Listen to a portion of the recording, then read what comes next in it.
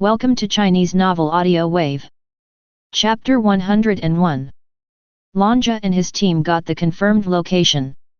They rushed to the kidnappers' hiding place as soon as possible. Have you confirmed that the people are inside? Longjia asked the top Longjia warrior who went to investigate. Well, there are 10 kidnappers inside, and the people we need to rescue are detained inside. The Longjia warrior replied. Okay. Check the equipment. This mission focuses on protecting the rescue personnel. Try to capture the kidnappers alive. If you encounter a kidnapper who fights back fiercely, you are allowed to kill him. Longjia nodded and spoke directly. Received. The 10 top warriors of the Longjia team quickly checked their equipment and started the action directly. The Longjia team quickly entered the dilapidated unfinished building. The kidnappers were completely unaware of the danger. They ate and drank as they should, waiting for Jiang Chuan to pay the ransom. Lock the kidnappers! Lock the kidnappers! Lock the kidnappers! The Longjia team entered the unfinished building and quickly locked the positions of the 10 kidnappers, ready to take action at any time. Go! Longjia learned the news through the headset and gave the order. Da-da-da! Gunshots rang out. The top fighters of the Longjia team were very accurate in shooting. The bullets directly hit the limbs of the kidnappers, making them unable to move without killing them. Control them and rescue the target. Longjia continued to issue new orders. Received. The members of the Longjia team did not relax their vigilance and moved forward cautiously. They controlled the 10 kidnappers and saved Dad at the same time. Who are you? After being rescued, Dad looked at the fully armed Longjia and others with a confused face and asked in confusion. Hello, we are mercenaries. We are here to save you. You can contact Mr. Jiang first. Longjia did not reveal the relationship between them and Jiang Chuan, but revealed the identity of the mercenaries. Okay. Dad did not expect Jiang Chuan to contact the mercenaries to save him, so he contacted Jiang Chuan as soon as possible. Jiang Chuan knew that his father was saved, and he breathed a sigh of relief sitting on the private plane. Longjia, arrange 2 people to take my father to a safe place to rest. I will arrive in the Philippines soon. After Jiang Chuan finished talking with his father, Jiang Chuan asked his father to hand the phone to Longjia and instructed him.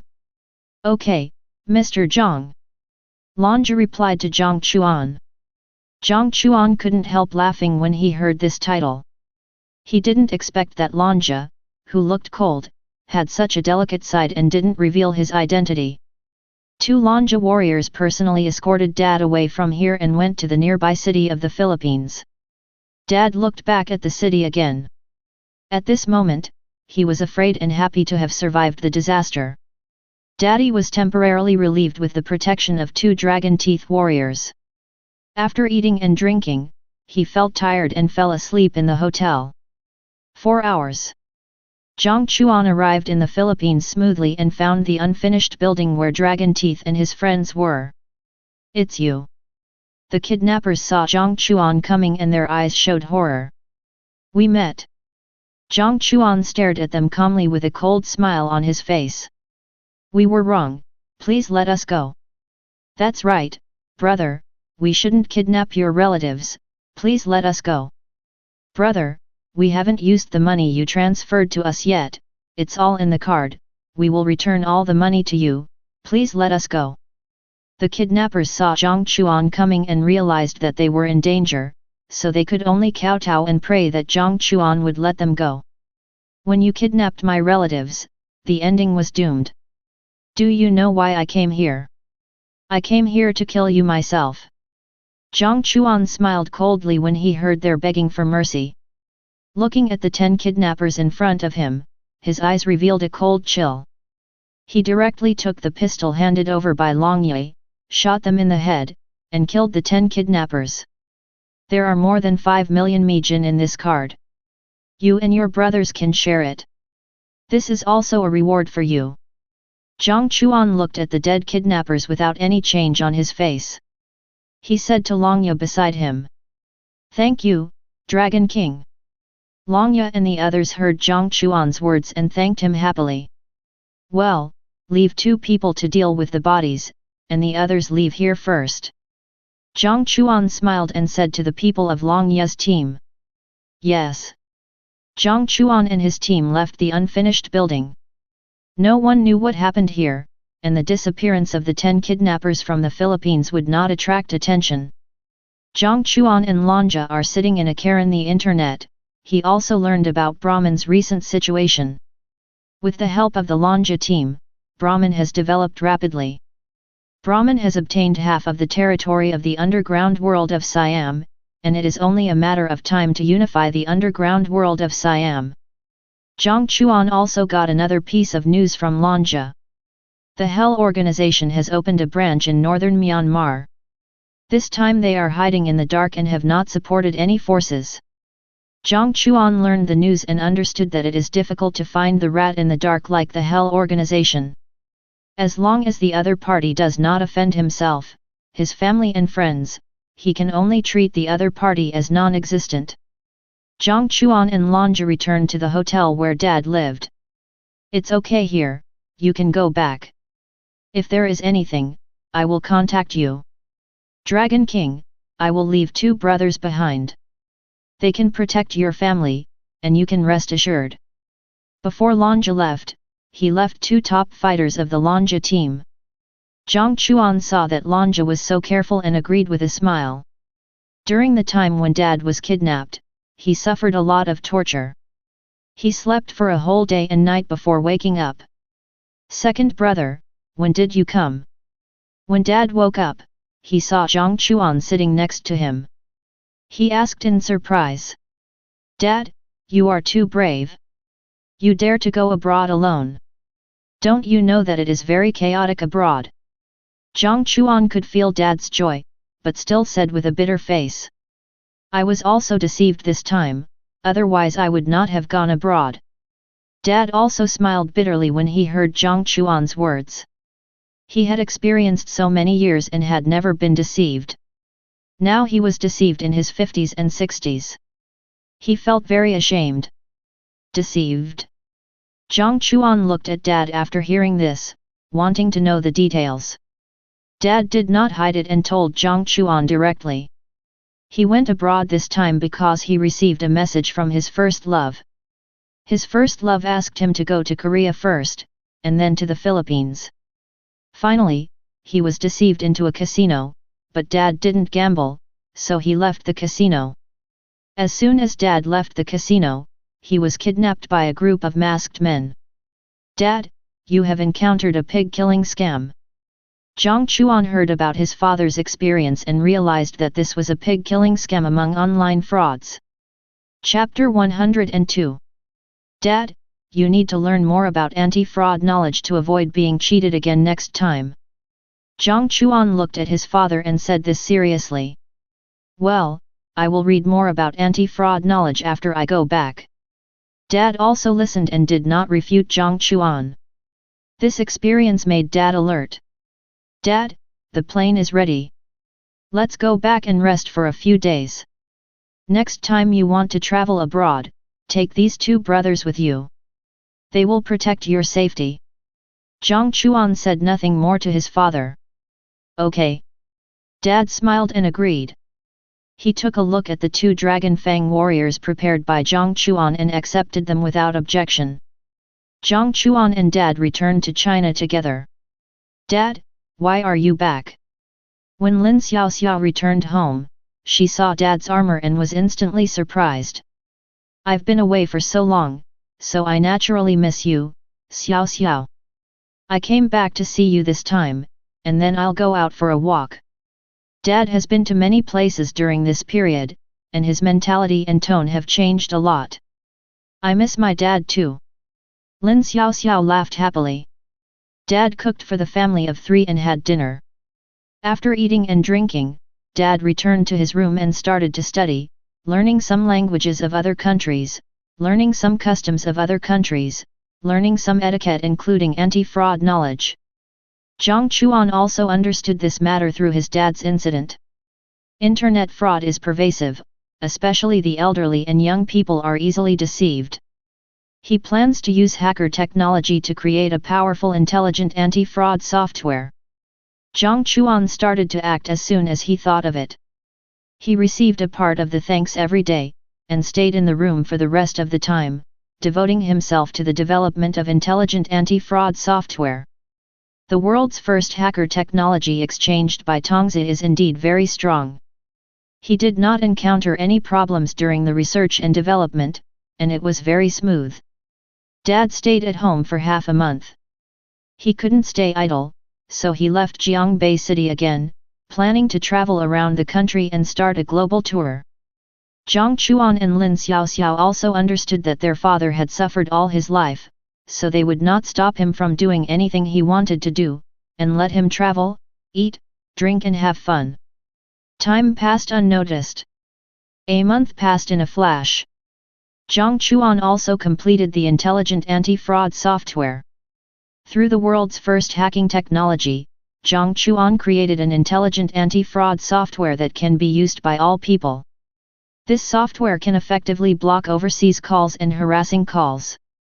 This software can also automatically send anti-fraud text messages and automatically block large transfers on the owner's mobile phone. This software has too many functions and is very advanced. Dad, do you have time now? I have something to talk to you about. When Jiang Chuan got off work, he called Zhang Wenli as soon as possible. He used his hacking technology to set up some small programs for his mobile phone, so that no one could monitor his mobile phone, and the call records of the two would be automatically deleted after hanging up the phone, and the IP of his mobile phone could not be queried. There is still something to deal with. Please tell me about your business first. Zhang Wenli said with a chuckle. Jiang Chuan told Zhang Wenli directly that his father had an accident last time. Because of this incident, he knew that many people in China were easily defrauded by the internet, so he developed an intelligent anti-fraud software. This intelligent anti-fraud software can largely prevent Chinese people from being defrauded. He plans to give it to the country for free. What? You developed an intelligent anti-fraud software? Zhang Wenli was very excited when he heard this. Yes. Dad, it's just an intelligent anti-fraud software. You shouldn't be so excited, right? Jiang Chuan smiled and shook his head when he heard Zhang Wenli's excitement. Where are you now? Zhang Wenli did not explain too much, but directly asked Jiang Chuan where he was. Jiangbei City. Come to Kyoto immediately. Your intelligent anti-fraud software will be very helpful to us. Zhang Wenli directly ordered Jiang Chuan to rush to Kyoto City as soon as possible. Okay. Jiang Chuan heard Zhang Wenli's serious instructions and agreed decisively. He took a private plane directly to Kyoto. Jiang Chuan rushed to Kyoto and went directly to the place Zhang Wenli mentioned. This is a private club with a high degree of confidentiality and is loved by many people in Kyoto. Secretary Zhang, what is this? Jiang Chuan saw that there was another middle-aged man in the room besides Zhang Wenli. He looked at Zhang Wenli in confusion and asked. This is China's top network expert, I plan to take a look at the software you developed. Zhang Wenli did not distrust Jiang Chuan, but this matter concerns China and countless Chinese people, and must be treated with caution. Okay. Jiang Chuan nodded, took out his computer and handed it directly to the other party. China's top network expert took the computer handed over by Jiang Chuan, opened the anti-fraud software developed by Jiang Chuan, and after fiddling with it for a while, cold sweat dripped from his forehead. He couldn't understand the software written by Jiang Chuan, and he had no idea how to use many functions of this software. Boss Mo, what's wrong with you? Zhang Wenli looked at Mo Kongwen's changing expression and couldn't help asking. Secretary Zhang, this anti-fraud software is beyond my level. Mo Kongwen said with a wry smile after hearing Zhang Wenli's words. What? Zhang Wenli looked at the other party in shock when he heard this, and then his eyes fell on Jiang Chuan. Boss Mo, let me explain it to you. Jiang Chuan also smiled awkwardly. He ignored his own hacking skills and explained the anti-fraud software in detail. Mo Kongwen's face was very exciting when he heard Jiang Chuan's words. He was happy, enlightened, and disappointed. Secretary Jiang, we use this software to prevent more than 90% of the people in China from being defrauded online. After listening to Jiang Chuan's explanation, Mo Kongwen looked at Zhang Wenli and said this solemnly. Okay. Zhang Wenli smiled with satisfaction when he heard this. My little brother, I have an unwelcome request. You say. Jiang Chuan heard what President Mo said and looked at him with a smile. I wonder if you can introduce me to the person who developed this software. Mo Kongwen looked at Jiang Chuan awkwardly and made his request. You have already seen it. Jiang Chuan smiled when he heard Mo Kongwen's request. What? When Mo Kongwen heard this, he looked at Jiang Chuan in confusion. He quickly reacted and looked at the young Jiang Chuan in shock. He asked in disbelief, Little brother, did you develop this anti-fraud software? Jiang Chuan did not speak, but smiled and nodded. Chapter 103. Hiss. Mo Kongwen took a breath of cold air when he heard this. Little brother, do you have a job? Are you willing to work in our network security? Mo Kongwen knew that the software in front of him was made by Jiang Chuan, and he directly sent an invitation. Old Mo, you hired the wrong person. Do you know his true identity? Zhang Wenli did not expect Mo Kongwen to invite Jiang Chuan, and could not help laughing. Could this little brother be from a special department? Mo Kongwen was puzzled when he heard Zhang Wenli's words. It's easy to deal with him if he comes from a special department. He can be seconded to the network security. His true identity is the real boss behind the Tianxia group. Zhang Wenli smiled and said Jiang Chuan's identity without any concealment. The fact that Mo Kongwen can sit here proves that he is Zhang Wenli's confidant, and the relationship between the two is there. Jiang Chuan's true identity is actually not difficult to find out. As long as the Chinese boss is willing to find out, he can still find out his true identity. But the Chinese bosses will naturally not find out the boss behind a group for no reason. What? Mo Kongwen heard this and widened his eyes, looking at Jiang Chuan in disbelief. He couldn't believe that the man in front of him was actually the boss of Tianxia group. But he also knew that Zhang Wenli would not lie to him. At this moment, Mo Kongwen's heart was also in turmoil. He also knew at this moment that his invitation was a joke. Old Mo, although Xiao Chuan can't enter your network security work, you can also have questions or guidance. Zhang Wenli didn't expect Jiang Chuan to have such ability. Seeing the disappointment in Mo Kongwen's eyes, he directly helped Jiang Chuan agree to this matter. Secretary Jiang is right. If President Mo has any questions or needs guidance in the future, you can contact me. I will do my best. Jiang Chuan also said what Zhang Wenli said. Okay. Mo Kongwen didn't continue to invite Jiang Chuan. It was good enough to get help. After getting the anti-fraud software, Mo Kongwen also said to Zhang Wenli, Old Zhang, anti-fraud is only a temporary solution. If you want to completely solve China's online fraud, you still need to work hard and do your best to eliminate these online fraud dens. We also understand, and even know where the online fraud dens are. It's just that the place is abroad, and we can't rush into other countries to arrest people. Especially in northern Myanmar, you know it's very chaotic. Their officials are very supportive of them doing this. After all, their locals and officials are making a lot of money. Zhang Wenli smiled bitterly. Ah! Mo Kongwen heard this and understood that Zhang Wenli and his team were powerless.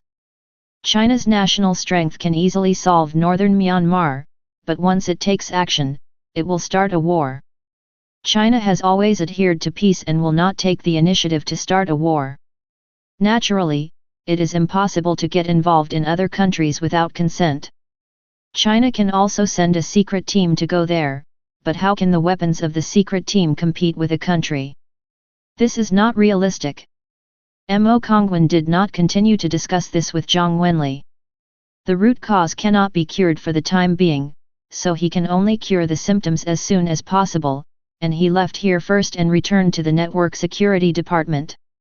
Jiang Chuan looked at Zhang Wenli's melancholy expression, and had some ideas about northern Myanmar, so he said, "Dad, maybe I can solve the problem in northern Myanmar."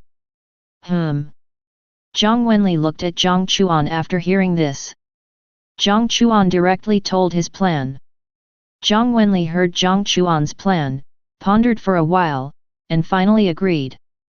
If this thing is really successful, it can really prevent the northern Myanmar online fraud from defrauding Chinese people. Even if it is not successful, it will not have any impact on China. Xiao Chuan, although this matter is very important, you must also protect your own safety. Zhang Wenli looked at Jiang Chuan's figure leaving and said with concern. Don't worry, Dad. Jiang Chuan smiled and waved his hand to leave the private club. Jiang Chuan left here, and did not take a private plane, but prepared to take a passenger plane to Siam. When Jiang Chuan arrived at the airport, Lu Yang had already greeted him and processed a visa for him. He arrived at the airport lounge smoothly, waiting for the plane to take off. Jiang Chuan sat in the lounge watching the live broadcast, and a young man whispered to the middle-aged man next to him, "Leader, look, is that Secretary Jiang? Do you want to go over and say hello?" The middle-aged man heard what his secretary said, looked over, and saw that Jiang Chuan's profile was exactly the same as Zhang Wenli. He immediately laughed and walked directly in the direction of Jiang Chuan. "Who are you?" Jiang Chuan looked at the middle-aged man and the young man who walked in front of him and looked at them in confusion. The middle-aged man and the young man frowned instantly when they saw Jiang Chuan. They didn't expect that they had recognized the wrong person. Jiang Chuan and Zhang Wenli really looked alike. Their profiles were exactly the same. They walked over without seeing clearly, and then found that they had recognized the wrong person. "Sorry, little brother, we recognized the wrong person." The middle-aged man smiled and said to Jiang Chuan, and called the young man to leave together. "Too much alike. Too much alike, you go check the other party's background, if the other party's background is clean, you go and talk to him." After the leader left, he muttered to himself, and many calculations appeared in his mind. He directly instructed the young man beside him. "I understand, leader." The young man understood what the leader was going to do, said respectfully, turned around and left, went to a deserted place and made a phone call. He quickly learned Jiang Chuan's identity information. After getting Jiang Chuan's identity information, he used his connections to find out about Jiang Chuan's other situations as soon as possible. Orphan, working at Tianxia Group. When the young man and his friends were on the plane, they got all the information they wanted to know. "Leader, Jiang Chuan's identity is clean and meets the standards." The young man whispered to the leader about this matter as soon as possible. "Okay, you can talk about this matter. As long as he can help us do things, he can get everything he wants." The leader nodded with satisfaction, gave an order, and began to close his eyes and rest. The young man didn't say anything else and acquiesced.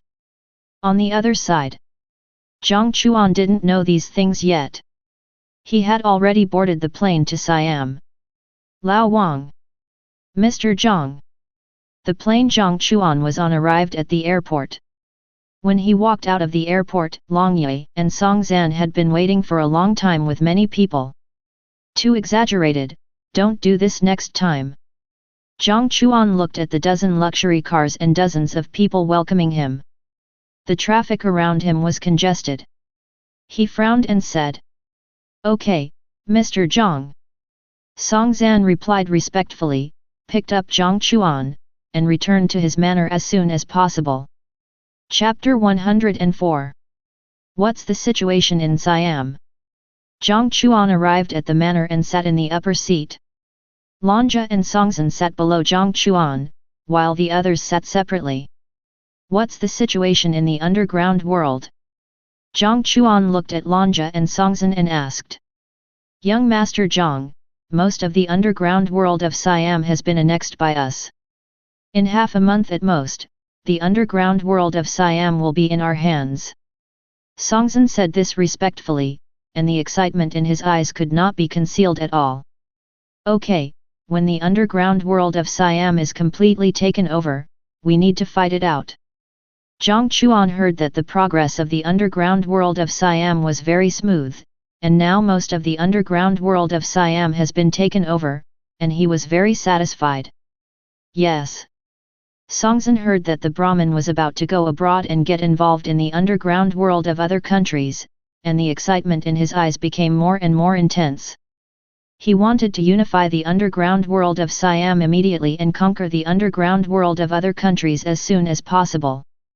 Jiang Chuan also helped the Brahmin conquer the underground world for a period of time. In the next period of time, all the forces that resisted were eliminated by the Brahmins, and some people who were worth recruiting became members of the Brahmins. After half a year, the Brahmins officially unified the underground world of Siam.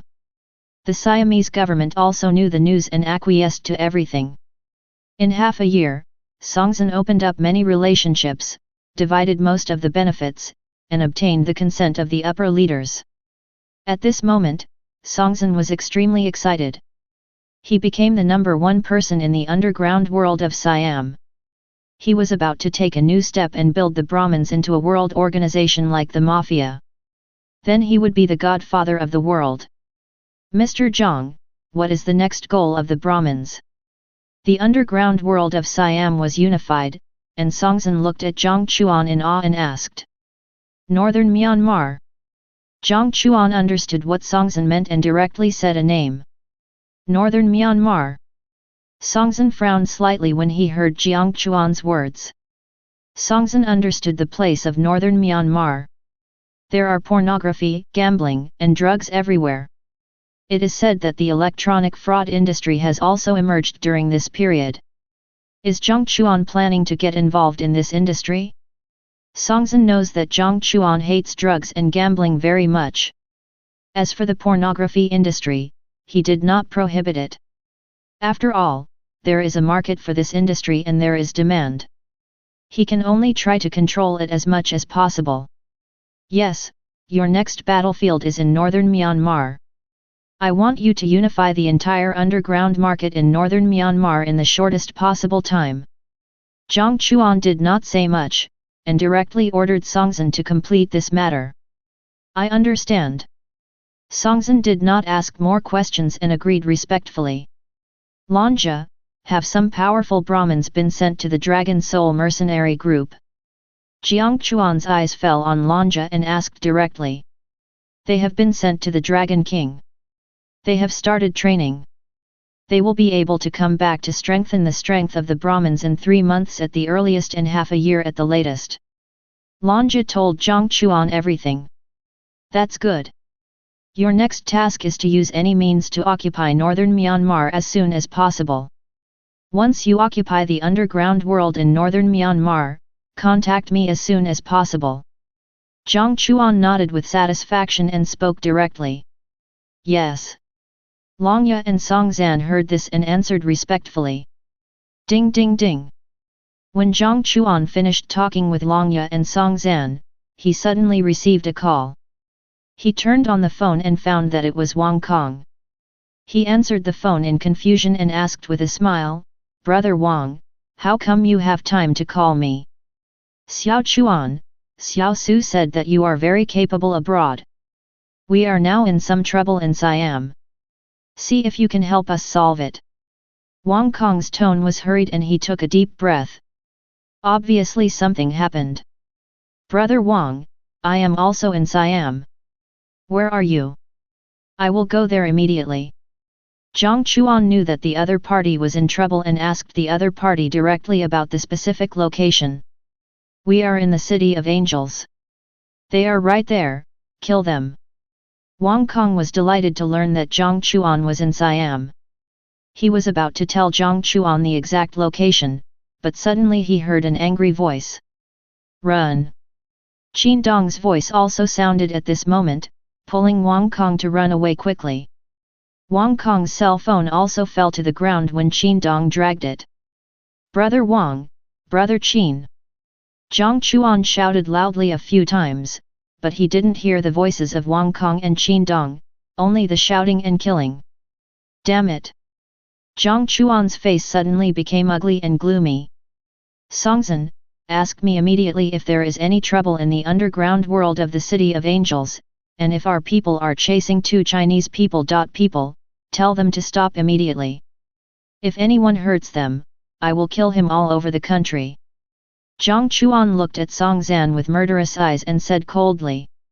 "Yes, Jiang Shao." It was the first time that Songzhen saw Jiang Chuan so angry.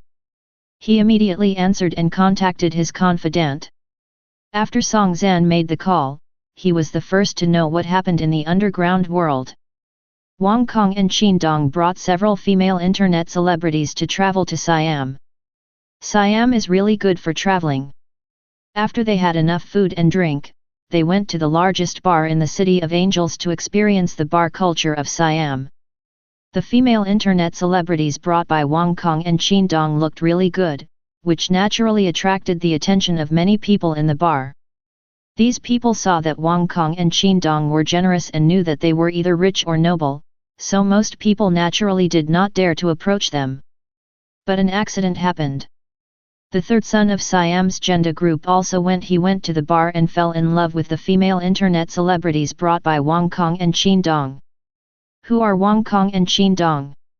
They are young masters of Shanghai. It is impossible for them to give up their women, so a conflict broke out between the two sides. The third son of gender group is not a good person. He directly ordered the person in charge of the bar to attack Wang Kong and Qin Dong. The person in charge of the bar knew the third son of gender group. In order to please his opponent, he decisively let the thugs in the bar attack them. Wang Kong and Qin Dong saw that the situation was not right and fled the bar as soon as possible. As for the female internet celebrities, they were all left in the bar. Contact the person in charge of the bar immediately and tell him that if these two Chinese people get into trouble, not only will he die, but his whole family will be buried with him. Jiang Chuan said with murderous intent after knowing the whole story. "Yes, Mr. Jiang." Songzhen understood that Jiang Chuan was completely angry, and immediately contacted the bar manager. The bar manager received a call from Songzhen and learned the other party's intention, and he broke out in a cold sweat. The bar manager knew that Songzhen was now the ruler of the underground world of Siam. If he offended Songzhen, he would really go to the end. The bar manager immediately contacted his men, and learned that Wang Kong and Qin Dong were captured alive and not killed, and he immediately breathed a sigh of relief. "Take them to the bar immediately, and don't tell the third master this news for the time being." The bar manager breathed a sigh of relief and ordered his men. The bar manager also told Songzhen about this matter immediately. "Let's go," Jiang Chuan said to Songzhen, and the group went to the bar. Chapter 105. Songzhen drove himself and brought Jiang Chuan and Lanja to the bar. As for them, there were more than a dozen luxury cars behind them. "Godfather, our boss is waiting for you inside." When Songzhen arrived, the bar's thugs immediately recognized this godfather of the Siamese underground world and immediately stepped forward and shouted respectfully. When Songzhen heard the thug's words, he just glanced at him, bowed and stood aside, letting Jiang Chuan go in first. Jiang Chuan didn't say much and entered the bar as soon as possible. "What are you looking at, idiot? Lead the way now." Songzhen looked at the thugs' surprised expressions and cursed. "Yes, yes, yes." The thugs reacted and quickly ran to Jiang Chuan and led them to the office of the person in charge of the bar. Bang! Jiang Chuan came to the outside of the office, kicked the door open violently, and walked in swaggeringly. "You are?" The bar manager looked at a strange young man who broke into the bar and was ready to curse him and tell him to get out. "Godfather, why did you come here in person? You should have told me in advance so that I could go out to greet you." The bar manager looked at Songzhen behind Jiang Chuan, with a flattering smile on his face, and walked quickly towards Song Zan to flatter him. Song Zan did not speak, but just glanced at him coldly. What will happen to the bar manager next is not up to him, but to Jiang Chuan.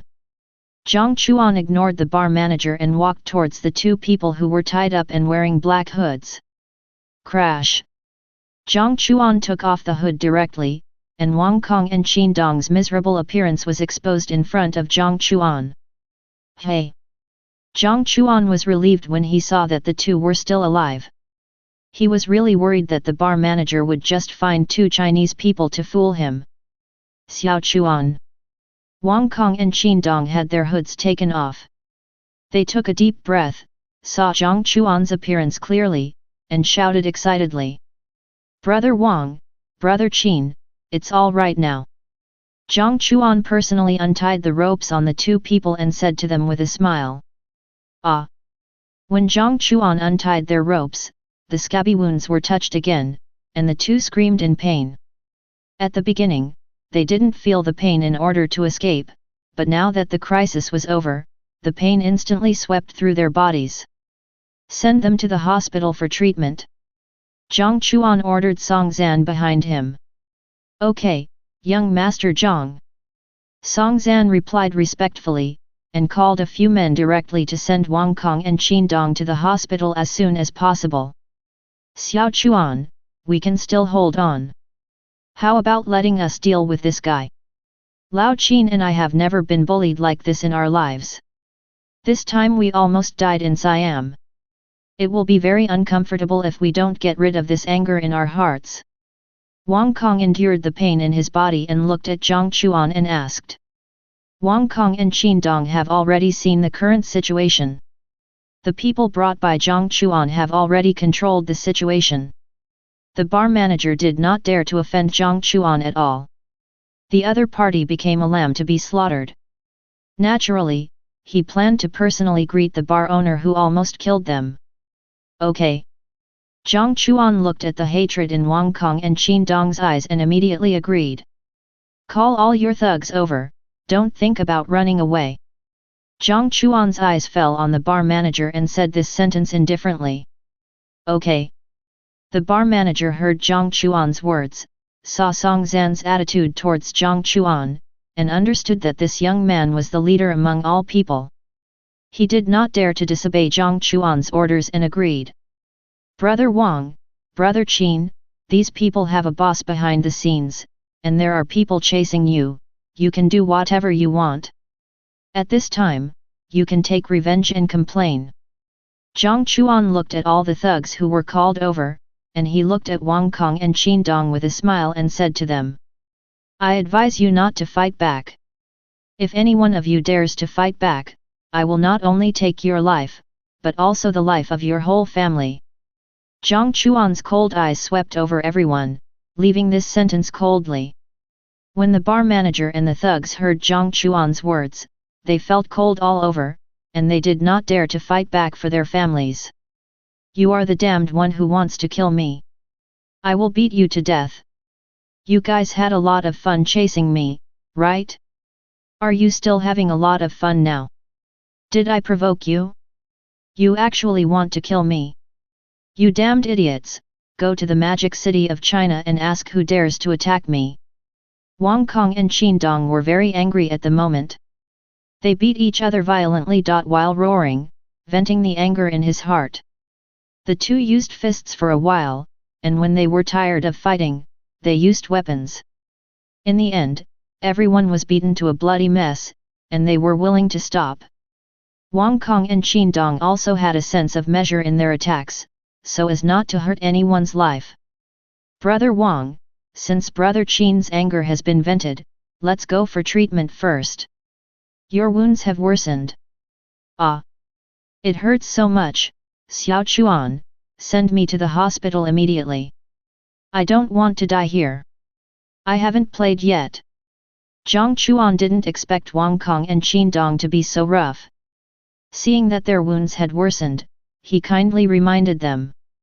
With Jiang Chuan's reminder, Wang Kong and Qin Dong felt the pain again and asked Jiang Chuan to send someone to take him to the hospital.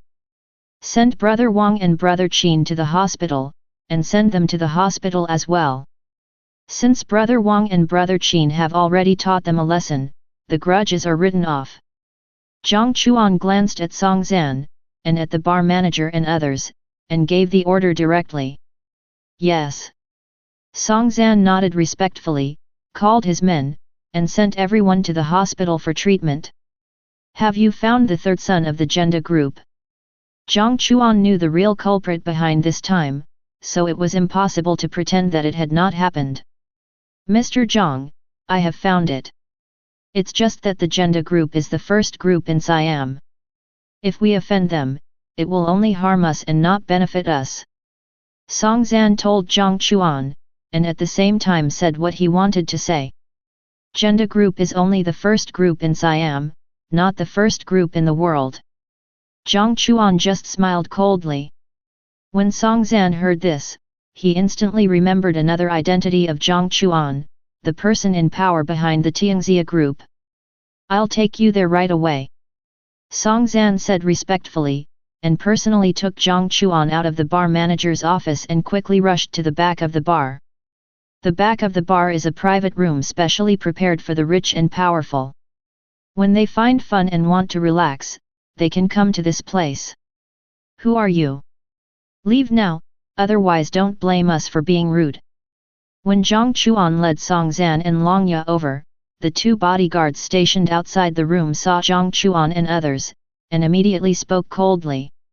Chapter 106. Leave them alive. Jiang Chuan just gave Longya an order. Understood. Longya got Jiang Chuan's order and looked at the two bodyguards with a cold look. I told you to stop, if you keep coming, I'll shoot. The two bodyguards looked at Longya who was approaching and reminded him loudly again. They also took out their pistols and aimed at Longya. Longya looked at the pistols in their hands and ignored them. Tat! Longya's speed increased instead. The two bodyguards were only about 10 meters away from Longya. Fists are fast within 10 meters, and guns are fast beyond 10 meters. Before the two bodyguards could shoot, Longya came in front of them in an instant, not giving them a chance to resist. Bang! The bodies of the two bodyguards were blown away like kites with broken strings. Longya looked at the door in front of him and kicked it open. Damn idiots, what are you doing? The moment the door collapsed, the third son was almost frightened and roared angrily. Hey, brother, you are more open. Jiang Chuan entered the room. The light in the room was dim, giving people a feeling of passion. Jiang Chuan had good eyesight and could see clearly that the third son was fighting 4 people alone. He couldn't help but tease. Who are you? Bodyguards, what are you doing? Get out of here. The third son roared in anger. The bodyguards naturally couldn't answer him, after all, they were already lying down. Others get out. Jiang Chuan looked at the roar of the third son, glanced at the women on the bed, and spoke to them coldly. Ah! The women also reacted belatedly, screaming, quickly put on their clothes, and fled out of the room. Who are you? What do you want to do with me? The third son saw that the bodyguards did not appear, and realized that the bodyguards had been dealt with. He ignored the women who left, suppressed his fear, and asked Jiang Chuan. Just leave with me. Jiang Chuan looked at the naked third son and smiled coldly. Don't touch me, I'll go with you, let me put on my clothes first. The third son looked at Longya and was ready to take action. He spoke loudly and put on his clothes quickly. While he was putting on his clothes, he also called his emergency number as soon as possible. Hello. Speak. When the emergency call was connected, a full-bodied voice came from the other side, and the tone was obviously a bit unhappy. Okay, I'll go with you. After the third son put on his clothes, he gave up resistance and honestly followed Jiang Chuan and others to leave here. Jiang Chuan looked at the third son so cooperatively, looked at him deeply, and did not care about any small movements made by the other party. Brother, I don't know where I have offended you. Tell me, can't I change it? Brother, please talk to me, I'm scared. The third son sat in the car. Jiang Chuan and the other two didn't speak all the way. The third son was unsure and kept looking for topics to find out why Jiang Chuan and the others kidnapped him. Mr. Jiang, we're here. Half an hour later, the group arrived at the hospital smoothly. Brother, is anyone in your family sick? I can pay for the best doctor and let you stay in the best ward for treatment. Brother, don't be like this. If you don't talk, I'll be panicked. The third son watched Jiang Chuan and the others come to the hospital, and he was even more confused and wanted to know the real purpose. Go directly to their ward. Jiang Chuan spoke, but he didn't answer the third son. Instead, he looked at Song Zan and ordered. Okay, Mr. Jiang. Song Zan personally led the way in front, and the group arrived at Wang Kong and Qin Dong's ward smoothly. Wang Kong and Qin Dong's injuries were not serious. They only suffered some minor knife wounds when they escaped. They were not fatal. Now they have received comprehensive treatment and only need to rest. It's you. Jiang Chuan and others brought the third son to the ward of Wang Kong and Qin Dong. When the third son saw the two, his mood sank to the bottom. The third son had learned from those women that Wang Kong and Qin Dong's identities were not simple. Unexpectedly, these two people were so capable that they found someone in Siam in such a short time and kidnapped him here. Damn guy, I was going to wait until I recovered from my injuries before going to trouble you. I didn't expect you to be caught by Xiao Chuan. You hairy idiot, I haven't been chopped by anyone in China, but you sent someone to chop me. I'll beat you to death. Wang Kong and Qin Dong saw the third son being caught and roared excitedly. Wang Kong was worried about collapsing. Injured, suppressed anger. Qin Dong was a hot-tempered man and attacked directly. Bang! Qin Dong picked up a bottle in the ward and smashed it on the head of the third son. The bottle hit the head of the third son, and blood immediately flowed from his head. Are you satisfied, brother? The third son was bleeding and looked very miserable. He did not say any threatening words, but looked at Qin Dong calmly and asked. Jiang Chuan looked at the third son who was so calm and understood that this was a guy who could be tolerated. The third son understood that it was impossible to leave at this time, so he could only bow his head. Brother Wang, don't you want to vent your anger? Jiang Chuan did not care about the third son's plan and the people behind him. Instead, he looked at Wang Kong who was eager to try and asked with a smile. Fuck. This is the first time I've been slashed in so many years. At most, I can just sew up the wound after it breaks open. But I have to fight back against my enemies. Wang Kong cursed when he heard Jiang Chuan's words, picked up the mop in the ward, and attacked the third young master crazily. Wang Kong became more and more angry as he fought, and the more angry he became, the heavier his attack became. Qin Dong saw Wang Kong having fun alone, so he naturally joined in. In a few minutes, the third young master, who had a calm face, suddenly lay on the ground with blood all over his face, wailing and begging for mercy. Wang Kong and Qin Dong were also tired of fighting. Seeing the third young master's miserable appearance, which was much more miserable than theirs, they felt relieved. Xiao Chuan, thank you for helping us vent our anger this time. Wang Kong and Qin Dong looked at Jiang Chuan gratefully and said. Brother Wang, Brother Qin, we are all friends and brothers, you're welcome. If you really want to thank me, treat me to a meal when I go to the Magic City. Jiang Chuan chuckled and said indifferently. Okay, when you return to the Magic City, we will provide you with one-stop service. Wang Kong and Qin Dong also laughed. Brother Wang, Brother Qin, you guys should have a good rest first, I won't disturb you. Jiang Chuan smiled, called Longya and took the third son out of the ward, and did not disturb the two to continue resting. Chapter 107. Wang Kong and his friends left the ward and happened to meet a middle-aged man with dozens of bodyguards. Dad, save me. The third son saw Xia Yangming coming, his narrowed eyes glowed instantly, and his hoarse voice reached the ears of the middle-aged man.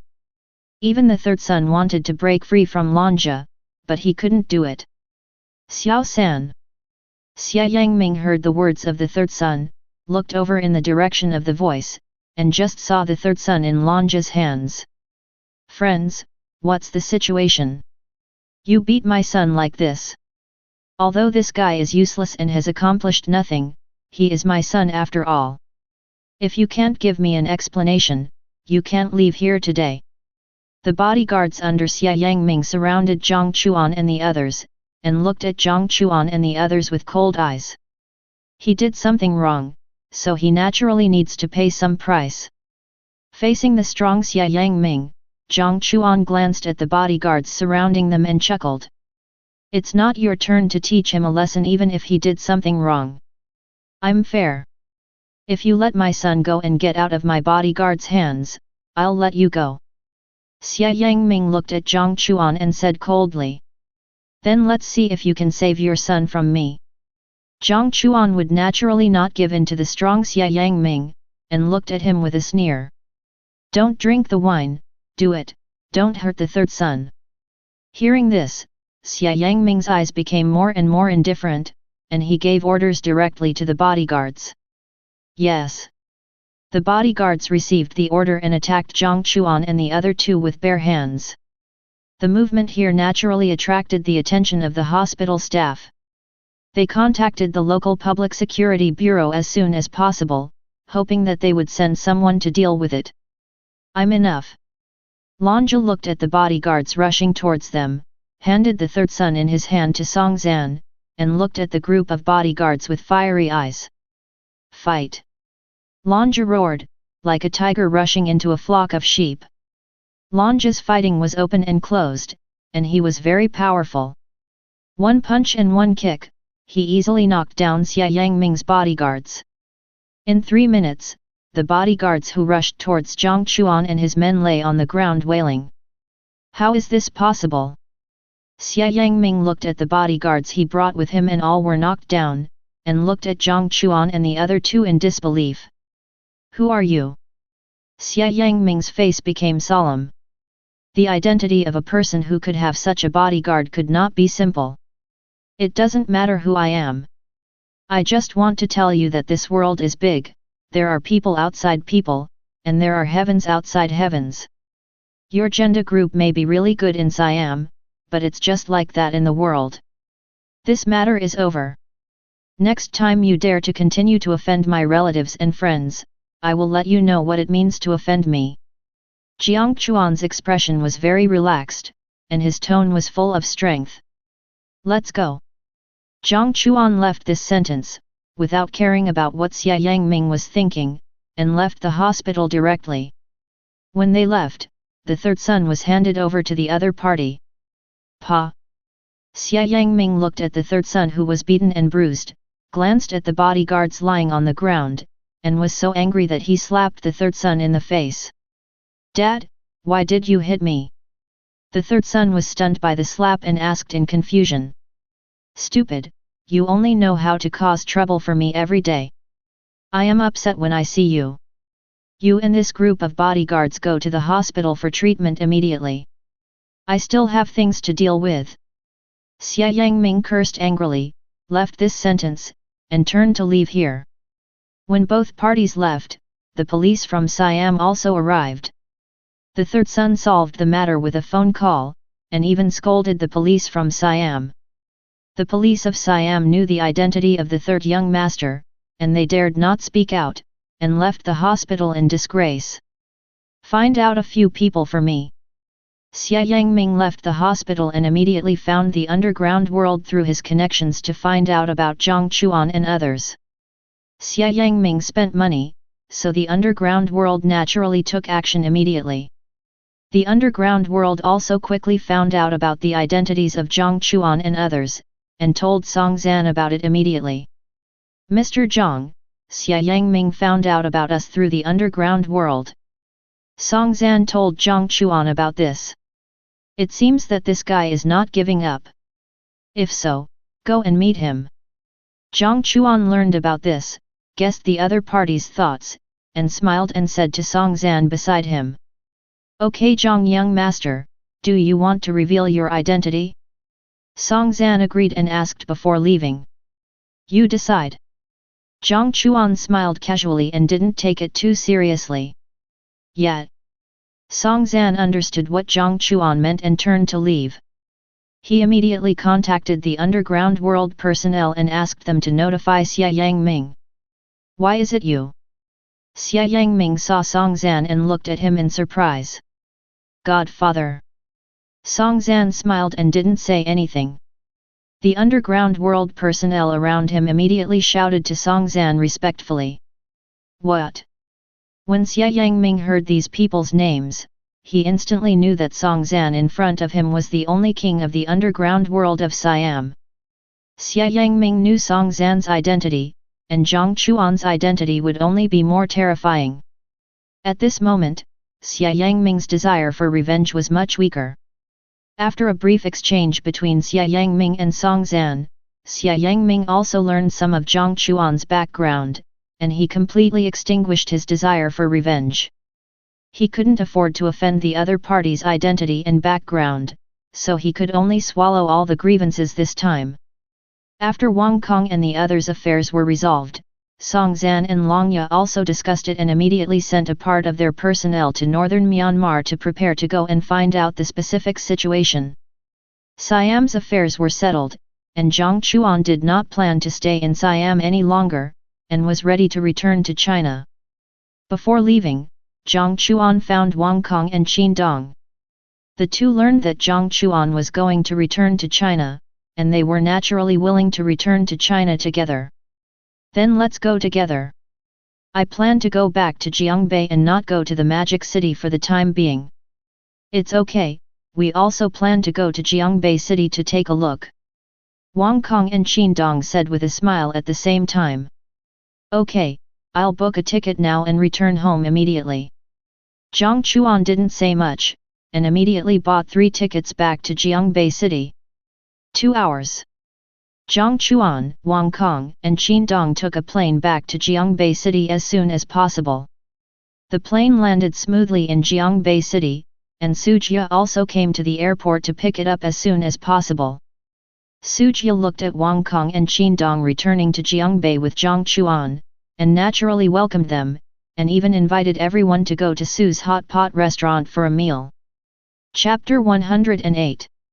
When the 4 of them arrived at Su's hot pot restaurant, Xiaomei had already arrived in advance.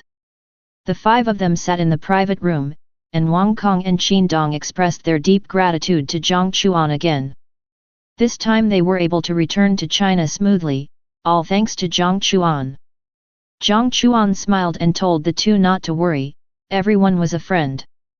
Sujia and Xiaomei also knew what happened to the 2 of them, and they were scared. They were relieved to know that Jiang Chuan had solved all the problems. After eating and drinking, Wang Kong and Qin Dong drank too much. Sujia could only ask the waiter in the store to send them to a nearby hotel to rest, and Lin Xiaoxiao was also sent back to the villa. Old Jiang, I'm going to Kimchi country to deal with some things in a few days. Do you want to go there with me to play? Sujia and Jiang Chuan continued to drink, and thought of something. He asked with a smile. Okay, call me when you leave. Jiang Chuan agreed with a smile. He had nothing to do, so he followed Sujia out for a walk and a look. The 2 drank until 2 in the morning. Sujia couldn't hold on any longer, so he checked into a hotel instead of going home. Jiang Chuan helped Sujia to the hotel, and naturally stayed there. Hello, is this Mr. Jiang? The next day, when the workers started working, Jiang Chuan's cell phone rang, and he answered the call directly, and a man's voice came into his ears. Snap! Jiang Chuan hung up the phone without hesitation after hearing this. His first reaction was that it was a harassing call. Ding ding ding! The phone rang again, and Jiang Chuan, who was sleeping, had a bit of displeasure on his face. Don't call me anymore, I don't buy a house or a car. Jiang Chuan growled irritably, and hung up the phone instantly after saying this. He thinks I'm a salesman. A young man heard Jiang Chuan's words and instantly understood that Jiang Chuan thought he was a salesman. Ding, ding, ding. The other party did not give up calling Jiang Chuan. Jiang Chuan became annoyed and decisively blocked the other party. Mr. Jiang, I am not a salesman. I have something to discuss with you. I wonder if you have time. The other party changed his phone number and continued to call Jiang Chuan. Worried that Jiang Chuan would hang up again, he told the other party directly that he was not a salesman. What is it? Jiang Chuan watched the other party change his number and call him. He knew that if he didn't let the other party say it, the other party might not give up, so he asked directly. Mr. Jiang, it's not clear on the phone. How about we meet and talk? It's okay to meet and talk. At least you can tell me something. Jiang Chuan didn't know who the other party was, so he said directly. Mr. Jiang, this matter is beneficial to you and harmless. Even as long as you agree to help us do this, you can get status and wealth that you can't get in your life. The other party didn't say what it was specifically, but just told him that this matter was beneficial to him. Okay, let's meet and talk. Hearing this, Jiang Chuan was silent for a moment and agreed. Jiang Chuan and I agreed to meet in a very hidden private club half an hour later. Mr. Jiang, it's our first meeting. Let me introduce myself. My name is Hou Yang. Jiang Chuan came to the private room of the private club. A young man wearing gold-rimmed glasses and looking very gentle stood up and stretched out his hand to introduce himself. Jiang Chuan. Jiang Chuan looked at the young man in front of him. His first impression was that he was a gentleman. He smiled perfunctorily and held his hands. I don't know what Mr. He wants to talk to me about this time.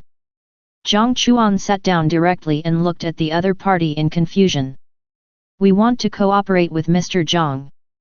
As long as Mr. Jiang is willing to cooperate with us, we can guarantee that Mr. Jiang can get the status and wealth that he can never get in his life. Oh? Don't know what I have to do.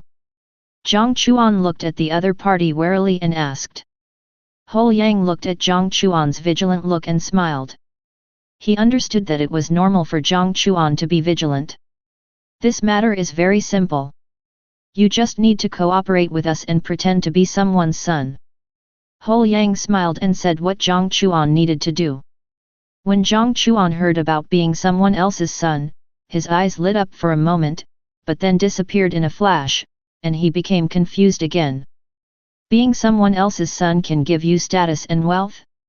Are you kidding me? Jiang Chuan didn't believe that there was such a good thing.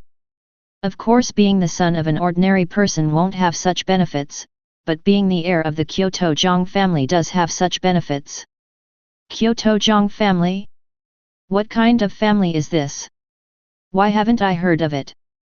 Jiang Chuan heard Hou Yang mention the Kyoto Jiang family.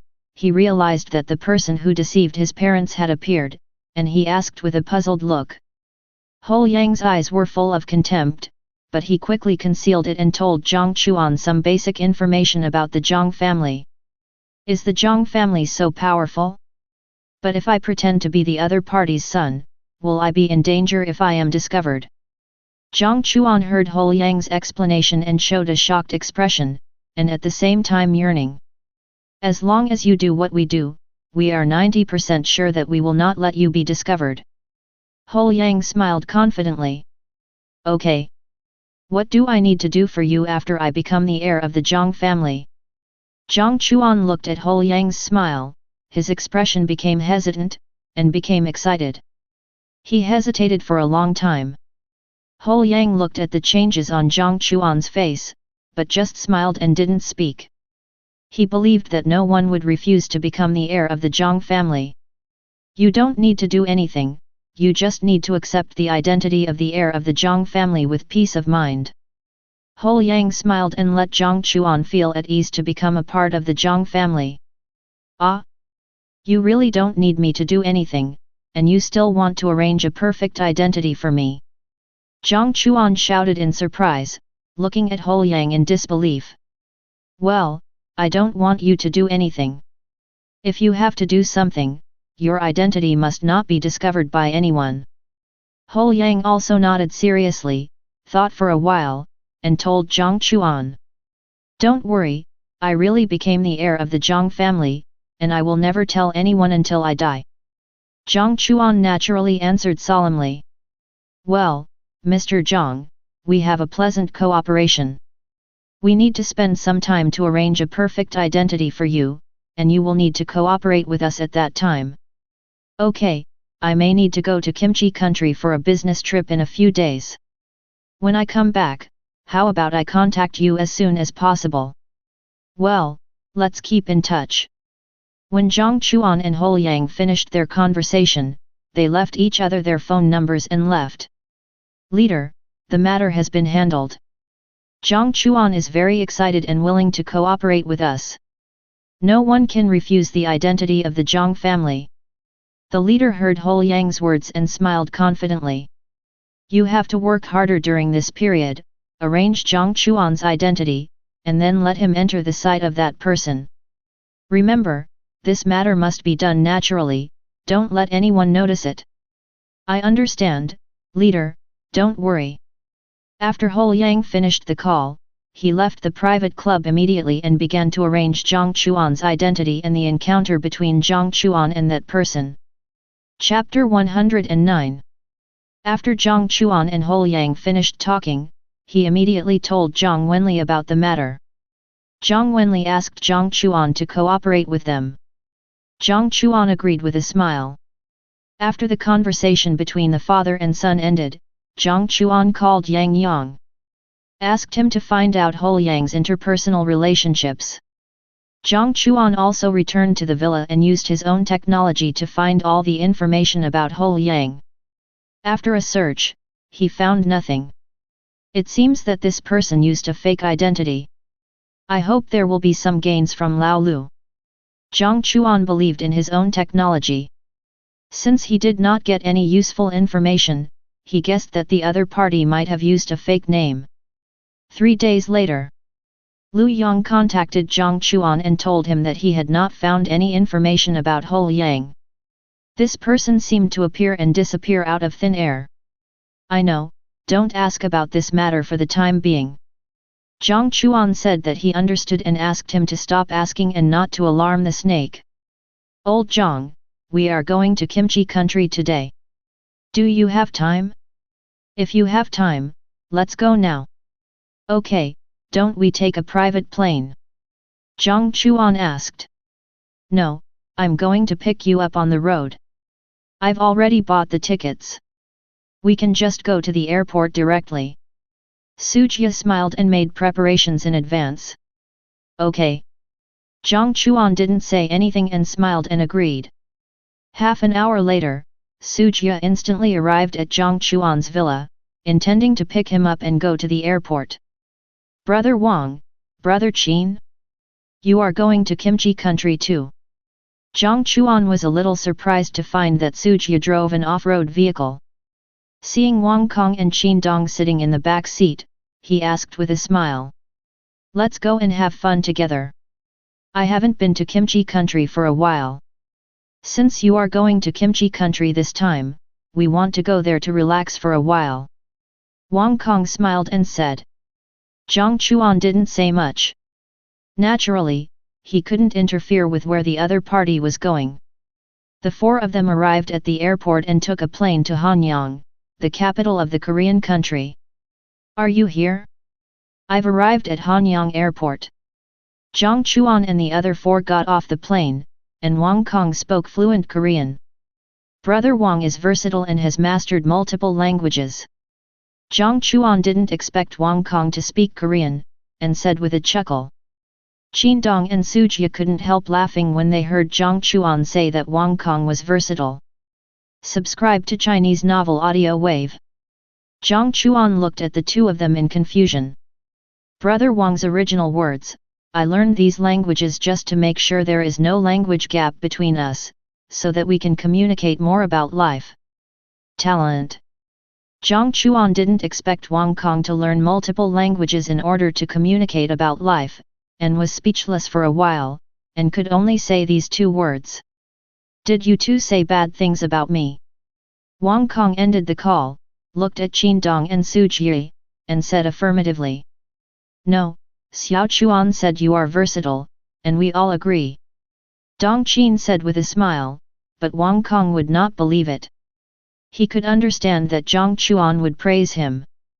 These two people would praise him, and he would definitely climb a tree. Here we go. Wang Kong did not say much, and saw a familiar license plate and a familiar engine sound, and Wang Kong laughed happily. A dozen top sports cars soon stopped in front of them. A dozen young men got off the sports cars. The leader was a young man with grey hair, fashionable clothes, and handsome looks. The young man was called Jin Zhendao, one of the heirs of Hanwha Group. Wang Kong and him naturally knew each other because their families' companies had cooperated, and they both liked to have fun, so they had similar tastes and became familiar with each other. Old Wang, you haven't been to Korea for a long time. Old Jin, you are so embarrassed to say that. You haven't come to Shanghai to see me for a long time. I know you went to Korea to have fun some time ago, but you didn't invite me. Jin Zhendao and Wang Kong met and greeted each other warmly. Wang Kong also introduced Jiang Chuan and the other two. Get in the car. I brought the sports car you like. After everyone got to know each other, Jin Zhendao smiled and greeted them. The people who came with Jin Zhendao. 4 supercars were left behind. Wang Kong came to a Bugatti without any courtesy, got in the car decisively, turned it on, the engine sounded, and Wang Kong looked excited. I'll drive this big bull. Su Jie also likes sports cars. He came to the big bull, sat in the co-pilot, stepped on the accelerator, and his face was also undisguisedly excited. Qin Dong also loves cars. He chose a Ferrari. Jiang Chuan was not very interested in cars and chose the last McLaren. Jiang Chuan has always believed that a car is just a representative. As for other functions, how fast it can run, he is not interested. Buzz. When everyone got on the car, the engine sound continued. Jin Zhendao rushed out first. Wang Kong was unwilling to fall behind and quickly chased Jin Zhendao. Others followed closely, no one wanted to fall behind others. For a while, more than a dozen supercars started a unique drag race around the airport. Jiang Chuan watched everyone start the competition without much interest. He followed them slowly and drove the car in a serious manner. Who are these people who are drag racing at the airport? Aren't they under control? Who dares to control them? The leader is one of the top 10 conglomerates in Kimchi country and one of the heirs of Hanwha Group. The drag racing naturally attracted the attention of the airport staff, and a group of people started discussing. But knowing Jin Zhendao's identity, everyone was silent. There are only 2 types of people in Kimchi country who cannot be provoked. One is the prosecutor with supreme power. The other is naturally the chaebol who can influence the election. 10 minutes. A group of people arrived in the city smoothly, and the speed was slowly reduced. Kim Jong-un and his sports car also stopped outside a Chinese restaurant. Wang Kong came to Kimchi country, and Kim Jong-un naturally had to do his best to be a good host. He knew that Wang Kong liked Chinese food, so he came here naturally. Old Wang has good skills, and he is almost catching up with me. Keep working hard, maybe one day you can become a professional racing driver. Kim Jong-un looked at Wang Kong getting out of the car and said with a smile. I can't compare with you professional racing drivers. You are too strong, and you deliberately slowed down later, I saw it all. Wang Kong just smiled bitterly and didn't take it to heart. Kim Jong-un just smiled, and the group entered the Chinese restaurant. There was no one in this Chinese restaurant, and Wang Kong frowned. Don't think too much, this Chinese restaurant is doing very well. If I didn't spend enough money, the boss would not be willing to let me book this place. Kim Jong-un noticed Wang Kong's abnormality and said with a smile. Okay, that's your character. Wang Kong heard that Kim Jong-un had reserved the place, so there was no one, and he was not too surprised. Jiang Chuan also arrived here later. As the host, Kim Jong-un naturally began to liven up the atmosphere, and everyone started a unique drinking competition.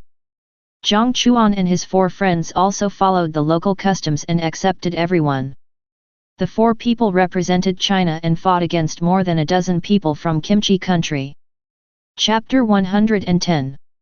The alcohol content of sake in Kimchi country is not as high as that of white wine. Jiang Chuan drank 8 people by himself, and Jin Zhendao and the others all fell down. Brother Wang, these guys can't drink much either, and I don't know why you never drink more than them every time you drink. Sujia burped and said with a smile. Wang Kong was still sober at this moment, watching Jiang Chuan and Sujia drink all the other people directly, especially after hearing this, he was speechless in his heart. Can anyone drink like them? Send them to the hotel. Wang Kong looked at Jin Zhendao and the others who were unconscious at the moment, and could only move them to the hotel to rest. Everyone was moved to the hotel. Wang Kong didn't have a good time today, he directly contacted a person in charge of the Octagon Bar.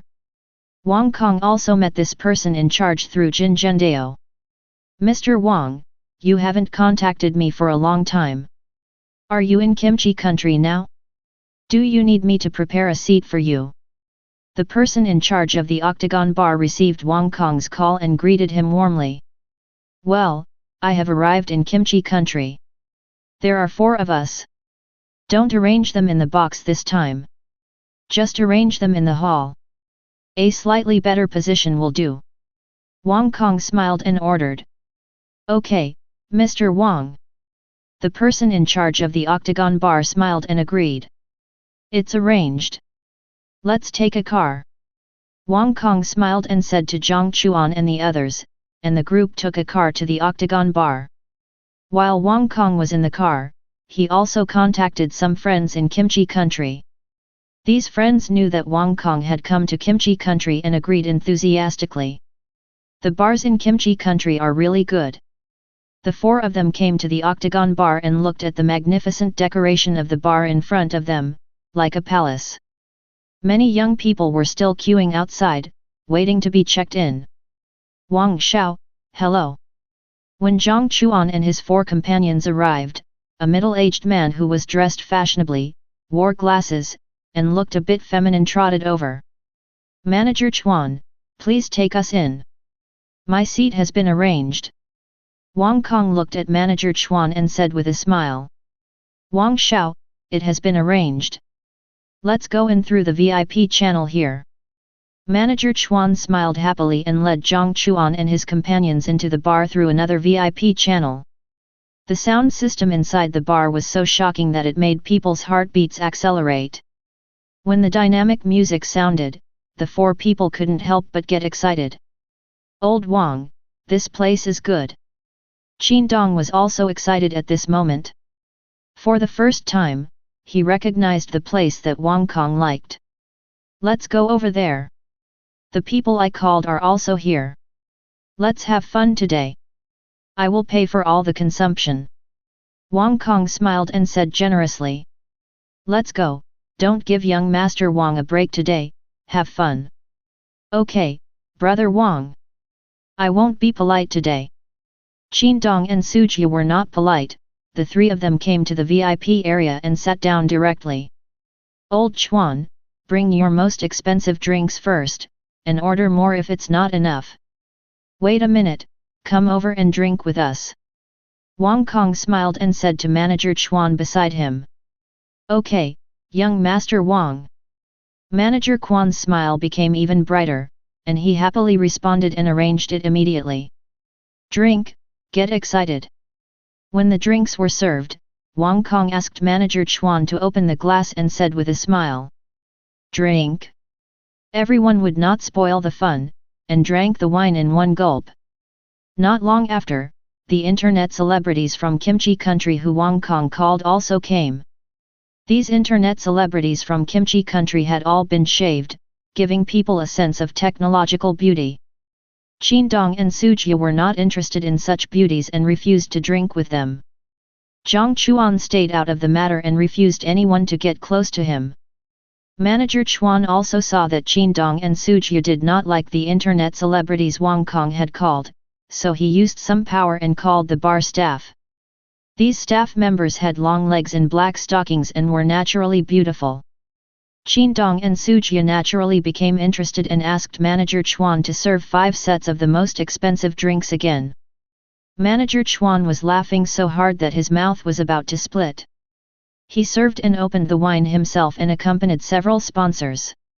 "Don't bother him, come and accompany me."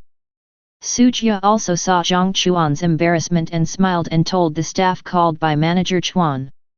Sujia was hugged by people on both sides and enjoyed it very much. Dynamic rhythm, passionate bar, restless people. Turn off the sound. Sujia and the other 2 started to get excited, but suddenly the music in the bar was turned off, the lights were turned on, and everyone looked at the stage in confusion, not knowing what was going on. Things. All the insignificant people get out. A cold voice reached everyone's ears, and a drunk young man wearing a brand name stepped onto the DJ stage. "Brother, if you are sick, go get treatment, don't spoil our fun." "That's right, I'm very passionate at the moment, you turned off the sound medicine, and I lost interest immediately." Many people in the bar hall did not know the young man on the stage, and they all started to curse. As for some people who knew the young man, they had quietly left the bar. They knew that if the young man got drunk, someone would definitely suffer. The young man on the DJ stage heard these words and just looked at the crowd indifferently. A group of guys who don't know how to live or die dared to offend Mr. Kui. Take these guys who spoke rudely to Mr. Kui out and teach them a lesson immediately, and prohibit them from coming to the bar again in the future. A manager of the bar directly ordered the security of the bar to take action. Soon these rude guys were asked to leave the bar by the security guards. This movement also caused a commotion, and the people in the bar left one after another, not daring to stay in this place of trouble. Manager Chuan, who is this guy, so arrogant? Wang Kong also looked at Kui Xiao and asked. Jiang Chuan and the other 2 did not speak, and also looked at Kui Xiao. They knew that the Chaebol sons of Kimchi country have always been arrogant and domineering. But hearing is different from seeing. This time they really saw how strong the Chaebol sons of Kimchi country are on this peninsula. Wang Xiao, he is one of the heirs of SK Group, Kui Xiao, Kui Renmin. Manager Chuan told Wang Kong his identity in a low voice. So that's it. Wang Kong knew the other party's identity and knew that the other party was the son of the 3rd Chaebol family in Kimchi country. He instantly understood why the other party dared to be so arrogant and so arrogant. "We found you. Surround VIP 666 immediately and don't allow anyone to leave."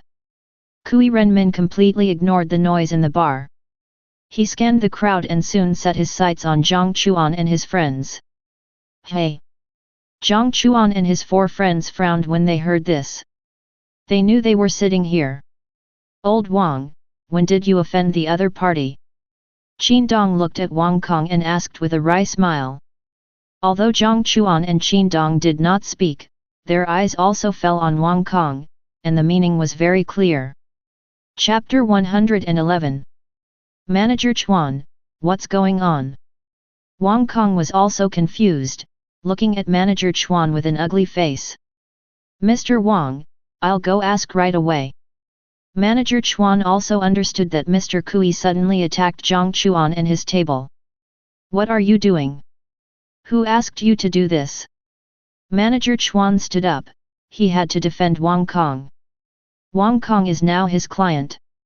Although he knows that saying this will offend Mr. Kui, if he doesn't defend his client, who will dare to let him serve in the future? "It's me." The bar staff heard what Manager Chuan said and did not answer. Soon a cold voice came into their ears. As soon as the voice fell, a woman dressed coolly, with a perfect figure and a queen-like style walked over slowly. "Manager Li, I shouldn't have offended you." Manager Chuan looked at the woman in front of him, his pupils couldn't help shrinking, and asked solemnly. "You didn't offend me, but you offended Mr. Kui." Manager Li smiled coldly. I offended Mr. Kui? How is that possible? Manager Chuan is a man who is good at getting along with people everywhere. It is impossible for him to offend these powerful people. Did you call these girls? Manager Li looked at Manager Quan's confused expression, and sneered at the girls around Qindong and Suji. Could it be? Manager Quan's face changed drastically when he heard this. He thought of something. He remembered that when he called these girls, the girls told him that they could not accompany anyone for the time being. Manager Li asked them to stay in the room, but Manager Chuan directly ordered them to come here to please Qindong and others. You guessed right, these girls are all Mr. Kui's people today. You called Mr. Kui's people away to accompany these cats and dogs, so Mr. Kui was naturally angry. Manager Li smiled coldly, and when he said this, he did not forget to glance at Jiang Chuan and the other four. Anyone? What do you mean, woman? Wang Kong narrowed his eyes when he heard this, and looked at Manager Li in front of him. Although this person was good, this sentence made him feel bad, and he looked at him coldly. Manager Li didn't know Wang Kong and his group of Chinese people. In her cognition, people she had never seen were not powerful people, so naturally she didn't need to manage them carefully.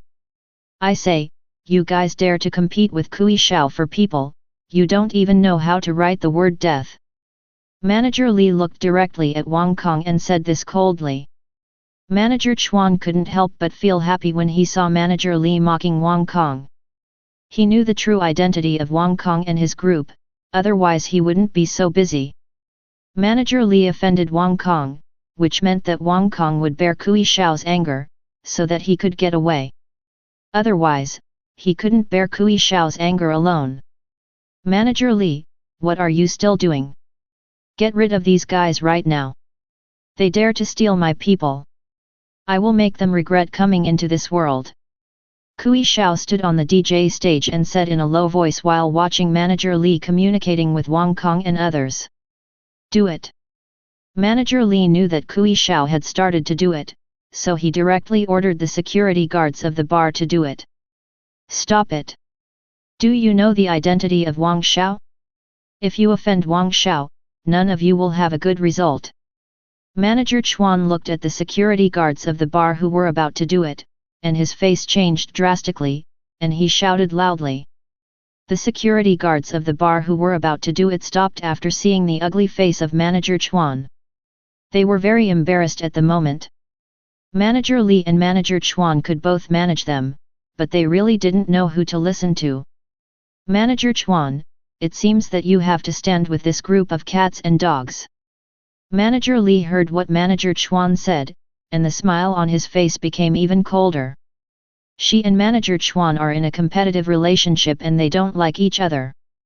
Now that she has the support of Master Kui, she not only wants to eliminate Jiang Chuan and the other four, but also needs to drive Manager Chuan away. As long as Manager Chuan is driven away, she has countless means to make Manager Chuan live a life worse than death. Manager Chuan didn't say anything, but just looked at Manager Li indifferently, knowing that the other party wanted to take this opportunity to completely get rid of him. A bunch of trash. Master Kui looked at this scene, jumped up directly from the DJ stage, and then walked towards the crowd arrogantly. Do it now, I will be responsible for anything that happens. Master Kui ordered directly. The security guards received Master Kui's order. They all knew Master Kui's identity, but they didn't know the identities of Jiang Chuan and the other four. Yes, Master Kui. The security guards had made a decision and completely surrounded Jiang Chuan and the others, letting him they have no way to escape. Manager Chuan wanted to speak, but he found that Kui Shao was staring at him, so he didn't dare to say anything. Old Wang, it seems that nothing good happens every time I'm with you. It's the same in Siam and Kimchi. Qindong looked at the dozens of security guards surrounding them, each of whom was burly and strong, and smiled bitterly. Old Zhang is ready to take action. You protect Brother Qin and Brother Zhang. I'll take action first. Sujia was eager to try at this moment, and ordered Jiang Chuan. Gan. Suji roared and took the lead in attacking. Bang! Suji made a sneak attack and kicked a security guard under the crotch. The other party instantly knelt on the ground in pain. Then Suji punched the other party in the face and easily eliminated one person. Kill him! The security guards watched Suji beat down one of their companions. The other security guards were angry and all took action together. There were too many people. Jiang Chuan knew that passive defense was not a solution. He could only take the initiative to attack. Brother Qin, Brother Wang, you hide well and protect yourself. I will do it. Jiang Chuan's eyes turned cold and he rushed to the crowd in an instant. Jiang Chuan turned into a real god of war at this moment. He roared and attacked the group of security guards in an instant. These security guards looked big, but they were not strong. They were just good but useless.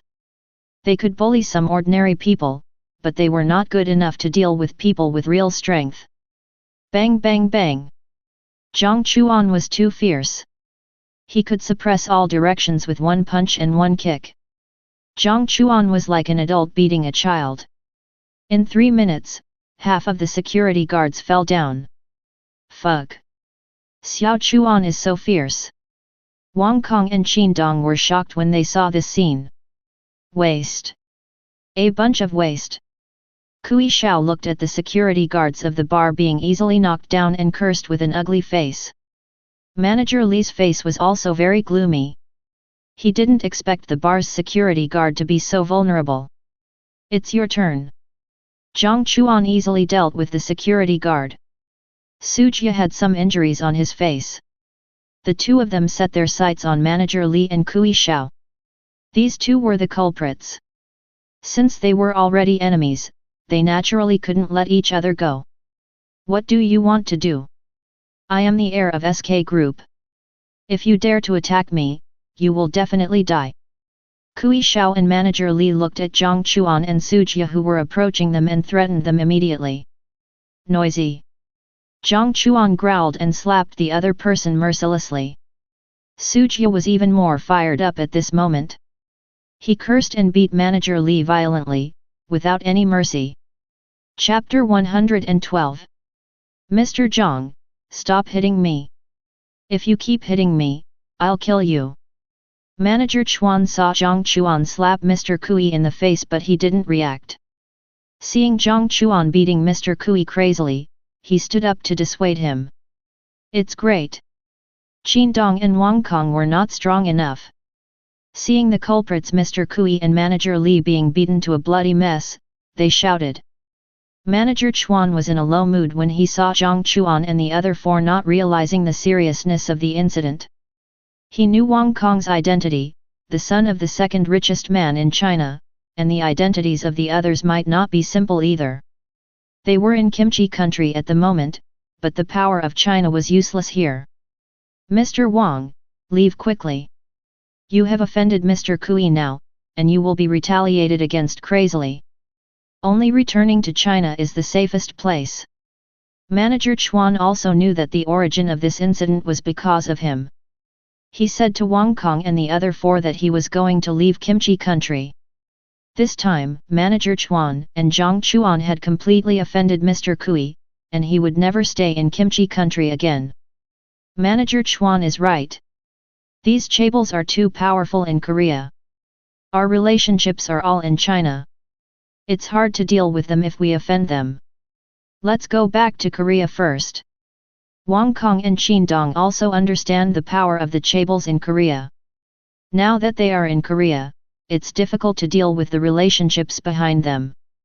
Old Lu, our Tianxia Group and SX Group have deep cooperation, right? Jiang Chuan laughed at Wang Kong and Qin Dong who started to think after the excitement, and called Lu Yang immediately. Yes, Mr. Jiang, SX Group is our partner for deep cooperation. Okay, we had a little problem at the Octagon Bar in Korea. Please contact SX Group and let them come forward to deal with it. Jiang Chuan smiled and told Lu Yang to start working. I understand, Mr. Jiang. Lu Yang smiled and agreed. Lu Yong contacted the boss of SX Group, Li Rongqiang, immediately. Li Rongqiang received a call from Lu Yong and learned that the boss behind the Tianxia Group had come to Kimchi country and had some troubles. He immediately expressed his willingness to help. You are in the Octagon Bar. Go find Mr. Zhang. Mr. Zhang has encountered some troubles. You handle these troubles. Li Rongqiang knew that the place where the accident happened was in the bar. He couldn't show up in person, so he called his third son immediately. He knew that the third son was uneducated and liked to enjoy himself. He also knew that the other party often went to the Octagon Bar, so he naturally contacted the other party immediately. I know, Dad. Li Zixun received a call from Li Rongqiang and answered respectfully. Mr. Li, is there an accident? Mr. Li, do you need our help to solve it? After Li Zixun received a call from Li Rongxing, although the other people in the box were not as noble as Li Zixun, each of them had considerable power in Kimchi country, and several of them were descendants of high-ranking officials in Kimchi country. Not for now, I'll go find someone. Li Jaehun smiled and said to them, then turned and left the box. What's going on? Is it closed today? Li Jaehun walked out of the box and saw that the music in the bar had stopped, and he was confused. Excuse me, is this Mr. Zhang? Li Jaehun called Jiang Chuan as soon as possible and asked respectfully. Li Rongqiang told Li Jaehun that Mr. Zhang was the biggest partner of their SX group, and his status was very high, so he couldn't offend him. You are from SX group, right? Jiang Chuan laughed when he received Li Jaehun's call. Yes, Mr. Zhang, I am Li Jaehun, the third son of Chairman Li Rongqiang of SX Group. My dad said you encountered some troubles and asked me to help you solve some of them. I wonder where you are now. Li Jaehun's attitude was indeed very good, and his tone was respectful. I'm in the lobby, come over. Jiang Chuan smiled and told Li Jaehun where he was. Okay, I'll be down right away. Li Jaehun smiled and responded, and immediately came to the first floor lobby from the box. Mr. Li, why are you down here? Manager Chuan saw Li Jaehun coming down, and ran over to ask respectfully. The Li Jaehun in front of him is the real top young master of the Korean country. As the third son of the SX group, people dare not offend him. Li Jaehun looked at the chaotic hall, and there were people lying on the ground wailing, frowning, and called Jiang Chuan immediately. Jiang Chuan saw Li Jaehun calling, and immediately raised his hand and waved in Li Jaehun's direction. Mr. Jiang, I wonder if there is anything I can help you with. Li Jaehun saw Jiang Chuan and quickly walked to Jiang Chuan's in front of him. He asked respectfully. Manager Chuan saw this scene, his eyes widened, his mouth could hold a stone. He didn't expect that Jiang Chuan's identity would make Li Zixun so respectful. It's okay, Kui Renmin was going to let the bar's security teach us a lesson. Now that we have beaten him down, the other party may not give up. This matter still needs you to deal with it. Jiang Chuan smiled and said to Li Zixun. Kui Renmin. Li Zixun heard this and his eyes condensed slightly. He didn't expect that Jiang Chuan and Kui Renmin had a conflict. He was naturally familiar with Kui Renmin, who was crazy about the chaebol young master. Those who offended Kui Renmin would either die or be disabled. Are you in trouble? Jiang Chuan looked at Li Zixun's solemn eyes and asked with a frown. Mr. Jiang, there is indeed a little trouble. The Kui family is not as rich as us in terms of wealth and national strength, but they are close to the US military stationed in Korea. If they ask the US military for help, we have no say. Li Zixun noticed Jiang Chuan's displeasure and explained. I see, don't worry about this. If the US military attacks us, I will solve it myself. Okay, Mr. Jiang, I don't know where Kui Renmin is. I'll talk to him. Li Zixun breathed a sigh of relief and agreed with a smile. No one can match the status of the SX Li family in Korea, but they can't afford to provoke the US military. At the same time, the US military has a bad relationship with them. After all, the SX group is close to China. There. Jiang Chuan smiled and pointed to Kui Renmin, who was lying on the ground, bloody and looking very miserable. Li Zexun looked over along the finger and laughed at Kui Renmin's embarrassed appearance. With Choyamin in this state, Li Jehun naturally had no way to communicate with him. After asking for Jiang Chuan's opinion, he ordered Manager Chuan to send everyone to the hospital for treatment. Li Jehun also told Li Rongqiang what happened here. Li Rongqiang asked Li Jehun to tell Jiang Chuan that he would handle the matter. Mr. Jiang, my friends and I are playing together in the private room upstairs. Do you want to go over and play? Li Jehun conveyed Li Rongqiang's words to Jiang Chuan and asked with a smile. Jiang Chuan did not answer immediately, and looked at Sujia and the other two. The three knew that the matter was resolved, so they naturally did not plan to go back and agreed to take a look. Okay, let's go together. Jiang Chuan said with a smile, and followed Li Jehun to the private room of the top chaebol children in Kimchi country. Manager Chuan looked at Jiang Chuan and the other four who left, breathed a sigh of relief, and a happy smile appeared on his face. Chapter 113. Mr. Li, who are they? Li Zexun brought Jiang Chuan and the other four to the box. The young men and women in the box immediately stopped talking. One of them, a gentle-looking young man wearing gold-rimmed glasses, asked Li Zexun with a smile. My friends, who came to Kimchi country for a tour this time, just happened to come to see me. Li Zexun said with a smile. Oh. Everyone heard that Li Zexun was unwilling to say more, so they didn't ask more, but some sensitive topics would not be discussed further. Wang Kong and Sujia were good at livening up the atmosphere. They quickly got along with each other, and everyone gradually became familiar with each other. Mr. Li, is the matter resolved? The gentle young man wearing gold-rimmed glasses in front was called Li Chengyuan.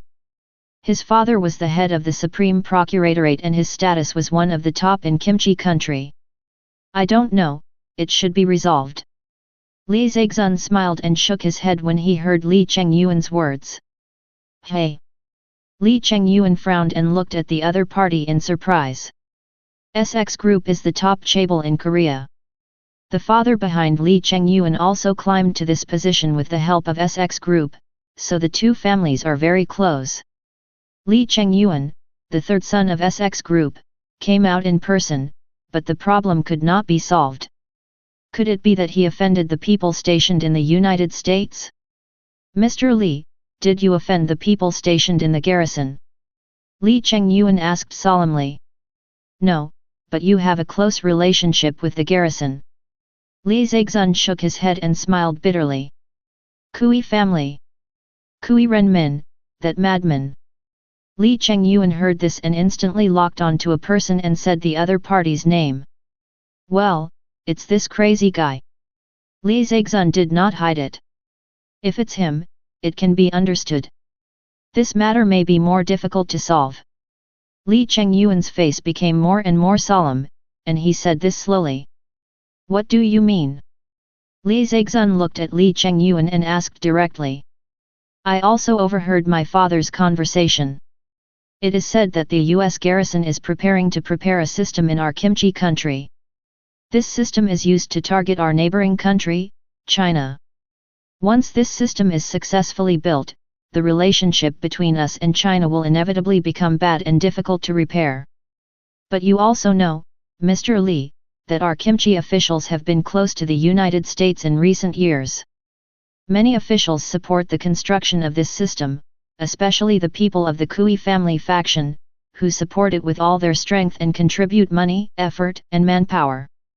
Once this system is successfully built, Kuijia will inevitably enter the eyes of the US high-level officials. At that time, the status of the Kui family in Kimchi will also rise, and it is very likely to have an impact on SX Group and the Li family. Li Chengyuan whispered what he heard and what he analyzed in Li Zexun's ear. I understand. Li Zexun nodded solemnly. I'll leave for a while. Li Zixun said to Li Chengyuan and asked him to take good care of his friends. Although Li Zixun was just a playboy, he knew that once the Kui family rose up, their Li family would be very uncomfortable. Dad, I learned something from Li Chengyuan. This matter concerns our Li family. See if you can find out the specific information. Li Zixun left the box and called Li Rongqiang as soon as possible. I know. Li Rongqiang's tone also became solemn. He understood the seriousness of this matter. Li Zixun and Li Rongqiang ended the call and returned to the box again. At this moment, Li Zixun became a little worried. Mr. Li, I wonder what system the Korean country plans to build. Jiang Chuan also came to Li Zixun and asked solemnly. Ah! Mr. Jiang, what are you talking about? I don't understand. Li Zixun looked at Jiang Chuan, who suddenly came to him, asked this question, his eyes condensed, and said with a smile. Mr. Li, I heard your conversation. Kimchi country is about to build a system targeting China, and the Kui family behind Kui Renmin, who is responsible for our attack today, has contributed the most. Jiang Chuan looked deeply at Li Zixun and said with a smile. Li Zixun felt that Jiang Chuan's smile was dangerous, and after thinking about it, he finally made a decision. Mr. Jiang, I don't know about this matter for the time being. I have contacted my father. My father should inquire about this news as soon as possible. If you really want to know, you can only contact my father. Li Zixun said to Jiang Chuan seriously. Okay. Jiang Chuan did not hear were more questions, and he agreed with a smile.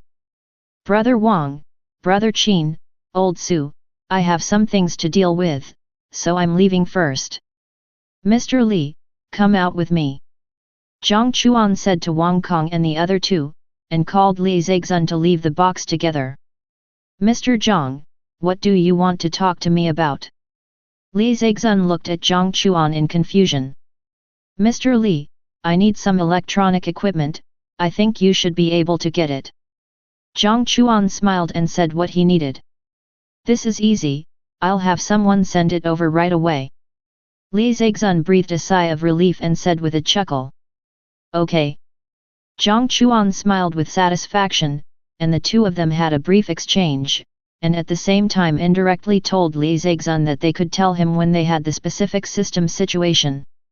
This time SX Group is willing to disclose this matter, and they can strengthen deeper cooperation with SX Group. When Li Zixun heard this, he looked at Jiang Chuan deeply, did not express his opinion, but smiled and agreed. Jiang Chuan received the electronic equipment sent by Li Zixun, said hello, and left the bar first. Jiang Chuan left the bar and returned to the hotel as soon as possible to assemble all the electronic equipment. Ta. Jiang Chuan assembled the electronic equipment and immediately began to invade the system of the Korean country through his hacking skills. He planned to use his own technology to obtain all the information of this system. Found it.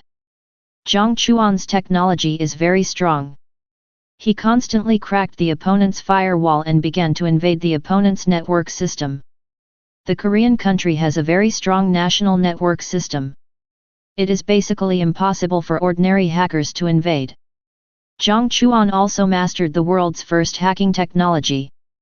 With superb technology, he discovered the weaknesses of the network system and successfully spent an hour to invade the opponent's network system. Third plan. Jiang Chuan looked at one of the information and his face became completely ugly.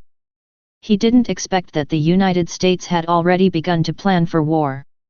Once the THAAD plan is successful, China's missiles will be intercepted by the THAAD system in an instant and will not have any impact on the United States. This is the United States targeting of China.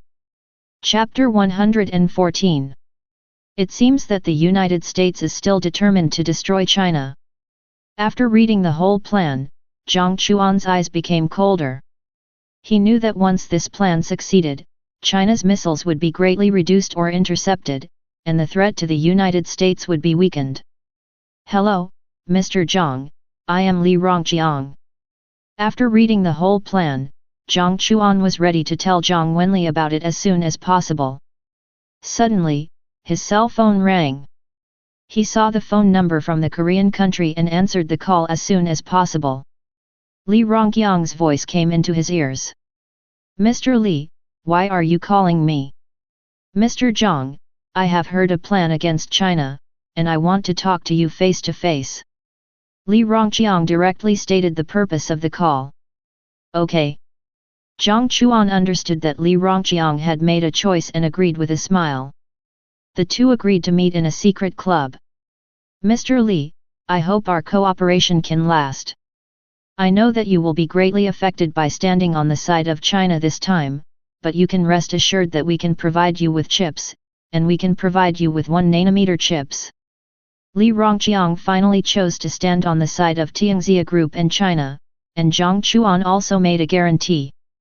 "Okay, Mr. Zhang, I hope our cooperation can last." Li Rongqiang also agreed with a smile. "Dad, you need to tell the elder about this as soon as possible, so that the elder can prepare as soon as possible." Jiang Chuan immediately told Zhang Wenli about the THID plan. "I know." Zhang Wenli understood the seriousness of the matter and contacted the elder's secretary as soon as possible to tell the elder about this. At the same time, Jiang Chuan also contacted the research department to ask them when the 1 nanometer lithography machine could be successfully manufactured. Jiang Chuan also got the exact information as soon as possible. 2 months later, they will manufacture the first 1 nanometer lithography machine by the end of the year. "Okay." Jiang Chuan was very satisfied when he learned about this. "We can't leave anything to kimchi. Kimchi doesn't have its own power after all. As long as the US military is strong enough, the THID plan will be successfully implemented in kimchi. Since you want to intercept our missiles, let's see if you can stop them." Jiang Chuan didn't intend to leave it all to the Li family, but was prepared to make 2 preparations. There is still 30,000 gratitude points missing. Jiang Chuan opened the panel and saw that the gratitude points had reached 70,000. As long as he continued to get 30,000 gratitude points, he could continue to withdraw. Jiang Chuan did not rest, but contacted the King of Guns and started the game mode as soon as possible. Jiang Chuan persisted for a day and a night, and he was ready to rest when he felt sleepy. "Old Jiang, I'm going to the store today. Do you want to go with me?" Jiang Chuan had just fallen asleep when Sujia contacted him. "I won't go. I'm sleepy now. Contact me if you have anything." Jiang Chuan refused and planned to continue his journey of gratitude after resting. Sujia didn't say anything. He went to Su's hot pot restaurant in Kimchi country. "Good, very good, very good." Sujia came to Su's hot pot restaurant alone. Seeing that Su's hot pot restaurant was crowded, he sneered. The other party of Su's hot pot restaurant in Kimchi country has been telling the headquarters that it is not doing well, making losses every year, and has no income. The headquarters also supports Kimchi country every year, but has never received any income from Su's hot pot restaurant in Kimchi country. The purpose of Sujia's visit to Kimchi country this time is to see the specific situation of Su's hot pot restaurant in Kimchi country. If there is really no income and it has been losing money for so many years, they also plan to close the store. Sujia took photos and videos, and also spent money to ask some employees about the situation of Su's hot pot restaurant. "Do you really think that our Su family's money is so easy to cheat?" Sujia sneered, left the capital of Kimchi country, and continued to visit several other stores in Kimchi country. All Su's hot pot restaurants are in good condition. It can be said that they are overcrowded. Many people need to queue up for meals. It is impossible to make a loss, and they can only make money. Sujia contacted Lao Su as soon as possible and told him about this matter. "I know." Lao Su knew about this matter and said that he understood it. Sujia did not need to investigate the following matters for the time being, and asked him to return to Kimchi country. Sujia agreed, but he did not plan to return to China, but was ready to inquire about the specific situation. He came here, and it was not his character to return empty-handed. On the other side, the Kui family also received a warning from the Li family, asking them not to provoke Jiang Chuan and others. The Li family is bullying too much. What? They really think they can dominate the country of kimchi. When the plan succeeds, I will let the Li family know who is the real number one chaebol in kimchi and who can dominate the country of kimchi. Although the Kui family was angry, they had no way to deal with the giant Li family. Now they are tied to the US military tanks. As long as the US military successfully builds that this time, the US military's voice in kimchi will be greatly increased. Then it will be time for the Kui family to fight back. After sleeping for a few hours, Jiang Chuan opened his eyes. The first thing he did was to give crazy rewards and send money. The gratitude he received also increased. Old Jiang, save me. Jiang Chuan was playing a game at the moment, and suddenly received a call from Su Jie, and he shouted urgently. Where are you? Jiang Chuan's face changed suddenly, and he asked where the other party was. I don't know. I was hunted by the underworld of kimchi. I am now rushing to Su's hot pot restaurant in Jiangnan district. Okay, I got it. I'll go over there right away. You hide. Jiang Chuan heard that Su Jie was being hunted down by the underworld of kimchi country and reminded him. Jiang Chuan quit the game and drove to Su's hot pot restaurant in Jiangnan district as soon as possible. Ding ding ding. Jiang Chuan arrived at Su's hot pot restaurant in Jiangnan district. He called Su Jie as soon as possible, but the call was not connected. Damn it! Jiang Chuan's face suddenly became ugly. That's right. Jiang Chuan thought of something at the first time. He took out his computer and hacked into the other party's network directly through hacking technology. He quickly checked various surveillance and finally found Su Jie's figure. He saw Su Jie being chased down by more than a dozen underworld members of kimchi country to a street. There was no surveillance on that street, and Su Jie's figure also disappeared. Let's go. Jiang Chuan drove to this street as soon as possible. This street was extremely dark, without lights, and even emitted a foul smell. Jiang Chuan frowned and entered the street in front of him to look for Su Jie's trace. Chapter 115. Jiang Chuan entered the street and found that there were 10 dilapidated residential buildings on the street. These residential buildings were very dilapidated, the wall paint had all fallen off, and the steel bars inside were exposed. Obviously, these were dangerous buildings. How can I find him?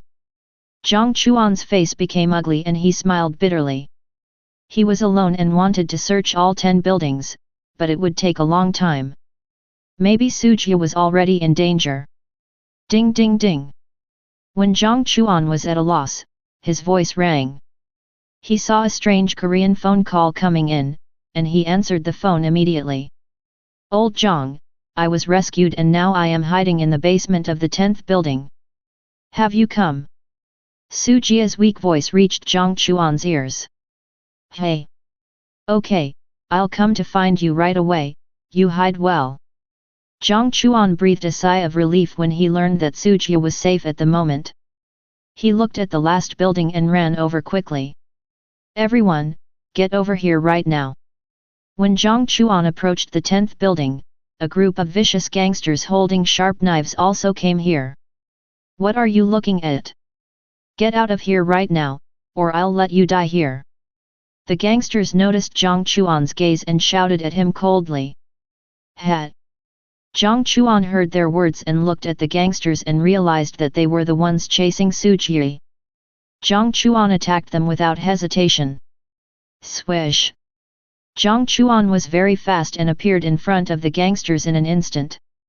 One of the gangsters didn't expect Jiang Chuan to attack them. Before he could react, Jiang Chuan kicked him in the body, and the other person flew backwards like a kite with a broken string. Boy, you're looking for death. Jiang Chuan suddenly attacked, and the gangsters were instantly angry and rushed towards Jiang Chuan with sharp knives. Today, they killed one person and killed 2 people. Bang bang bang! Jiang Chuan faced the gangsters with a very calm expression, ignoring the knives in their hands. He cleverly avoided the opponent's attack, then punched them directly in the face, and then kicked another person. Jiang Chuan picked up the 2 knives that fell on the ground and looked at them coldly. Swish! Jiang Chuan's speed increased, and the knife in his hand swung. The gangsters were no match for Jiang Chuan at all. In just 3 minutes, all the gangsters fell to the ground and wailed in pain. Each of them suffered serious injuries. Damn kid, if you dare to hurt us, the evil wolf gang will not let you go. Boy, you wait to be hunted down by our evil wolf gang. The knocked-down gangster threatened Jiang Chuan fiercely. Jiang Chuan heard the threats from the gangsters, glanced at them coldly, and ignored them directly. He was worried about Sujia's situation at the moment, and quickly rushed to the place where Sujia was hiding. Old Su, open the door. Jiang Chuan found the basement, knocked on the door continuously, and shouted loudly. My friend is coming, please open the door. Sujia heard Jiang Chuan's voice, and his heart relaxed. He said to a young woman beside him. Okay. The young woman heard Sujia's words, agreed, and quickly opened the door of the basement. Hey! Jiang Chuan looked at the person who opened the door, and it turned out to be a young woman. The young woman was very beautiful and dressed very ordinary. When she saw Jiang Chuan coming, she said directly, Your friend is inside, come with me. Okay, thank you. Jiang Chuan reacted and said. Jiang Chuan came to Sujia and frowned at the wound on Sujia's body. I'll take you to the hospital first. Jiang Chuan said to Sujia, preparing to take him away from here. Wait a minute, I promised her that as long as she saves me, I will give her 1 million mijin, you transfer it to her for me first. Sujia said to Jiang Chuan. Okay. Jiang Chuan agreed with a smile. He looked at the young woman and asked directly about her account number. The young woman did not hesitate at all and directly handed the account number to Jiang Chuan. Jiang Chuan immediately transferred 1 million mijin to the other party through his mobile phone. You saved me, and I transferred the money to you. It was just a transaction. I still owe you a favor. When you need me to repay you, you can call Lao Zhang, and I will repay you at that time. Sujia glanced at the young woman in the basement, left this sentence, and the two left quickly here. Thank you. The young woman looked at the direction where Jiang Chuan and Sujia left and said gratefully. Tell me, what's going on? Why are you being hunted by the underworld? Jiang Chuan contacted the Li family and prepared to go to the Li family's private hospital. He looked at Sujia in the car and asked. My purpose of coming to Kimchi country this time is to find out why Su's hot pot restaurant is losing money. I found that Su's hot pot restaurant is doing very well and even making a lot of money. However, the branch in Kimchi country did not pay any money to the headquarters, but kept asking for money from us, so I thought about secretly checking what was going on. I found Brother Wang and asked him to introduce some people to start inquiring about Su's hot pot restaurant. When I started to inquire, the news was leaked out, and then it was discovered by this group of gangsters. This group of gangsters attacked me without saying a word and wanted to kill me. I could only run away. Sujia was also confused at this moment and told everything. This matter is a bit abnormal. After listening to Sujia's words, Jiang Chuan frowned. Yet, Sujia didn't know what happened, but just nodded. You should get treatment first, I will handle this matter. Okay. The two came to the private hospital of the Li family, and Sujia agreed. Mr. Li, do you know the evil wolf gang? Jiang Chuan left the hospital and called Li Zixun. I know a little bit. They seem to be the largest underworld group in the capital and Gangnam. Did this group provoke Mr. Jiang? Do you need me to help deter them? Li Zixun received Jiang Chuan's call and asked in confusion. No, I have something to ask them. Mr. Li, just tell me their base camp. Jiang Chuan declined Li Zixun's kindness. Okay, their base camp is in the Evil Wolf Bar in Gangnam District. Li Zexun didn't say much and told Jiang Chuan the other party's base camp. Thank you. Jiang Chuan knew the base camp of the Wolf Gang and rushed to the Wolf Bar immediately. Chapter 116. The Wolf Bar is a medium-sized bar. The location of the bar is not in a prosperous area, but rather remote. Jiang Chuan came to the Wolf Bar alone. Sir, our bar is not open yet. If you want to come in for a drink, you can come later. Jiang Chuan entered the bar, and a waiter spoke. Are the members of the Wolf Gang here? Jiang Chuan glanced at the waiter and directly stated the purpose of his visit. Swish! The waiter's face suddenly changed when he heard Jiang Chuan's words, and he quickly left the bar and went to the back. After a while, the waiter came out with a dozen gangsters. Boy, are you looking for us? The members of the Wolf Gang came out and looked at Jiang Chuan indifferently. Well, I want to find out something from you. Jiang Chuan looked at the dozen members of the Wolf Gang and chuckled. Okay. The members of the Wolf Gang smiled grimly and agreed. A dozen members of the Wolf Gang directly surrounded Jiang Chuan and looked at him unkindly. Jiang Chuan looked at this scene, his expression did not change at all, and he acted decisively. Bang, bang, bang.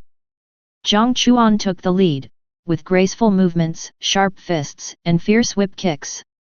More than a dozen members of the Evil Wolf Gang fell to the ground easily. Can we have a good chat now? Jiang Chuan sneered at the group of Evil Wolf Gang members and asked with a smile. Damn boy, I want you to die. The leader of the Evil Wolf Gang spit out a mouthful of blood and looked at Jiang Chuan angrily. I'll wait. Jiang Chuan smiled and didn't care about the other party's threat. He already knew that the waiter had left, and he must have gone to inform the news. A few minutes later, more and more members of the Evil Wolf Gang appeared here. The leader was a young man wearing a black suit, like a successful person. He was the leader of the Evil Wolf Gang, the Evil Wolf. Kill him. The young man gave orders directly. Hundreds of Evil Wolf Gang members armed with weapons attacked Jiang Chuan together. Jiang Chuan looked at the Evil Wolf Gang, his eyes became fierce, and he rushed towards them instantly. Bang! Jiang Chuan knocked out a gangster with one punch, picked up the opponent's weapon, and fought with the opponent directly. Jiang Chuan faced hundreds of gangsters alone, and he was not at a disadvantage, and he became more and more courageous. The young man in a suit looked at this scene with an ugly face and fierce eyes. Get out! The evil wolf took off his suit and tore off his shirt, revealing his tattoos all over his body. He growled coldly. The members of the Evil Wolf Gang retreated one after another and made way.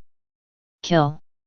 The evil wolf held a sharp knife and attacked Jiang Chuan instantly. Get out! Jiang Chuan was full of momentum, and with a cold growl, he rushed towards the evil wolf instead of retreating. The strength of the evil wolf was indeed very strong, and it was not at the same level as this group of gangsters. The strength of the evil wolf should be able to reach the level of a soldier king, but for Jiang Chuan, it is still not enough. 2 minutes. The evil wolf was easily knocked to the ground. Boss!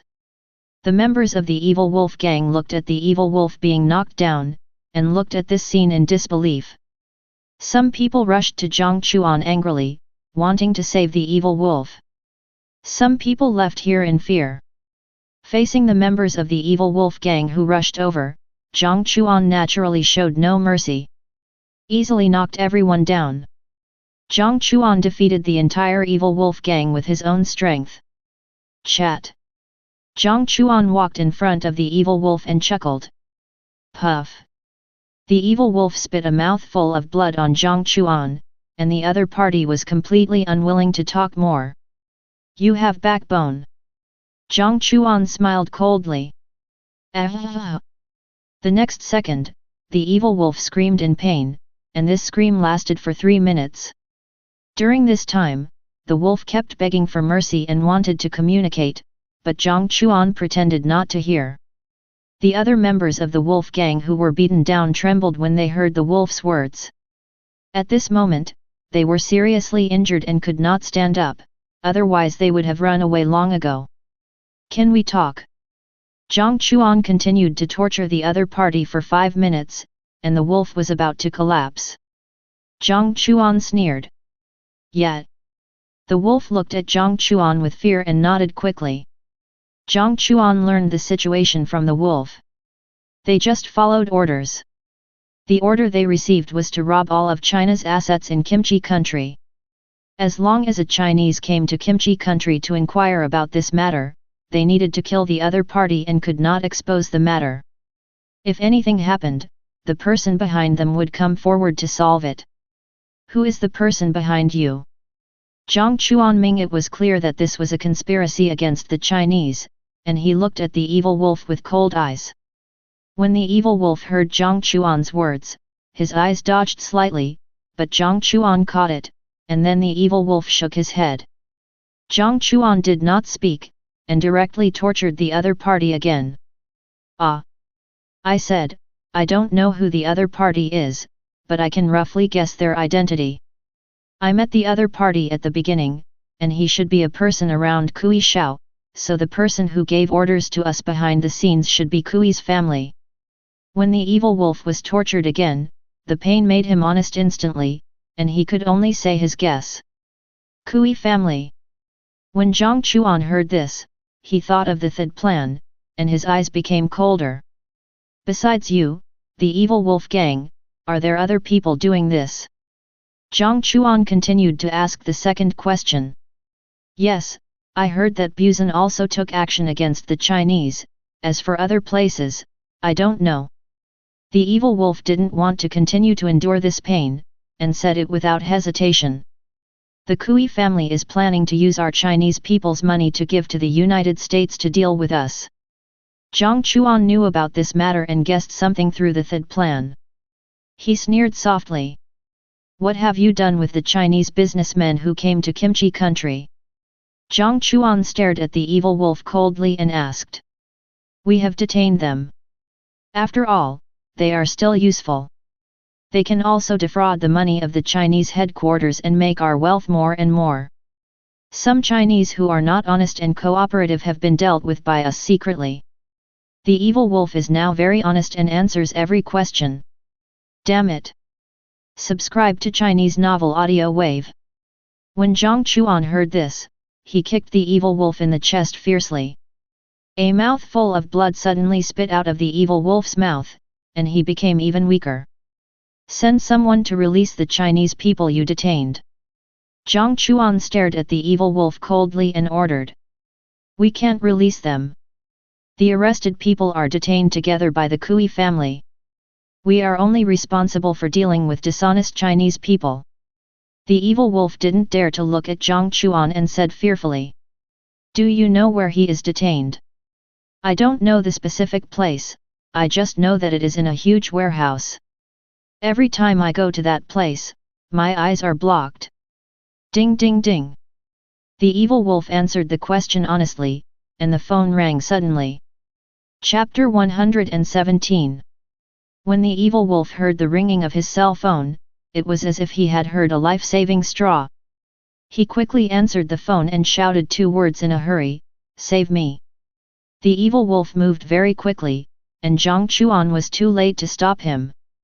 After saying the 2 words, the evil wolf smashed his cell phone fiercely. It seems that you are not honest. Jiang Chuan laughed coldly, and he walked to the front of the evil wolf step by step. The evil wolf looked at Jiang Chuan, who was close at hand, and wanted to say something, but was directly greeted by violent boxing. The evil wolf was soon knocked unconscious. He looked at the other members of the evil wolf gang, and no one dared to look at him. They all lowered their heads and dared not say anything more. Dad, I found something. The Kui family is using the money earned by Chinese businessmen with the help of the gangs in Kimchi country to realize the third plan. Jiang Chuan told Zhang Wenli about this matter. Do you have evidence? Zhang Wenli asked solemnly. No. Jiang Chuan shook his head and replied. He didn't have any evidence, but it was easy to get evidence, that is, to find the detained Chinese. Without evidence, it is difficult for us to take action at the national level. Zhang Wenli said this directly. I know, I will find evidence soon, and the country will need to step in at that time. Okay, as long as you have definite evidence, the country will definitely step in. After Jiang Chuan and Zhang Wenli finished their conversation, he looked at the mobile phone that was broken by the evil wolf, shook his head, and directly took out the other party's phone card. The mobile phone was destroyed and it was useless. As long as the card was still there, with Jiang Chuan's ability, he could completely find out who the other party contacted and where the other party was. On the other side, the evil wolf is in trouble. A middle-aged man frowned and looked very ugly when he heard the evil wolf's call for help. What should we do? Another young man asked after hearing the middle-aged man's words. The evil wolf knows a lot about us. First, kill him. The dead will keep secrets forever. Second, save him. The middle-aged man said slowly. Since the other party is in trouble, it proves that he is not capable enough. Just send the killer. The young man said this coldly. Okay. The middle-aged man's eyes did not change at all, and he agreed directly. The young man quickly walked to the side, made a call, and told them to kill the evil wolf as soon as possible. Okay. The killer answered in a low voice and hung up the phone. After Jiang Chuan took out the phone card, he connected it directly to the computer. Jiang Chuan's hands kept typing various codes, and these codes quickly occupied the entire computer. When all the codes disappeared, the communication records of the evil wolf also appeared in his computer. Uncle Fu. Jiang Chuan saw the person who called the evil wolf and sneered. Jiang Chuan contacted Uncle Fu as soon as possible through computer control. Hello. Uncle Fu quickly answered the phone, but he didn't hear the voice of the evil wolf, and he frowned instantly. My patience is limited, speak now. Uncle Fu's face was very ugly and he said coldly. Jiang Chuan didn't reply, and quickly typed the code. His hands were like dancing elves, leaving a series of afterimages. You are the mouse behind. Uncle Fu couldn't hear the voice of the evil wolf, and his expression became more and more ugly. Just when he was about to hang up the phone, a cold voice came into his ears. Who are you? Uncle Fu heard this strange voice and had a bad premonition in his heart, and asked. You will know soon. Jiang Chuan just smiled coldly and hung up the phone through the code. No matter how Uncle Fu called back, he couldn't get through Jiang Chuan's phone. What happened to Uncle Fu? The young man looked at Uncle Fu's frown and asked aloud. It's okay. You strengthen the security of the warehouse. I need to tell the people behind the scenes about the evil wolf. Uncle Fu smiled casually and said to the young man. Okay. The young man replied, and Uncle Fu turned around and left here, telling the master behind the scenes about the evil wolf. The master behind the scenes learned about this and let Uncle Fu make a decision. He only needed to see the final result. Jiang Chuan got Uncle Fu's location through positioning. He left the evil wolf bar as soon as possible and drove directly to the address on the computer. This address is far away from the city, in a remote suburb. This is it. Jiang Chuan drove all the way. He drove the supercar to its maximum potential. In half an hour, he saw a large warehouse. The location was also in this place. He knew he had found the specific location. Jiang Chuan put the supercar down and contacted Li Zhexun and Wang Kong at the same time. He needed some buses to pick up people. Li Zhexun and Wang Kong received the call and agreed. Jiang Chuan came to the warehouse alone. Naturally, he couldn't enter it openly. He didn't know the situation in the warehouse. If he entered it rashly, he would only put himself in danger. Jiang Chuan came to the warehouse and found a corner to enter the warehouse. He entered the warehouse carefully. The whole warehouse was very large, with many goods placed on it. He used these goods to cover his body and moved quickly. Brother Jiang, this place is too boring, how did you last so long? That's right, Brother Jiang, these Chinese women can't enjoy themselves, and they won't let us drink. When Jiang Chuan moved quickly, he heard the sound of communication. He quickly rushed over and found several men eating and chatting at the moment. Chinese women. It seems that these guys know where the Chinese are imprisoned. Jiang Chuan heard their communication and understood one thing. He hid in the dark and looked at these guys carefully, wanting to know if they had any hot weapons. When he learned that they didn't have any hot weapons, Jiang Chuan planned to knock them down one by one. Bang! A crisp sound rang out. Who's there? Brother Jiang heard the noise and scolded coldly. Brother Jiang, it should be the noise made by the rats. You are too sensitive. The younger brothers around Brother Jiang didn't care about the sound and said with a smile. You three go and take a look. Brother Jiang ignored the voices of his brothers and directly ordered 3 people to go and check the specific situation. The brothers knew Brother Jiang's character. Although they were unhappy, they did not dare to show it. They took out telescopic sticks and approached the direction of the sound. Bang, bang, bang. Jiang Chuan watched the 3 people approaching here. He was ready for a sneak attack at this moment. He did not give them a chance to react and easily knocked out the 3 people.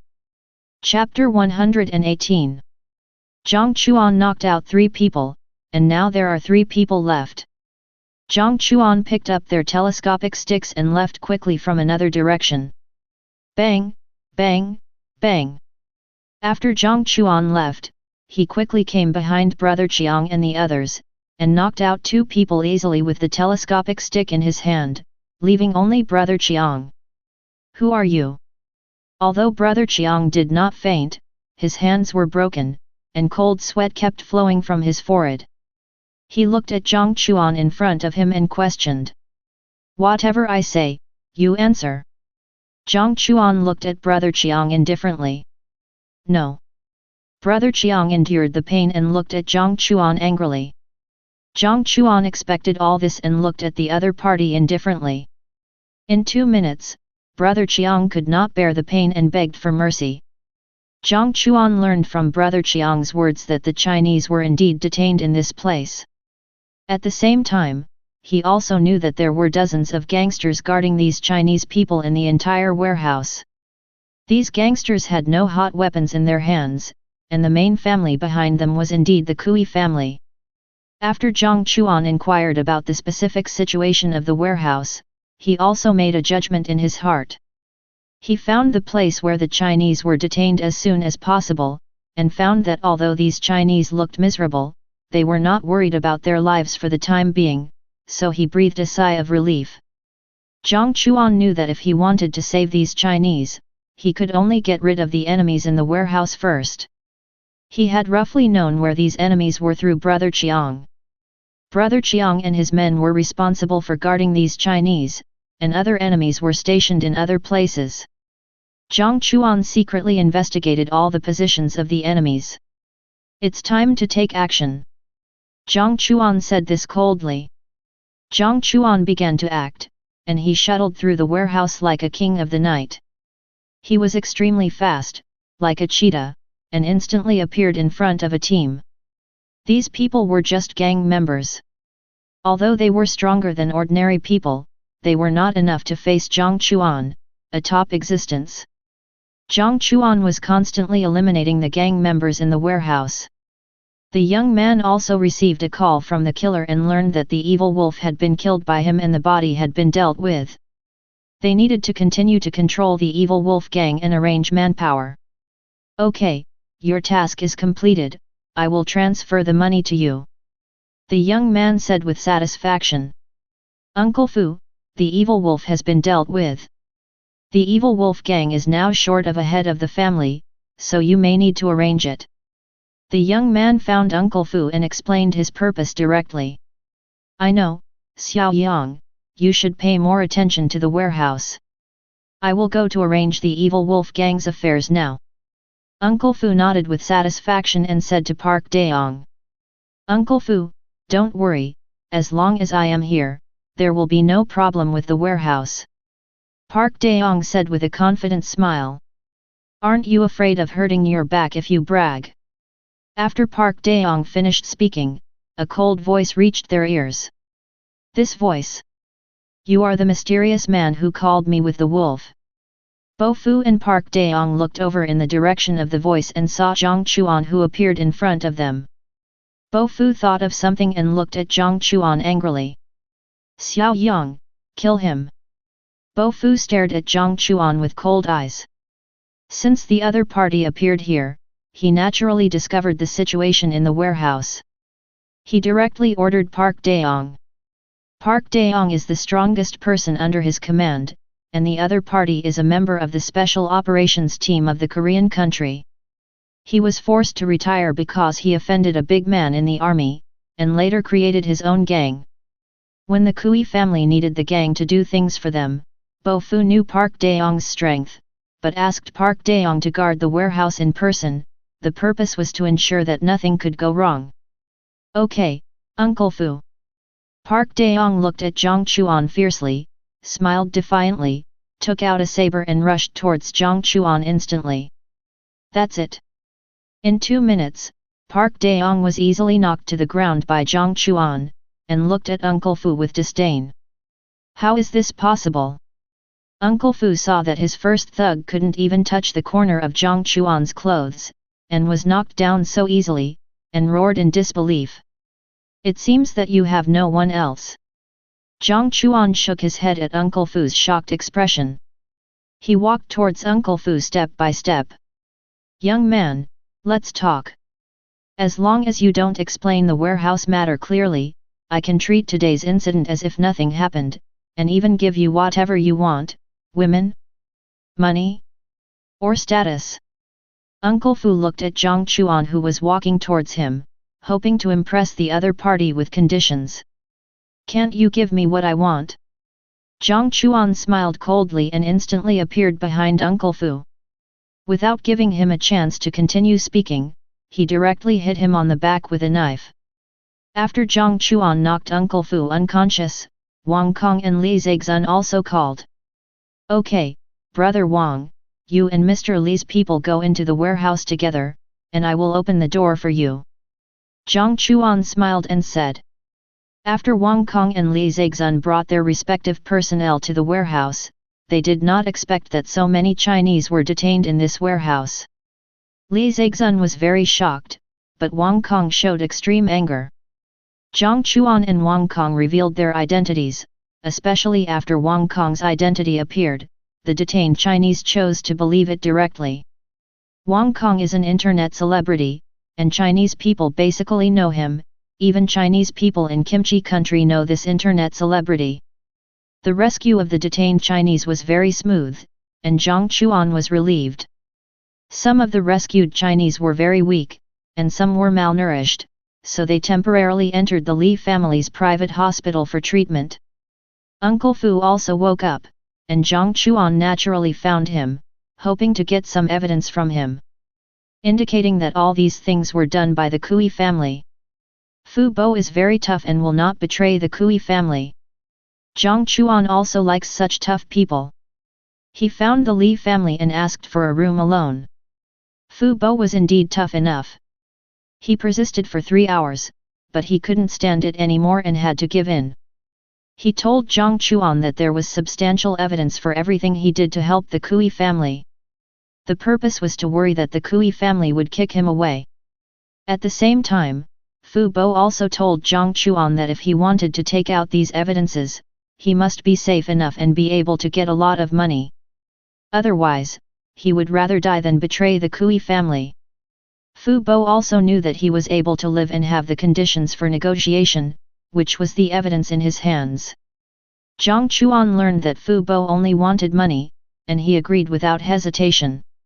Next, you can go to China first. Jiang Chuan said to Fu Bo with a chuckle. Fu Bo agreed. He had no choice. Chapter 119.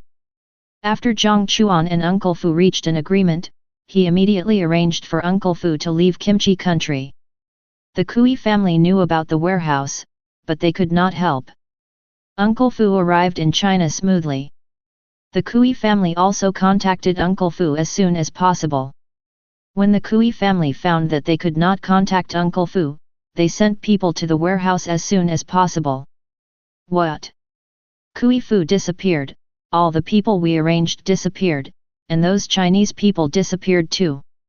A group of guys who are not good at doing things but are more likely to cause trouble, find Kui Fu for me immediately. Kui Fu knows many secrets of our Kui family. Kill him for me after finding him. The head of the Kui family, Kui Shenji, was furious when he learned about this. Yes. The Kui family members answered respectfully after receiving the order from the head of the family. They immediately checked the surveillance of the warehouse to find out what happened. But they were soon disappointed. The surveillance was destroyed and no video evidence was left. There was no one around the warehouse, and there was no way to find someone to inquire. On the other side, Kui Fu was brought to China, and Zhang Wenli immediately sent someone to pick him up. Kui Fu trusted the Chinese government very much. He immediately disclosed the numerous crimes committed by the Kui family in accordance with the requirements of the Chinese government. What? Damn guy, send someone to kill him for me. There is no way to do it. Kui Fu is now in China. You mean, the things in our warehouse were done by the Chinese?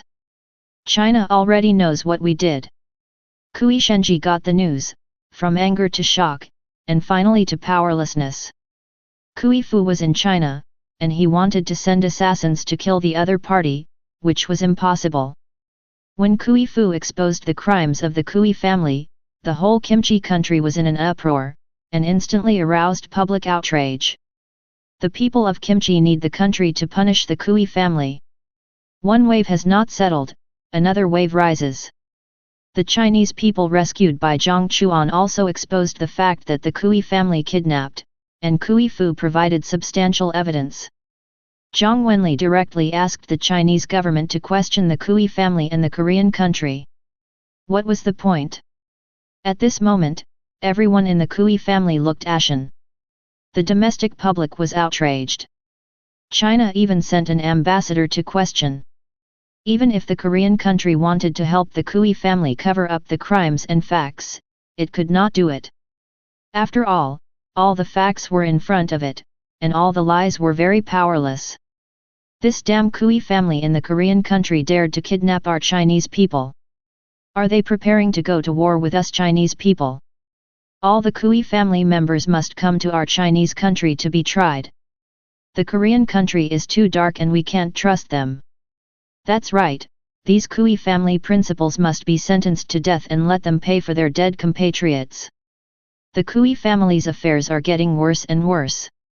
As more and more facts are revealed, the people of the Korean country are completely angry, and the people of China are also angry, because they know that the Kui family actually killed more than a dozen Chinese people. The Korean government can't sit still. The anger of the people could no longer be suppressed. The people had already started to attack the Kui family, and some radical people even threw incendiary bombs directly at the Kui family. The official security forces of the Korean country were ready to take away all the people of the Kui family. When all the people of the Kui family were imprisoned, another wave of public opinion completely rose up. The United States is preparing to launch a THAAD plan in the Korean country. After this incident was exposed, the Chinese people were outraged. Everyone saw the content of the THAAD plan. This THAAD plan was to prepare for war. This was the United States' targeting of China. The Korean country must cancel the THAAD plan, otherwise we will cancel all cooperation with you. From today on, our company is prohibited from using anything from the Korean country. Anyone who dares to violate it will be directly fired.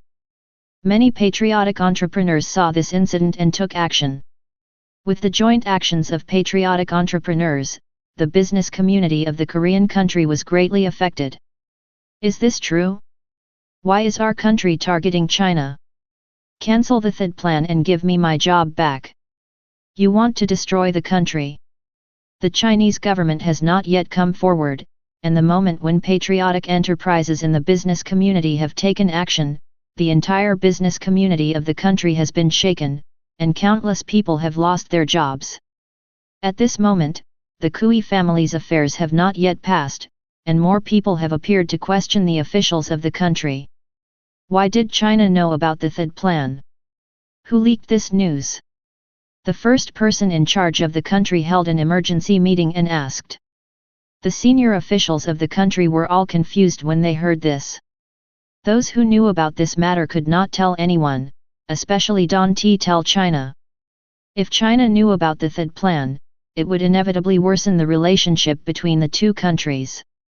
Naturally, they would not do such a thing that would not be worth the loss. Boss, the current issue is not to ask who leaked this matter. We must solve this matter. Many companies in the Chinese business community have unilaterally cancelled cooperation with our kimchi country. Our kimchi country's business community has been greatly affected. At the same time, the Chinese government has not issued a specific statement. We must be prepared.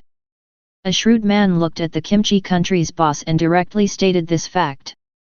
Well, you discuss specific countermeasures first, I'll go out and make a phone call. The kimchi country's boss knew that he could still handle the business affairs, but they couldn't face the Chinese affairs directly. They could only ask for help from the big brother behind them and let the big brother help him. What? Why did China know at this time?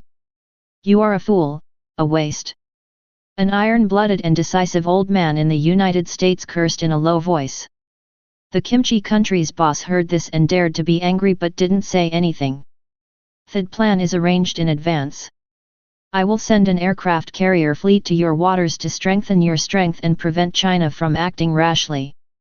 The old man understood that things had already happened, and he needed to instruct Kimchi to complete the THAAD plan as soon as possible.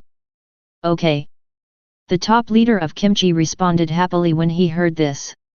As long as the United States is willing to take action and send an aircraft carrier fleet, he believes that China will not dare to take action against them. At most, they will condemn them. Then they only need to deal with domestic affairs. Jiang Chuan stayed in Kimchi for 2 days and watched all the fires burn. The Kui family has been detained, and the THAAD plan has been exposed. The Chinese business community also cooperated to severely impact the business community of Kimchi. Next, the official action is needed. There are still 5,000 gratitude points left. I hope to complete it today. Jiang Chuan took a look at the gratitude points he got, took a deep breath, and frantically earned more gratitude points to make more preparations. Chapter 120. Senior officials of the Korean country also have countermeasures. There are 2 countermeasures. The first countermeasure is to give in, gain China's understanding, and give up the THAAD plan. The second countermeasure is to be strong externally, and the United States needs to come forward to help them, at the same time, use deception internally to deceive the people's trust and tell them that the THAAD plan has been rejected by them. This is China's groundless accusation, and the purpose is to target the Korean country. At the same time, the business community of the Korean country can also ask the United States for help. As long as the United States is willing to let other brothers help the Korean country, the domestic affairs of the Korean country can be quickly settled. The focus of the second countermeasure is to follow the United States and become a firm brother of the United States. Although China's strength is recovering, there is still a big gap between it and the United States. I support the second countermeasure. I also support the second countermeasure. Whether it is military strength, business, or other aspects, the United States is the undisputed number 1 in the world. As long as the United States is willing to help us, domestic and foreign issues can be easily resolved. I also support the second countermeasure. When the 2 countermeasures were proposed, most of the officials of the Kimchi country firmly followed the United States. Only a small number of them chose the first countermeasure, and some people were directly neutral and did not choose either. When the top leader of the Kimchi country came back, the officials also stated their decision. Use the second decision. The United States has sent an aircraft carrier fleet to help us. The United States will help us solve China's problems. We need to solve domestic problems first. When we really can't solve them, I will continue to seek help from the United States. The top leader of the kimchi country returned to the meeting room and made a direct decision. Yes. Most of the officials in the meeting were close to the United States. After hearing the decision of the top leader and getting the news, they were immediately excited. The officials of kimchi country left the meeting room and immediately began to discredit China. They began to tell the public that all this was China's making trouble for no reason, with the purpose of dragging down their economy. At the same time, they also told the public that the Kui family was also defeated by China with a conspiracy. The reason why the officials of kimchi country whitewashed the Kui family was naturally because the Kui family was their white glove and also their source of income. They did not admit the crimes of the Kui family before, but just took the people of the Kui family away. This was not to detain them, but to protect them. The wealth of the Kui family is the foundation of their promotion of the THID plan. Of course, if the United States is unwilling to help kimchi country this time, they will not be able to deploy THID. After all, kimchi country's strength is not as good as China, and it cannot compete with China. What? All this is a conspiracy by China, and the purpose is to drain our economy. The Chinese are too bad, I hate the Chinese. This is absolutely impossible to be a conspiracy by China. I was one of the victims of the Kui family. You are whitewashing the Kui family. After the official news was released, major platforms in kimchi country reposted the news one after another, with the purpose of fooling their own citizens. Upon hearing this news, some people in kimchi country chose to believe it, while others told their own experiences and told everyone in kimchi country that everything China said was true. At this moment, the people of kimchi country began to become confused. I don't know who is real and who is fake. Is this the way the United States and kimchi country fool around? Jiang Chuan was in kimchi country at the moment, so he naturally knew about this matter at the first time and laughed sarcastically. The United States used this method to prevent the American people from knowing the real China and making them not understand China. So much so that the United States still thinks that China is a backward country and an opium country. China is still poor and backward, but there are only some improvements in the military. Kimchi country made a decision so quickly, it seems that the United States is also ready to take action. Jiang Chuan can probably guess something. Kimchi country made a decision so urgently, it must have contacted the eldest brother, and the eldest brother made a promise. The Chinese government has not made any moves, probably to see what the United States will do. The status of the United States is still unshakable today. Military world number 1. Business world number 1. Scientific research world number 1. China now faces tremendous pressure from the United States. Although China has exposed the THID plan this time, it is basically impossible to stop the United States and kimchi country through public opinion. Finally succeeded. Jiang Chuan looked at the gratitude value finally reached, and he was able to extract things from the game world again, and he was relieved tone. Promise Manor in the United States can be extracted. Pacific Whale Island can be extracted. 1,000-acre farm in the United States can be extracted. Global language proficiency can be extracted. Complete blueprints of curable nano glasses can be extracted. Complete blueprints of curable nano eardrums can be extracted. Complete blueprints of automatically restorable artificial hearts can be extracted. Complete blueprints of curable nano robots can be extracted.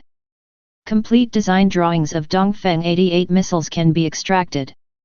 Complete blueprints of Tianting spacecraft can be extracted. Complete blueprints of airborne aircraft carriers can be extracted. Jiang Chuan entered the game world and finally determined what to extract. Extract complete design drawings of Dongfeng 88 missiles. After Jiang Chuan successfully extracted, the blueprints were temporarily stored in the game world.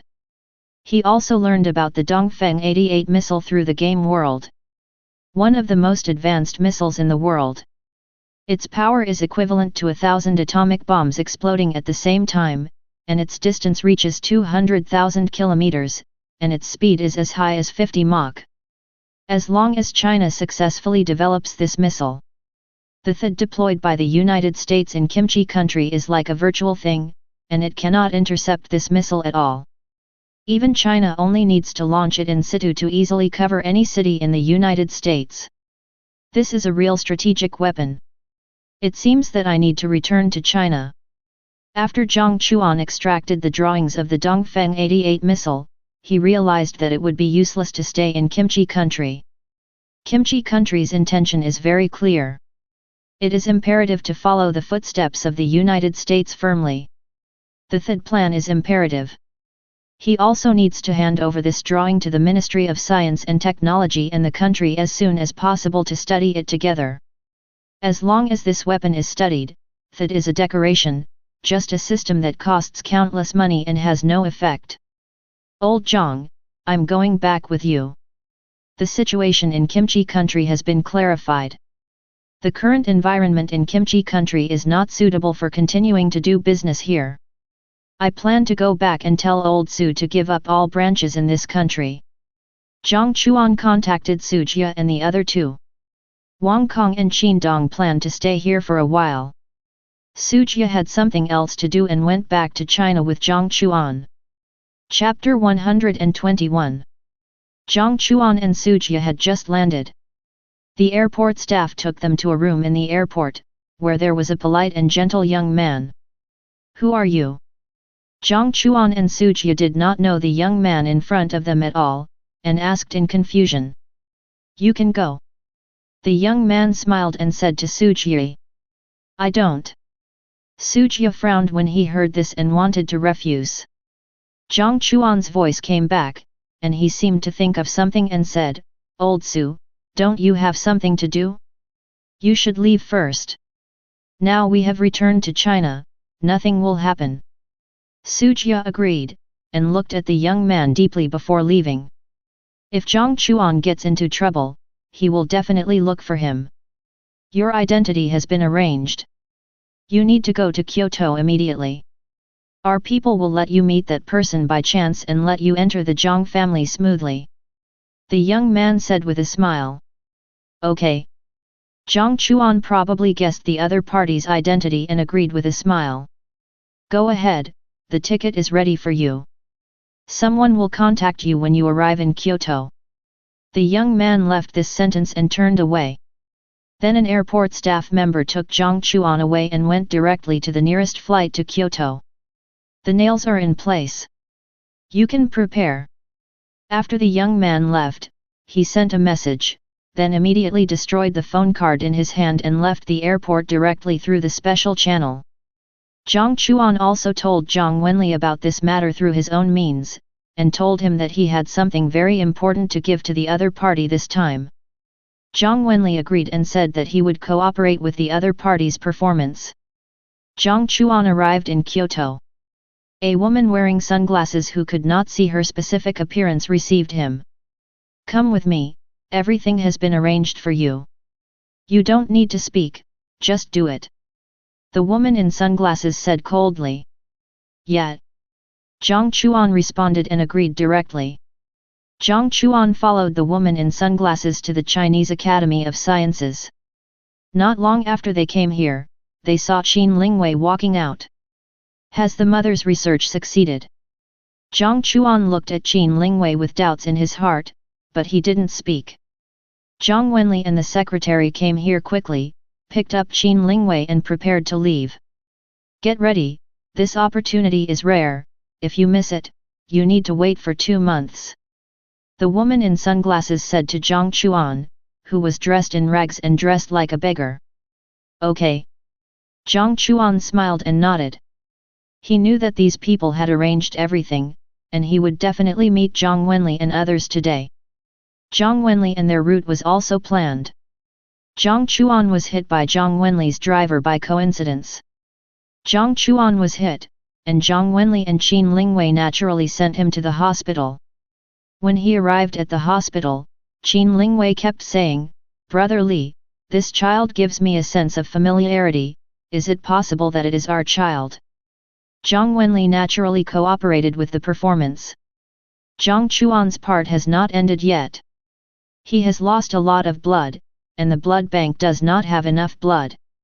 Jiang Wenli and Jiang Chuan have the same blood type.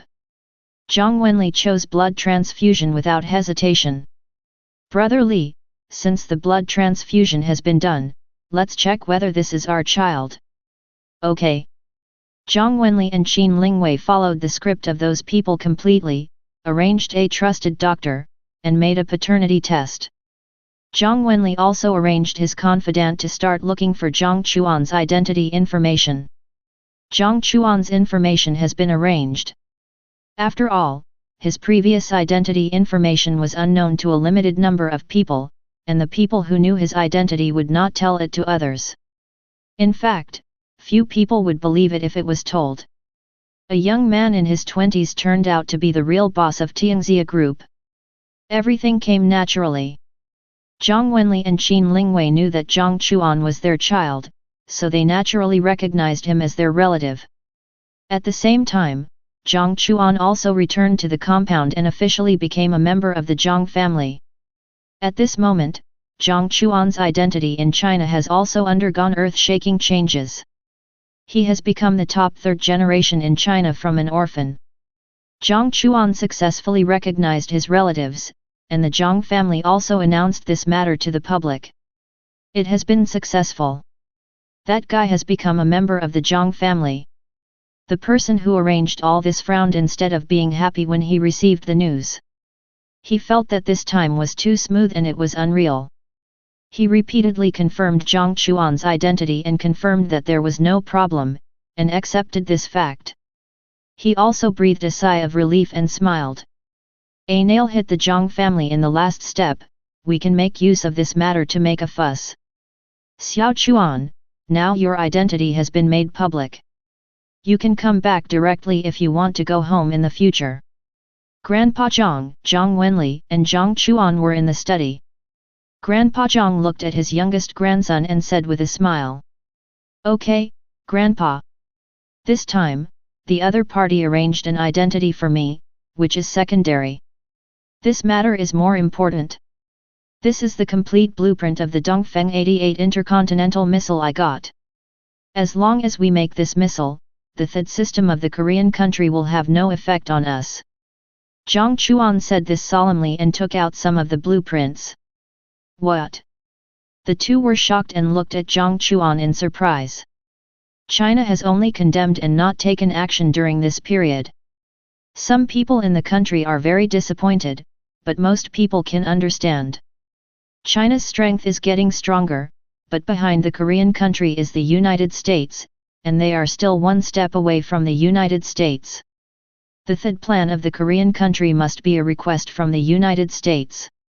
If the United States takes action, China will be powerless, unless it uses the last nuclear weapon and perish together.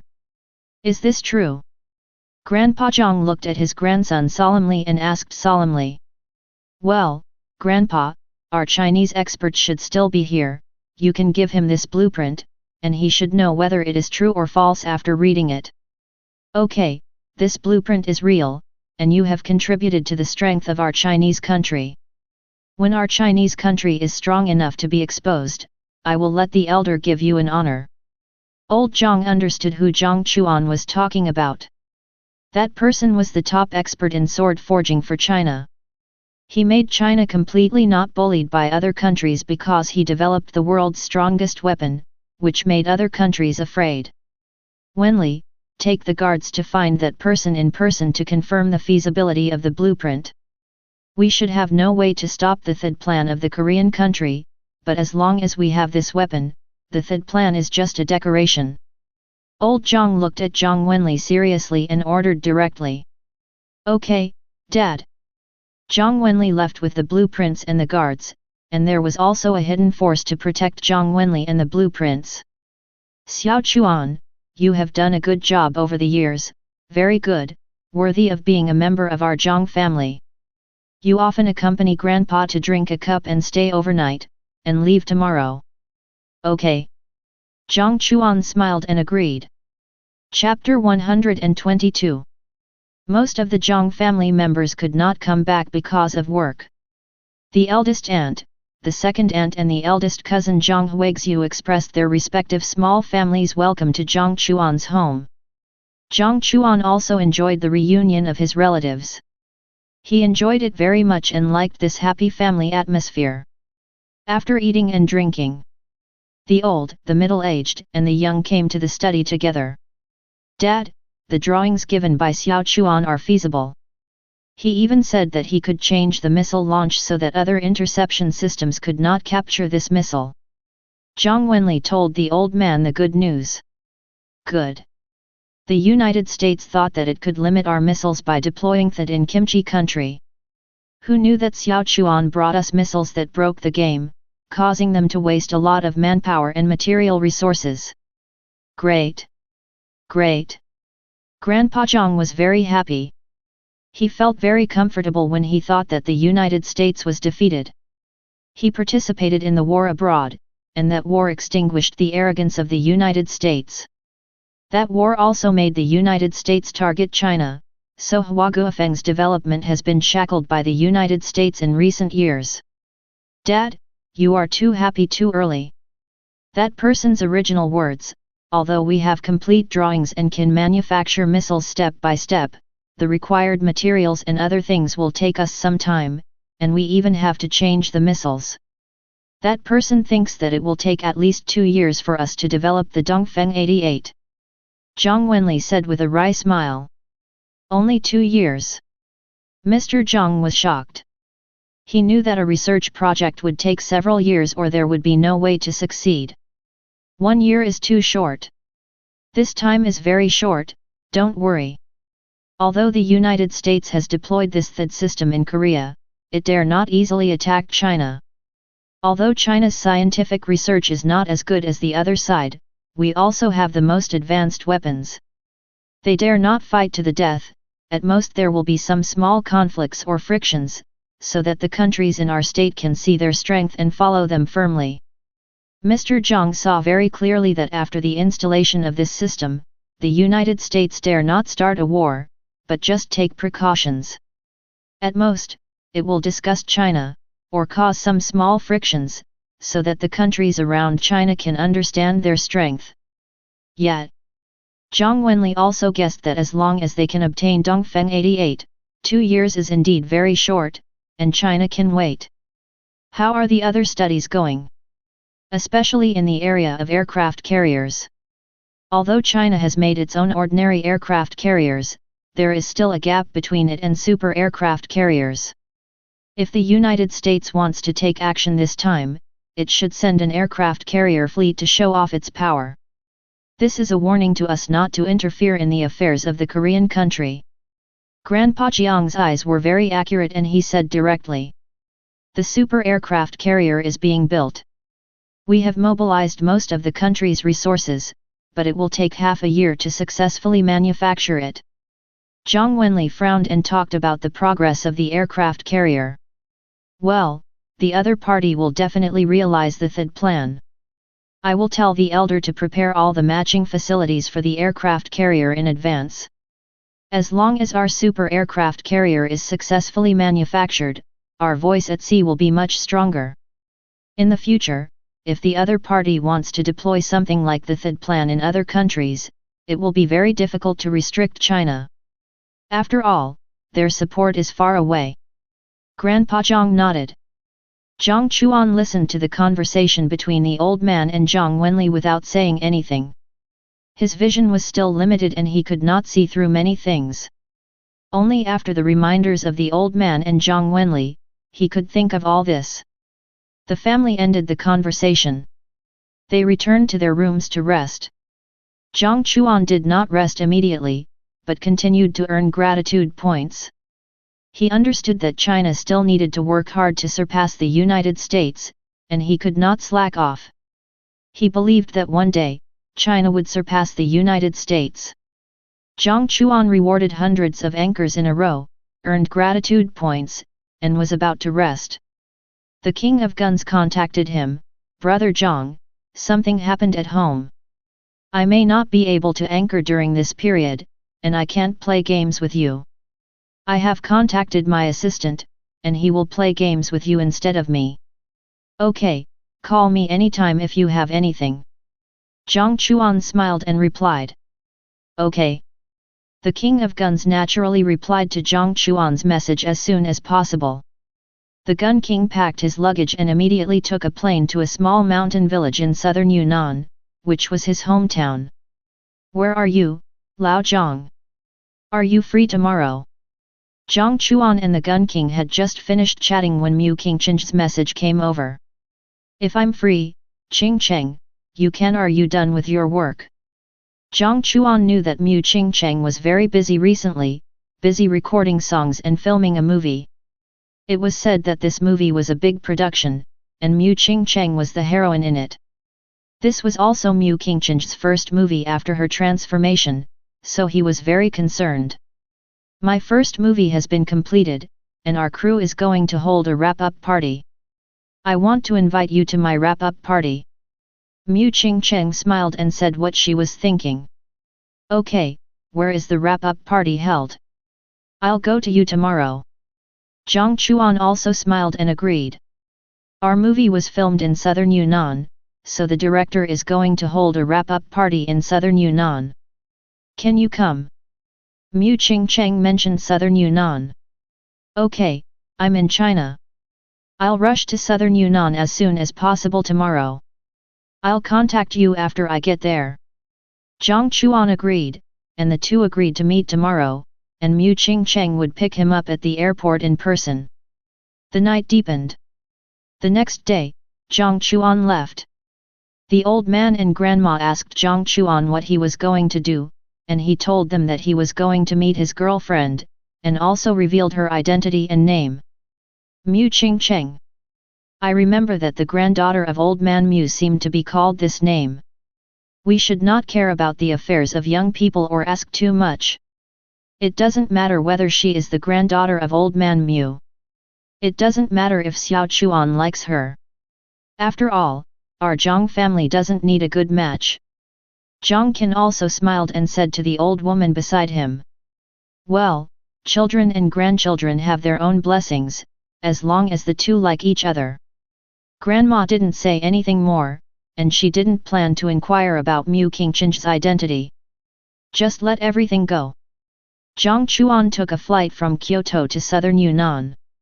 After nearly 3 hours, Jiang Chuan arrived in southern Yunnan smoothly. He walked out of the airport and noticed someone approaching him. The other party had no ill intentions.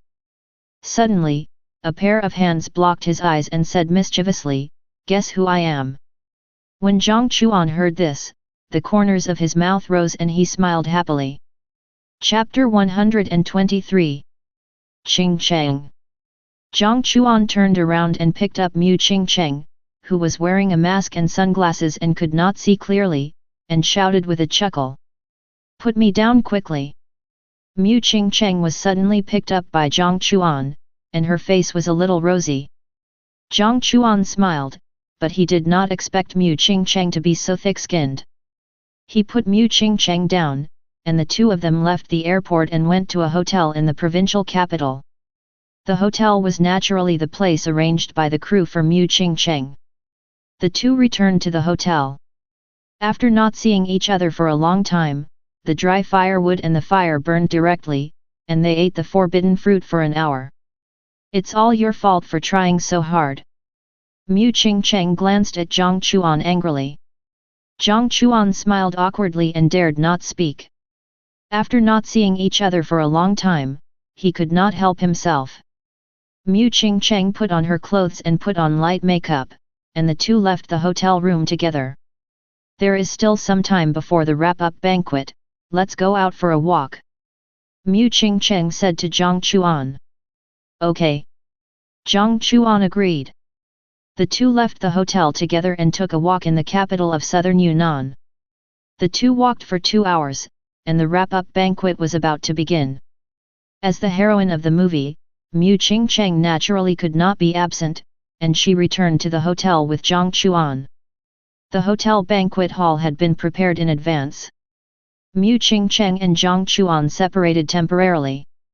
She still needed to greet the director and other actors. Jiang Chuan didn't know anyone else, so he found a seat and sat down. When the wrap-up banquet officially began, the director expressed his gratitude, and the protagonists also expressed their gratitude. After a series of operations, this wrap-up banquet officially began. "I'm done." Jiang Chuan sat in the corner, listening in a daze, and almost fell asleep several times.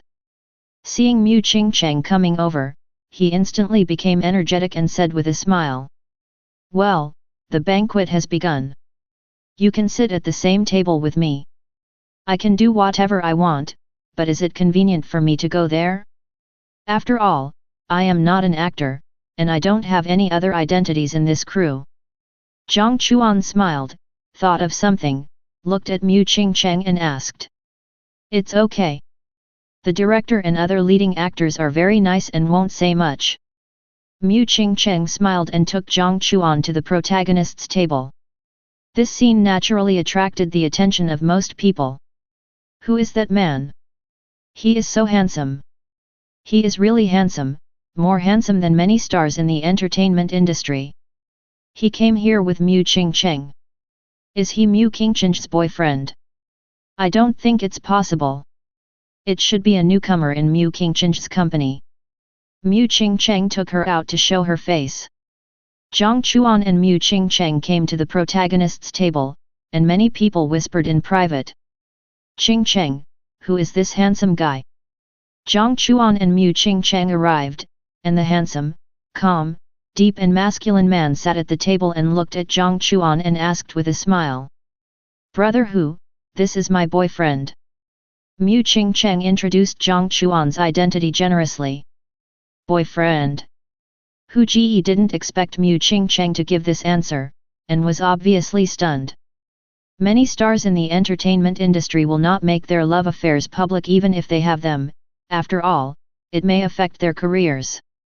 Especially since Mu Qingcheng is very popular now, many people regard her as a goddess and should avoid this matter, but they didn't expect the other party to do the opposite. Mu Qingcheng smiled, understood Hu Ji's thoughts, and didn't say much. The director and other protagonists also came to the protagonist table. When they heard that Jiang Chuan was Mu Qingcheng's boyfriend, they looked at Jiang Chuan in surprise and didn't say much. Jiang Chuan also met the director and the protagonist team. Director Jiang, one of the famous directors in China. The male lead, Hu Ji, is one of the famous actors in China. The wrap-up party lasted for 3 hours and ended. When the wrap-up party ended, many videos about Mu Qingcheng's love affair appeared on the internet, and some people even uploaded videos. The video could not clearly show Jiang Chuan's appearance, but Mu Qingcheng's smile could be seen. "Qingcheng, did you let Xiao Chuan go to your wrap-up party?" Yang Mi called Mu Qingcheng as soon as she knew about this. "Well, what's wrong? Sister am I? What's wrong? There has been a quarrel on the internet. Don't you know that you are the goddess of many people now? When the time comes, you can issue a statement to explain it, and I will do public relations for you immediately." Yang Mi smiled bitterly and said to Mu Qingcheng, "Sister Mi, I will also admit that I have a boyfriend in my statement. Don't I know your personality? You can admit this matter. Although you will lose fans, you don't care. But you can't expose Xiaoquan's information. After all, there are many keyboard warriors on the internet. Once Xiaoquan has been exposed, which may affect his life." Yang Mi chuckled when she heard Mu Qingcheng's words. She knew Mu Qingcheng's character very well. Yet, Mu Qingcheng also admitted that she had a boyfriend without hiding anything. Most of the fans expressed their support. Some fans could not accept it and quit being fans, but she didn't care at all. Jiang Chuan also knew about this matter. Seeing that Mu Qingcheng had handled it, he did not do anything extra. Mu Qingcheng's mood would not be affected by anything outside.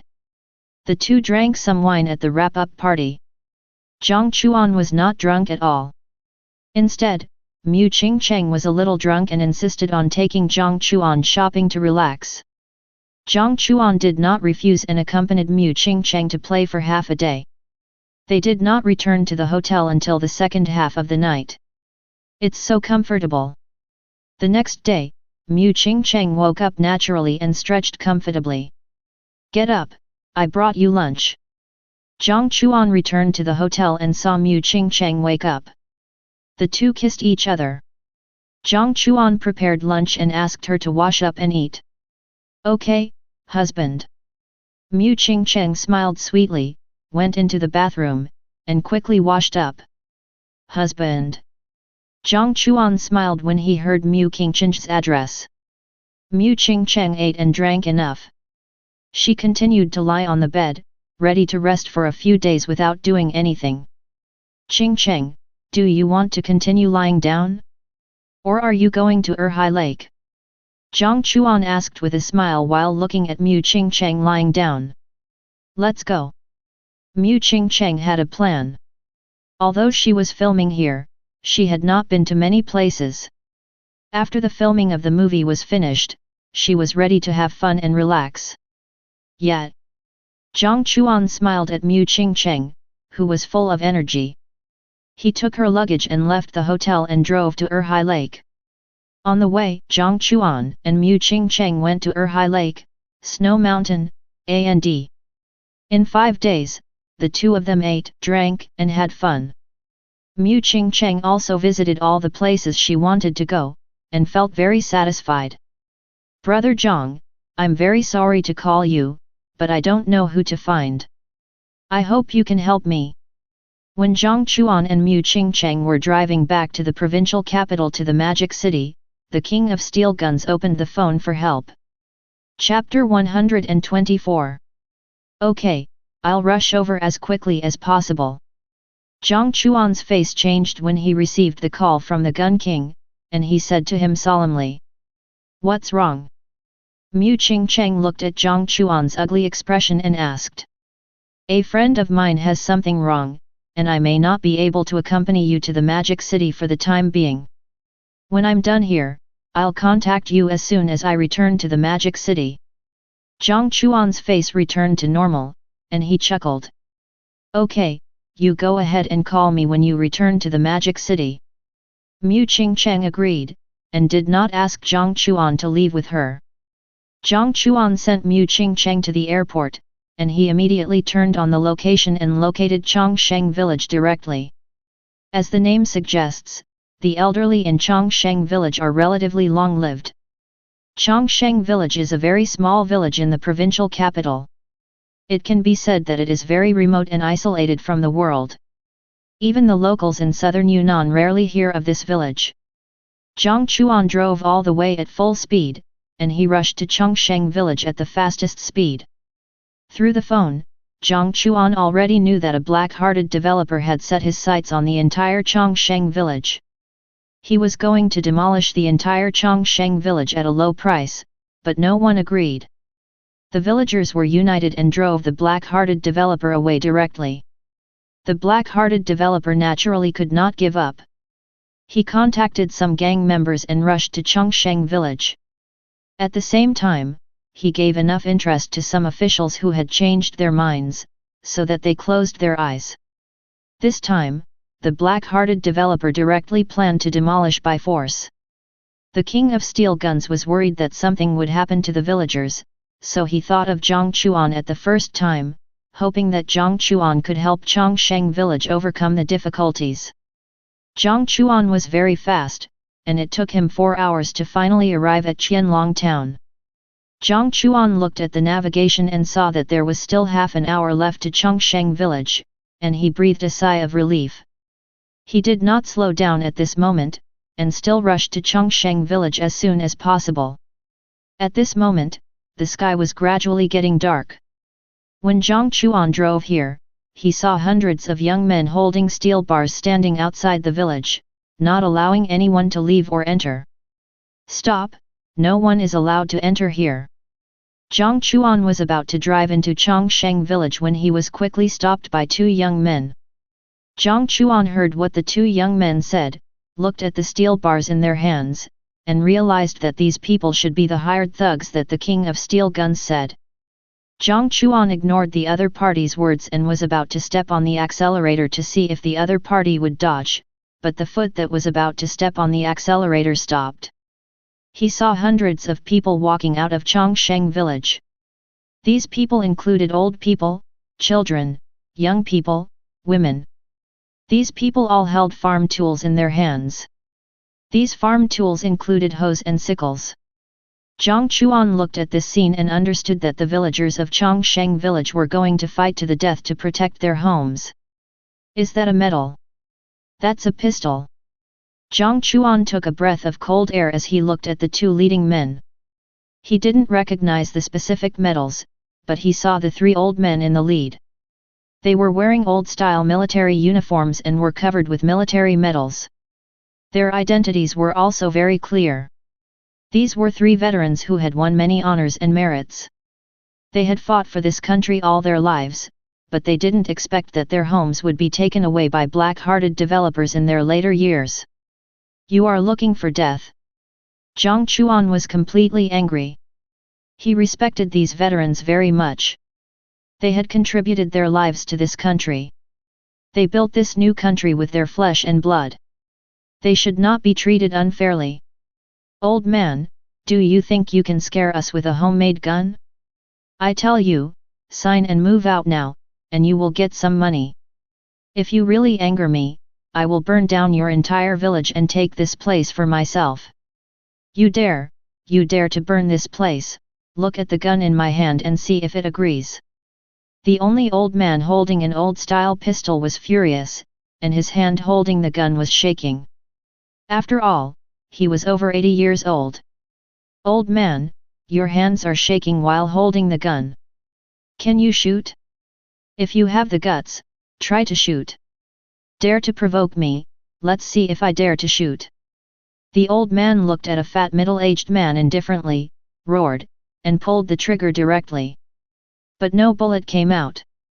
The gun in the old man's hand looked new, but it had been decades old and could not be used after all. Stupid, you think you can scare me with a fake gun? Since you don't want to drink the toast, let them sign by force. The fat middle-aged man mocked and ordered the gang members behind him. Okay, Boss Zheng. The gang members shouted, tightened their steel bars and prepared to start the forced demolition. Stop it, you dare to disrespect these veterans. Do you know that you can stand here happily today without any persecution, all thanks to these old people? Jiang Chuan got out of the car and roared. After Jiang Chuan finished speaking, everyone stopped, they looked at Jiang Chuan and then at the fat middle-aged man. Look at what I'm doing, did I ask you to stop? Help the guy who spoke to me to be disabled. The fat middle-aged man directly ignored what Jiang Chuan said and cursed. Yes, Boss Zheng. The gang members responded. They didn't know history, nor did they know what these old men had done. They only knew that they would be rewarded handsomely if they could deal with these villagers today. Brother Jiang. The king of steel guns in the crowd also heard Jiang Chuan's voice. He looked at Jiang Chuan and shouted. Kill them for me. The gang members acted decisively, rushing towards the villagers, and the first to attack were the three veterans. You are looking for death. Jiang Chuan roared angrily and rushed over quickly. Jiang Chuan was very fast, but the distance was too far, and he still couldn't save the three old men.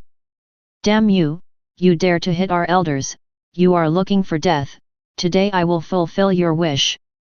The three veterans were beaten down, and the villagers were completely angry, holding farm tools and rushing towards the gang members. Damn it!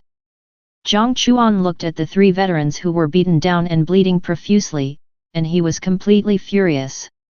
He rushed directly to the gang members and attacked them mercilessly. Bang, bang, bang. Jiang Chuan's strength was too terrifying. The gang members in front of him were no match for him at all. In just a dozen seconds, 7 or 8 gang members fell. Jiang Chuan became more and more courageous, dodged the weapons in the hands of these gang members, and beat them up severely. The villagers looked at Jiang Chuan, the god of war, and stopped immediately. They looked at him with a look of horror in their eyes. 3 minutes later, all the gang members were lying on the ground wailing, and his cold eyes were also looking at the fat middle-aged man. Chapter 125. This young man is too fierce. That's right, one person beat hundreds of people directly, and the other party had no power to fight back. Do you think this young man is from the army? Otherwise, why is he so strong? I think it's possible. The 3 elders seem to have contacted their comrades. This young man should be a soldier who came in advance. The tribesmen of Chongsheng village looked at the man standing in front of them, like a god of war, blocking all dangers, and began to discuss. Are you all right? Jiang Chuan dealt with all the gang members, glanced at the fat middle-aged man, and quickly came to the 3 old men and asked with concern. It's okay, the old man can still hold on, thank you young man. You should be from the army, right? The 3 old men have been helped up by the villagers at this moment. Although they have shed a lot of blood and look hideous, their injuries are not very serious because the physical fitness of the 3 old men is indeed very good. I'm not from the army. I came here because a little brother called me for help. Jiang Chuan smiled and explained his identity. He was not a soldier in the army. Brother Jiang. Someone behind Chongsheng village shouted excitedly, and the king of steel guns walked out of the crowd. Xiao Gang. Jiang Chuan also smiled and greeted the other party. Go Wa, is this the friend you said can help us? Go Wa, your friend is really strong. After Jiang Chuan greeted the king of steel guns, the villagers understood that Jiang Chuan in front of them was the foreign aide invited by the king of steel guns. Go Wa. Jiang Chuan heard the nickname of the king of steel guns and chuckled as he looked at the other party. The king of steel guns also noticed Jiang Chuan's gaze, his old face blushed, and he wanted to explain but was powerless. Damn guy, do you know who I am? The fat middle-aged man looked at Jiang Chuan and scolded him angrily, watching him ruin his plan. If you don't speak, I will forget you. Jiang Chuan heard this and looked at the other party indifferently, and walked towards the fat middle-aged man step by step. What do you want to do? The fat middle-aged man felt the evil spirit on Jiang Chuan and stepped back in fear.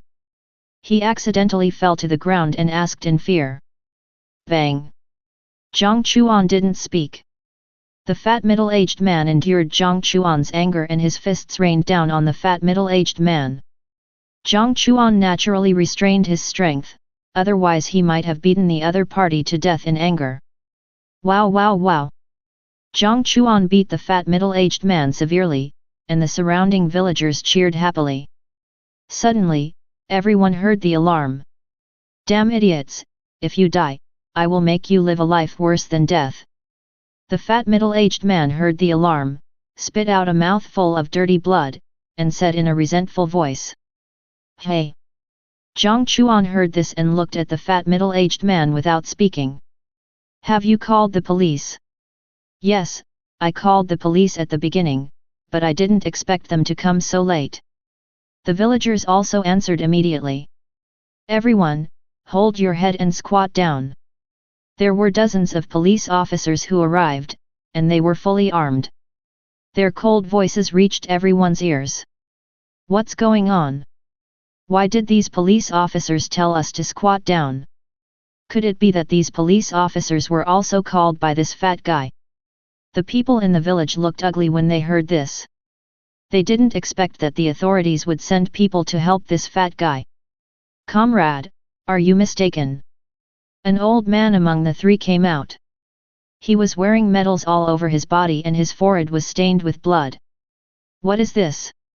The police officers who arrived were shocked when they saw the medals on the old man's chest. They were able to become police officers, but they went through strict screening, so they naturally understood what these honors were. Captain, do we really want to arrest this old man and the people behind him? Captain, the medals on this old man represent that he is a hero of our country. Captain, this order is wrong, we will not continue to execute it. The police officers who arrived looked at all the medals on the old man's chest and had a rough idea of the situation. They were asked to arrest a hero of the country and an old man who fought in the war of resistance. They couldn't do it. The old people naturally heard what these police officers said, and their disappointed eyes had something more. After all, this world is still what they expected before. Damn it, arrest them right away, or I will make you guys take off your clothes.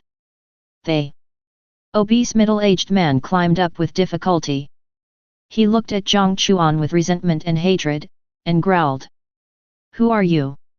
What qualifications do you have to order us?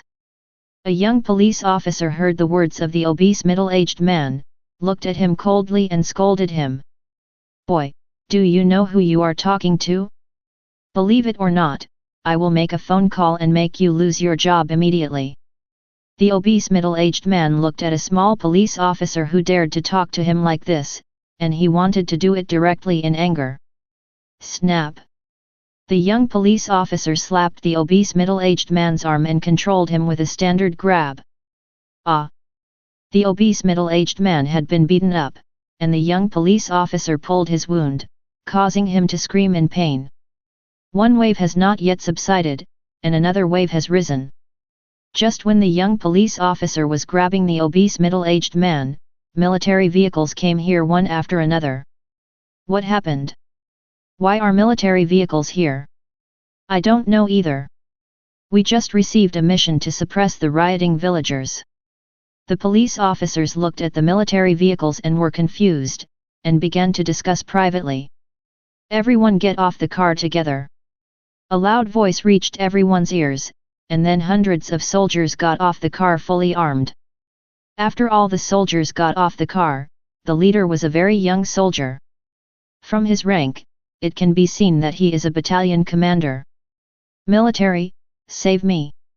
These rioting villagers cooperated with the authorities to kill me. The captured fat middle-aged man looked at the arrival of a group of soldiers and became happy instantly. He did not find a relationship with the army. Now the army came, presumably to help him, so he chose to ask for help directly.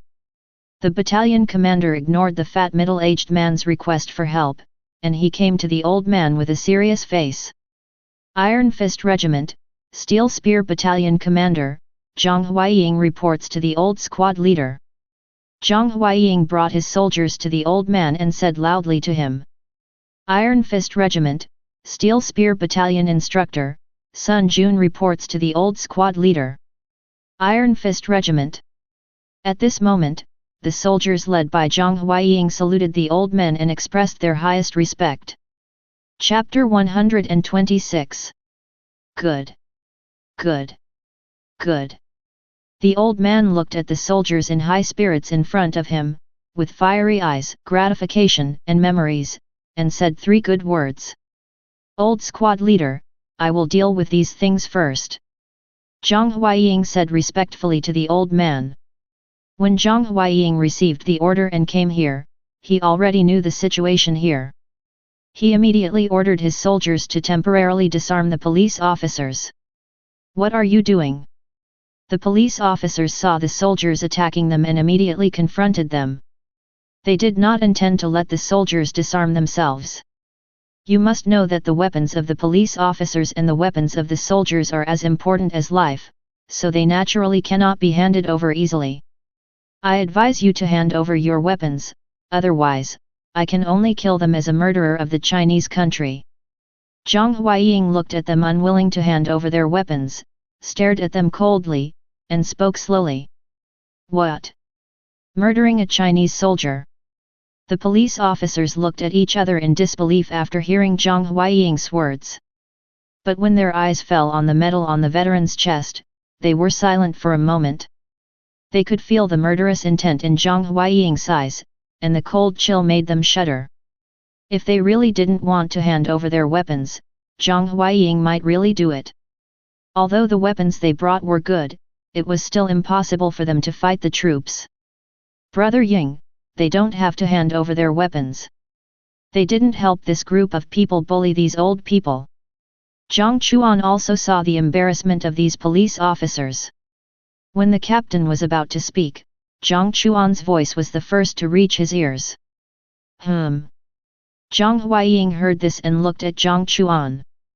He didn't know the young man in front of him, but he found that Jiang Chuan looked a bit like his uncle. He suddenly thought of his cousin who had been away from home and asked in confusion, "Are you Xiao Chuan?" "Yes, I'm Jiang Chuan." Jiang Chuan smiled and nodded. When Zhang Huaying came here for the first time, Jiang Chuan recognized him. There was a family photo in Mr. Jiang's house, and Zhang Huaying was naturally in it. Although the photo was taken a few years ago, Zhang Huaying became more domineering at this moment, but Jiang Chuan still recognized him. "They really didn't offend us, so don't take away their weapons. Go back to where you came from, and we will handle the rest ourselves." The old man also knew that the group of policemen had not offended them. He looked at the leading captain and said something. "Thank you." The captain heard the old man's words, saluted him deeply, said hello, and everyone left. These people. Zhang Huaying's eyes fell on the gang members who were knocked down. "These are the people. I have knocked them down." Jiang Chuan nodded with a smile and said without hiding anything. "You knocked them down by yourself." Zhang Huaying looked at him in shock after hearing Jiang Chuan's words. Zhang Huaying's strength is very good, but he can't put down hundreds of people by himself. Could it be that Xiao Chuan is a special forces member? Zhang Huaying couldn't help but think of this idea. Zhang Huaying didn't chat with Jiang Chuan too much. He came here to complete the mission. He directly ordered his soldiers to take all the criminals away, and he was going to hand them over directly to the city.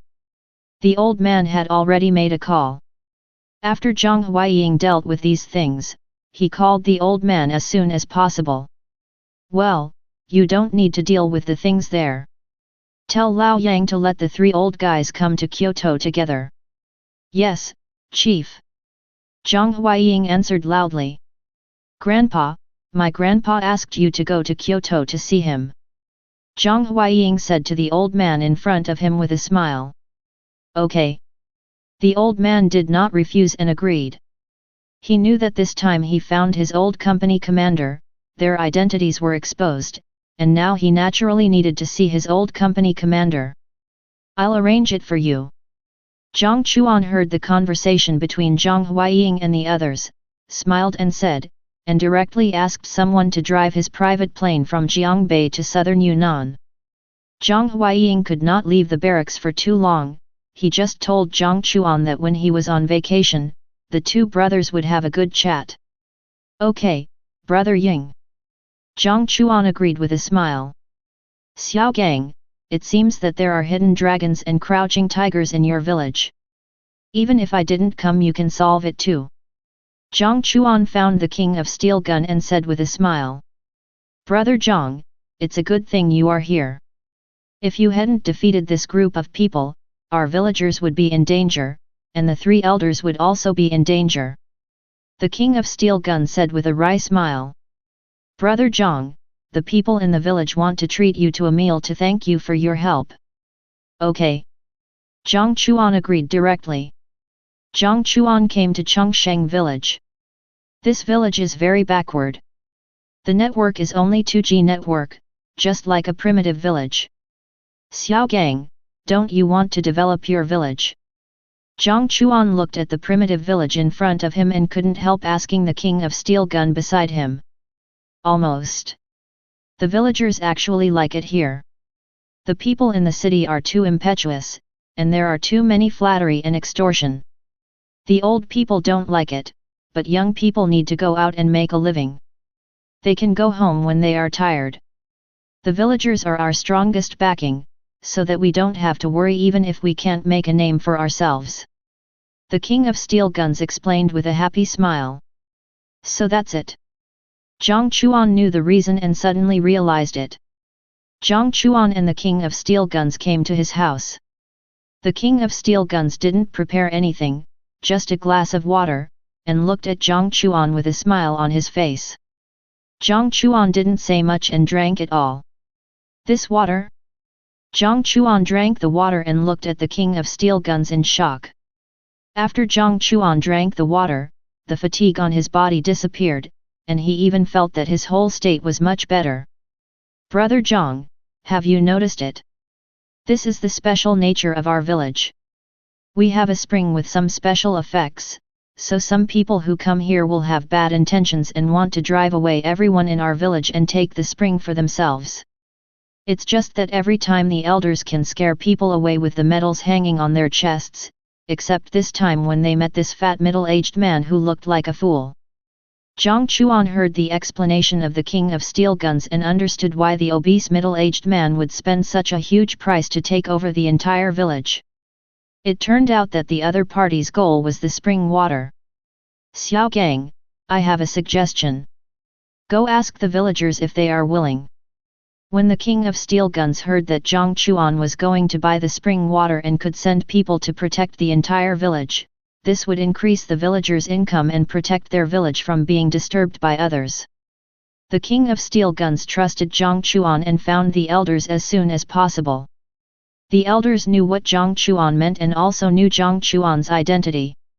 Although the fat middle-aged man failed this time, the other party refused to give up and really exposed the spring water. Their troubles would only be more. The elders agreed to Jiang Chuan's proposal. It's just that they need to provide spring water in limited quantities. Jiang Chuan smiled and agreed, and also promised to spend 500 million yuan every year to buy these springs. Both parties were very happy and signed a written agreement. The next day, Jiang Chuan, the three old men and the king of steel guns left the village together. Jiang Chuan sent them on a private plane and flew to the magic city himself. Chapter 127. Jiang Chuan arrived in Shanghai. Mu Qingcheng was still shooting a video and couldn't come to pick him up. Mu Qingcheng was going to ask her assistant Xiao to pick him up, but was rejected by Jiang Chuan. Brother Wang, are you back? I'll go over to play with you. Jiang Chuan called Wang Kong as soon as possible. You're back. Are you in Shanghai? Come over. I'm going to contact you and ask when you're free. I plan to treat you to a meal. Wang Kong smiled when he received Jiang Chuan's call. Okay, I'll go over to find you right away. Jiang Chuan smiled and replied when he learned that Wang Kong and his friends were playing werewolf in a mystery museum. He rushed to the mystery museum as soon as possible. Xiao Chuan, you're here. Come in and sit down. Jiang Chuan opened the door and saw more than a dozen people playing werewolf.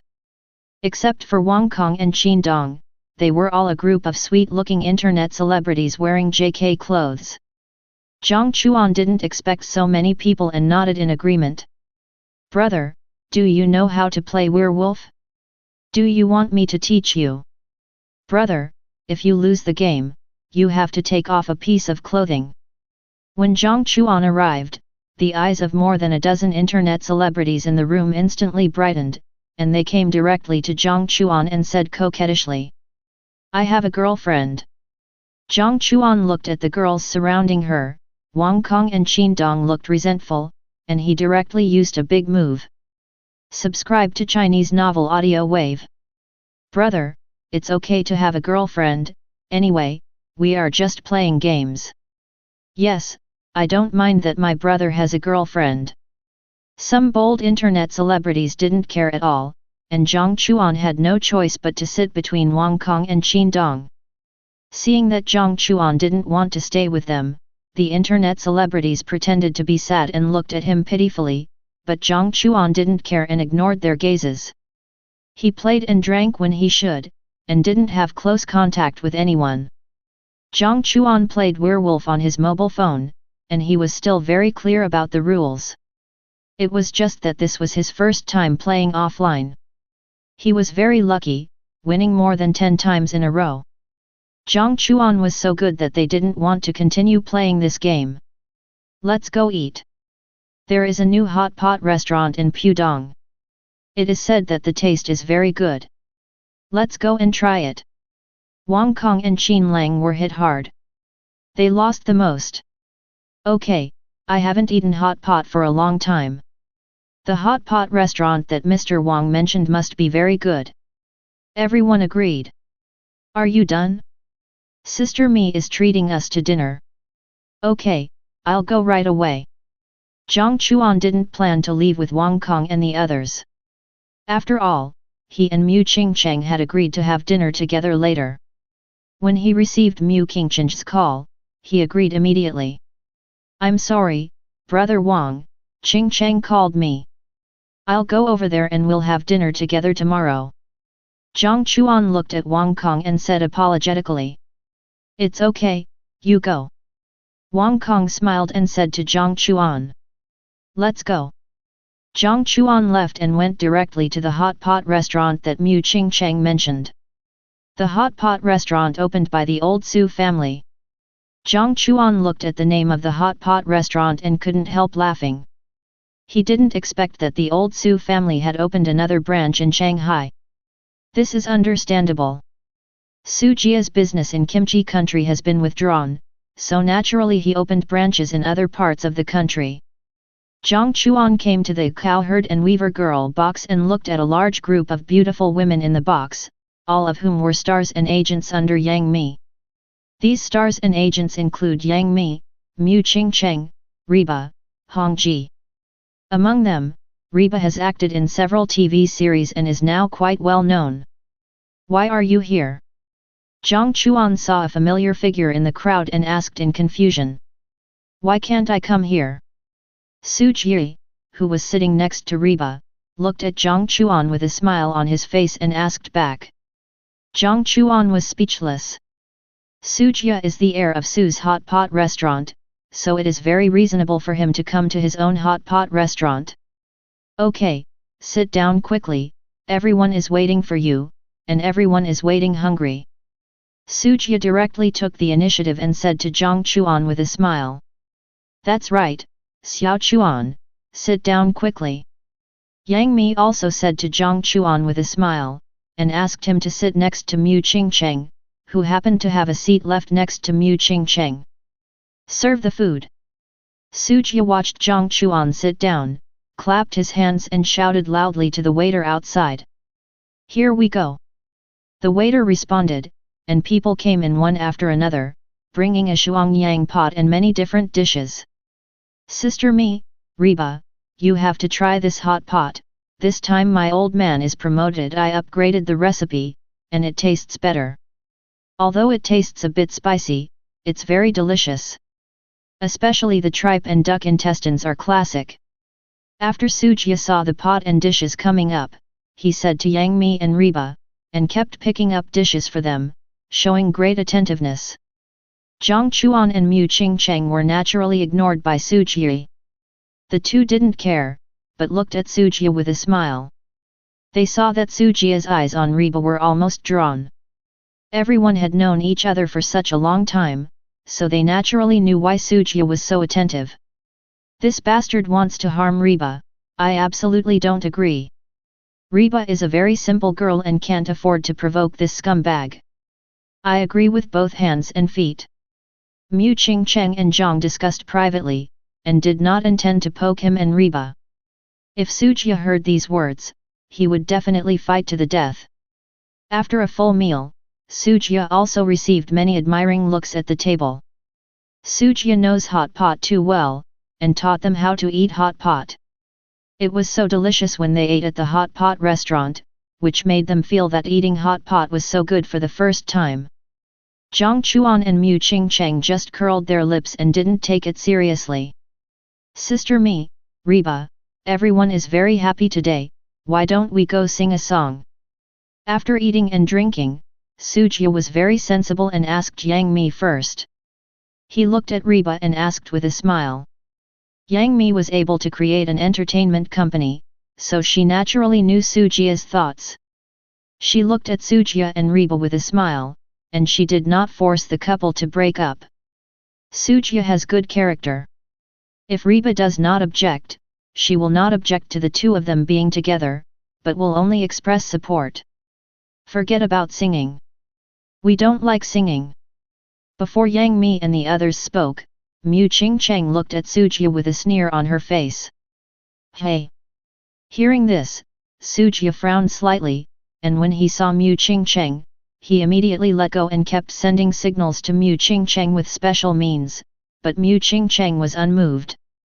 Sujia had no choice but to ask Jiang Chuan for help. Jiang Chuan turned his head to the side. Thank you for your kindness, Mr. Su. We still have to work tomorrow, so we will leave first. Yang Mi laughed and left with her artists. Old Jiang, Qingcheng, what do you want to do? You are destroying my happiness. When Yang Mi and the others walked away, Sujia looked at Jiang Chuan and Mu Qingcheng viciously. Chapter 128. What kind of happiness do you want, you old scumbag? Others may not know, but I know it, right? Mu Qingcheng looked at him with disdain and taunted him. Qingcheng, am I the same person as you in your eyes? Sujia looked at Mu Qingcheng heartbrokenly and said heartbreakingly. Speak properly, what's your expression? Believe it or not, I will tell you all the stupid things you have done. Jiang Chuan glared at Sujia and said viciously. I was wrong. I promise I won't be a scumbag. I also want to be a pure man. I want to learn from old Jiang. Sujia looked serious and looked at Jiang Chuan and Mu Qingcheng seriously. The two looked at him with suspicion and didn't believe it. They had heard this sentence too many times. This guy had no credibility in their hearts. Old Su, I tell you, don't harm my friends, otherwise we won't be friends anymore. Of course, if you become like old Jiang one day, I can still help you. Old Jiang will supervise this matter, you won't lie to me, will you? Mu Qingcheng looked at Sujia deeply, left this sentence, and at the same time gave Jiang Chuan an order, and left gracefully. You should reform yourself, I'm leaving first.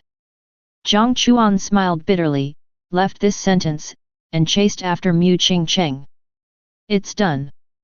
Yang Mi and the others were at the door of the hot pot restaurant at this moment, watching Mu Qingcheng coming and said with a smile. Well, Sister Mi, didn't you arrange a nightlife for us today? Where are we going? Mu Qingcheng smiled, looked at Yang Mi and asked. Let's go. Yang Mi smiled and said to Mu Qingcheng. Wait for me. Jiang Chuan ran out of the hot pot restaurant at this moment, thinking of leaving with Mu Qingcheng and the others. Tonight is a party for our sisters, so don't go there. You should supervise old Su. Mu Qingcheng said to Jiang Chuan with a smile, and a group of people left here by car and rushed to the bar arranged by Yang Mi as soon as possible. You kid! Jiang Chuan shook his head at Mu Qingcheng who was leaving, and went back to the hot pot restaurant to beat up Sujia directly. Don't beat him, Brother Wang and Brother Qin are also here at the hot pot restaurant, I still have to go over to say hello, you come with me. Sujia was bullied and could only beg for mercy, and said to Jiang Chuan. Brother Wang and Brother Qin are also in this hot pot restaurant. Jiang Chuan was also quite surprised to hear this. He didn't expect that fate was so coincidental that they would meet again just after they separated. Let's go. Jiang Chuan smiled. He had no way to leave with Mu Qingcheng and the others, so he could only follow Sujia. Xiao Su. Xiao Chuan. How did you know we were in this box? Sujia and Jiang Chuan pushed open the door and entered. Wang Kong and Qin Dong looked over and asked in surprise. What is the name of this hot pot restaurant, Brother Wang? Have you forgotten what our family does? Sujia smiled and said.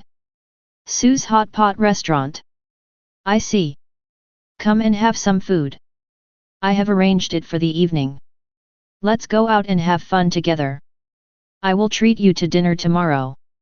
Wang Kong thought of Sujia's identity and laughed. Okay. Both of them had nowhere to go, so they agreed. Little brother, do you have a girlfriend? Little brother, how about we play games together later? When Jiang Chuan and Sujia sat down, this group of female internet celebrities knew Jiang Chuan and directly targeted Su Jie, smiling and joking. "Sorry, I like men." Su Jie was calm and looked at the group of female internet celebrities and said this calmly. After saying this, Jiang Chuan and the other two looked at Su Jie in horror. Su Jie also noticed Jiang Chuan's gaze and wanted to explain, but there were still these female internet celebrities staring at him, so he lowered his head helplessly. Jiang Chuan looked at Su Jie, who was like an ostrich, and understood what he meant by this sentence, and smiled helplessly. After the meal was over, Wang Kong and Qin Dong had already arranged a car to go to the bar. "Xiao Su, do you really like men? In that case, we are in danger." "That's right, Xiao Su, in that case, we dare not play with you," Wang Kong and Qin Dong asked seriously. Su Jie explained for a long time, and the two of them breathed a sigh of relief. More than a dozen people came to the bar. Wang Kong likes the VIP booths with atmosphere. Qin Dong lost interest in the booths because of the kimchi country incident. These female internet celebrities also want to go to the box to take a look, and finally everyone came to the box on the second floor. Whatever is the most expensive. After Wang Kong sat down, the waiter came to the box and waved his hand with great generosity. "Okay, Mr. Wang." Bartender naturally, he knew this young master of the Magic City and left respectfully. "Get excited!" Wang Kong shouted, and everyone began to get agitated. "What? Are you really going to be a good person?" Jiang Chuan looked at Su Jie's dullness and couldn't help but laughed and joked. "I might really like him." Su Jie nodded and said this seriously. "Hey, King Chen's fixed impression of you is too bad. It's a bit difficult for you to change her and let her agree to pursue Reba. You should work hard." Jiang Chuan sighed and patted Su Jie's shoulder, helpless. "I will try hard." Su Jie could only cheer him up. "You guys play here for a while, I'll go out and take a look." Wang Kong left this sentence, turned around and left the box and came to the lobby on the first floor. "This is more atmospheric." Wang Kong smiled and still liked to stay in this place, it was exciting. "Oh my god, what's going on? Why are so many people rushing to the second floor box?" Wang Kong was on the first floor when he suddenly saw this group of people rushing to the second floor box. The gossip in his mind surged up in his mind, and he quickly followed. "Are you sure those stars are in there?" These young people who looked young and were obviously a little drunk were staying outside a box. The leading young man, who was wearing expensive clothes, was either rich or noble. He looked at his companions and asked, "Brother Zhong, I can guarantee it. I wanted to go to the bathroom at first, but the first floor was full, so I thought of borrowing a box to go to the bathroom, and then I entered this box, and I happened to see Yang Mi and a group of female stars staying in it." A young man said affirmatively. Let's go in and meet these stars and see if we can get to know each other." Brother Zhong smiled and entered the box with his companions. "What did you say?" Wang Kong was far away, and there was a lot of noise outside the box, so he didn't hear anything. He watched the group of people enter the box, and he rushed over, and immediately heard a slightly angry voice. "Who are you? Get out now! Oh my god, it's really a group of stars. Sorry, we are sorry to barge in here. I wonder if you can sign for us." When Brother Zhong heard Mu Qingchen's voice, he recognized the other party and all the female stars inside. He smiled obscenely, and did not leave, but kept approaching Mu Qingcheng and her group. "You are looking for death, I will fulfill your wish." Mu Qingcheng looked at the other party's dirty smile and roared, and jumped up directly, kicked Brother Zhong, and kicked him out fiercely. "Stinky bitch, you dare to hit me, I will definitely teach you a lesson today, everyone, do it." Brother Zhong was kicked out and helped up by his companions. Feeling the pain in his chest, Brother Zhong cursed, and the others rushed towards Mu Qingcheng and her group. Mu Qingcheng looked at this scene and immediately told Reba to contact 2 people with her mobile phone, and then rushed towards the group of young people. Chapter 129. Jiang Chuan and his friends were so excited in the box that he didn't receive Mu Qingcheng's message. Reba sent a message to another person, who immediately asked for the location and rushed over. Fuck, this is a fight. Wang Kong came to the outside of the box and was dumbfounded when he saw the fight inside. Oh my god, Qingcheng. Wang Kong saw the girl who started the fight, but he didn't recognize her at first. The light in the box was too dim. When he entered the box, he still recognized this familiar girl. Seeing Mu Qingcheng surrounded by people, he cursed and rushed directly to the box with a bottle of wine. Bang! With a crisp sound, Wang Kong hit a person's head with the beer bottle in his hand without hesitation. The beer bottle was broken, and the other party was not surprised, and blood flowed out. Who? The guy who was hit by a bottle was about to curse, but Wang Kong saw that the other party actually held on, and another bottle of wine was hit again. Bang! The beaten young man fell to the ground without hesitation and passed out. The private room of Mu Qingcheng and her friends was too messy, and Mu Qingcheng's fighting ability was also good. She was not at a disadvantage in the face of this group of young people. Wang Kong also attacked from behind, so that the group of young people had not yet discovered him. Interesting. Wang Kong knocked out a man with 2 wine bottles, his eyes shining, and seeing that these people had not discovered him yet, he picked up 2 wine bottles again and started directly. Bang bang! 2 wine bottles hit, and another young man fainted with blood on his head. A bunch of trash, more than a dozen people can't even deal with a little girl. Call someone for me immediately, today I will make sure they can't leave this private room. The leading young man cursed at the people around him who couldn't take down Mu Qingcheng. Yes, Master Zhong. A young man heard Master Zhong's curse and responded respectfully, calling for help as soon as possible. This guy is so arrogant. Wang Kong also heard Zhong Xiao's shouting and quietly came behind him. Boy, you are also arrogant. Wang Kong's voice came into his ears from behind. Zhong Xiao heard this and turned around in confusion, but he didn't have time to see Wang Kong's appearance clearly. Bang! A wine bottle hit Zhong Xiao's head hard. You fucking! Zhong Xiao was hit by a wine bottle and wanted to curse, but he didn't finish. Bang! A wine bottle hit Zhong Xiao's head again. Plop! Zhong Xiao fell back heavily. Zhong Xiao! The young men who besieged Mu Qingcheng also noticed this scene and shouted loudly. A group of people quickly came to Zhong Xiao's side. Who are you? Wang Kong. When these people came here, they also saw the person who knocked Zhong Xiao unconscious and saw Wang Kong's appearance clearly, and their faces gradually became solemn. The young people didn't expect that Mu Qingcheng and the others actually knew Wang Kong, the young master of the magic city. Wang Kong even helped them deal with them and knocked Zhong Xiao unconscious. Do you know me? You are from the magic city. Wang Kong frowned and asked, not expecting that the young people knew him. He didn't know any of these young people. After all, his rank was very high, and the ranks of the people around him were basically the same. You hit Zhong Xiao, we can't let you leave. Come on, a few people will control Wang Xiao together and make him stay here. The young people looked at Wang Kong fiercely and spoke coldly. Are you here? The damn Zhong Xiao has been knocked unconscious. The person who attacked him was Wang Kong. You'd better call Guo Xiao, otherwise, we can't bear the anger of Wang Cong. A young man continued to dial the phone and roared. Wang Kong. The staff on the other side was also stunned when they heard the name, and immediately replied, okay, I will tell this to Master Guo as soon as possible.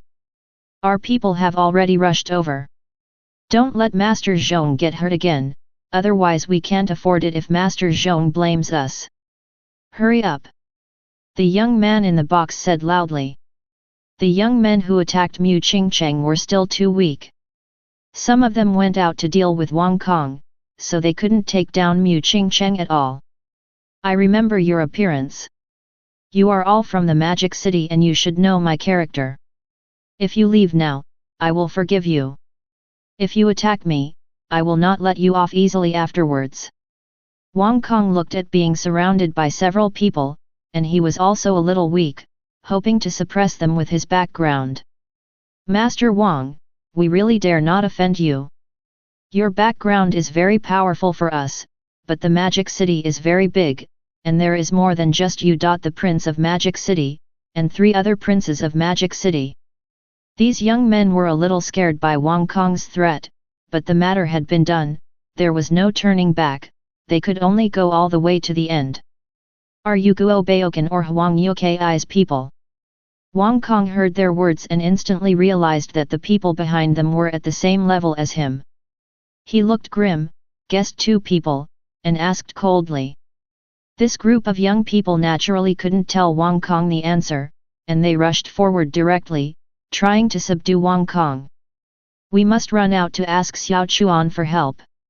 Wang Kong looked grim and had only one idea in his mind. He glanced at Mu Qingcheng, who was not in danger for the time being, roared, and took the initiative to attack directly. With his own body, he rushed towards the young man near the door. The young man at the door looked at Wang Kong's crazy attack, and his face couldn't help changing, and he dodged decisively. The opportunity has come. Wang Kong looked at this scene and realized that he could escape at this moment. Damn idiot, why are you hiding? Chase him out, don't let him call for help, our people haven't arrived yet, if he calls for help, we will be in danger. The others looked at the dodging young man and cursed. After that, they quickly chased him out, not giving Wang Kong a chance to call for help. When Wang Kong and the others chased him out, the others they called also arrived at the door of the bar, and rushed directly to Mu Qingcheng's private room. Xiao Chuan, save me! The private room opened by Wang Kong was not far from Mu Qingcheng's private room. He ran back to his private room with all his strength and shouted loudly. Inside the private room, Jiang Chuan was being pulled by Sujia to drink. Suddenly, he saw Wang Kong, who ran to the private room panting for help, with a puzzled look on his face. Soon he saw several other young men also came to the private room. Hey! Jiang Chuan frowned and looked at the young men indifferently. Xiao Chuan, Qing Cheng and the others are in trouble. I saw them. These people are also the ones who bullied Qing Cheng. They are in another box. Go and save her. Wang Kong was out of breath and finished speaking incoherently. You are looking for death.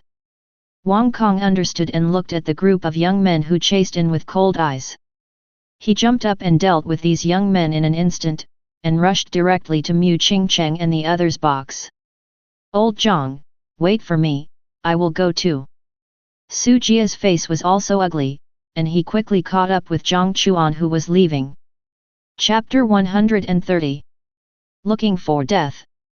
Jiang Chuan and Su Jia rushed to the outside of Mu Qingcheng's private room and saw 2 people standing upright and imposing outside. Their faces turned ugly at the same time. With a low roar, Jiang Chuan took action directly.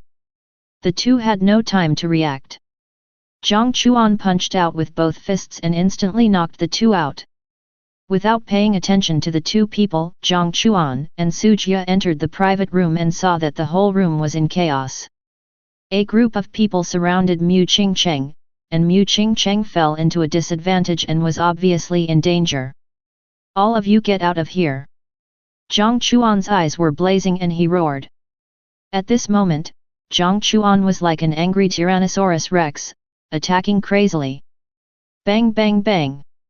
The people in the private room were ruthlessly knocked down by Jiang Chuan one after another. Jiang Chuan did not show mercy this time. These guys were quite strong, but facing the angry Jiang Chuan, they could be said to be vulnerable. Soon, except for Jiang Chuan and Su Jia, all the other men in the private room fell down. Old Jiang, you're here.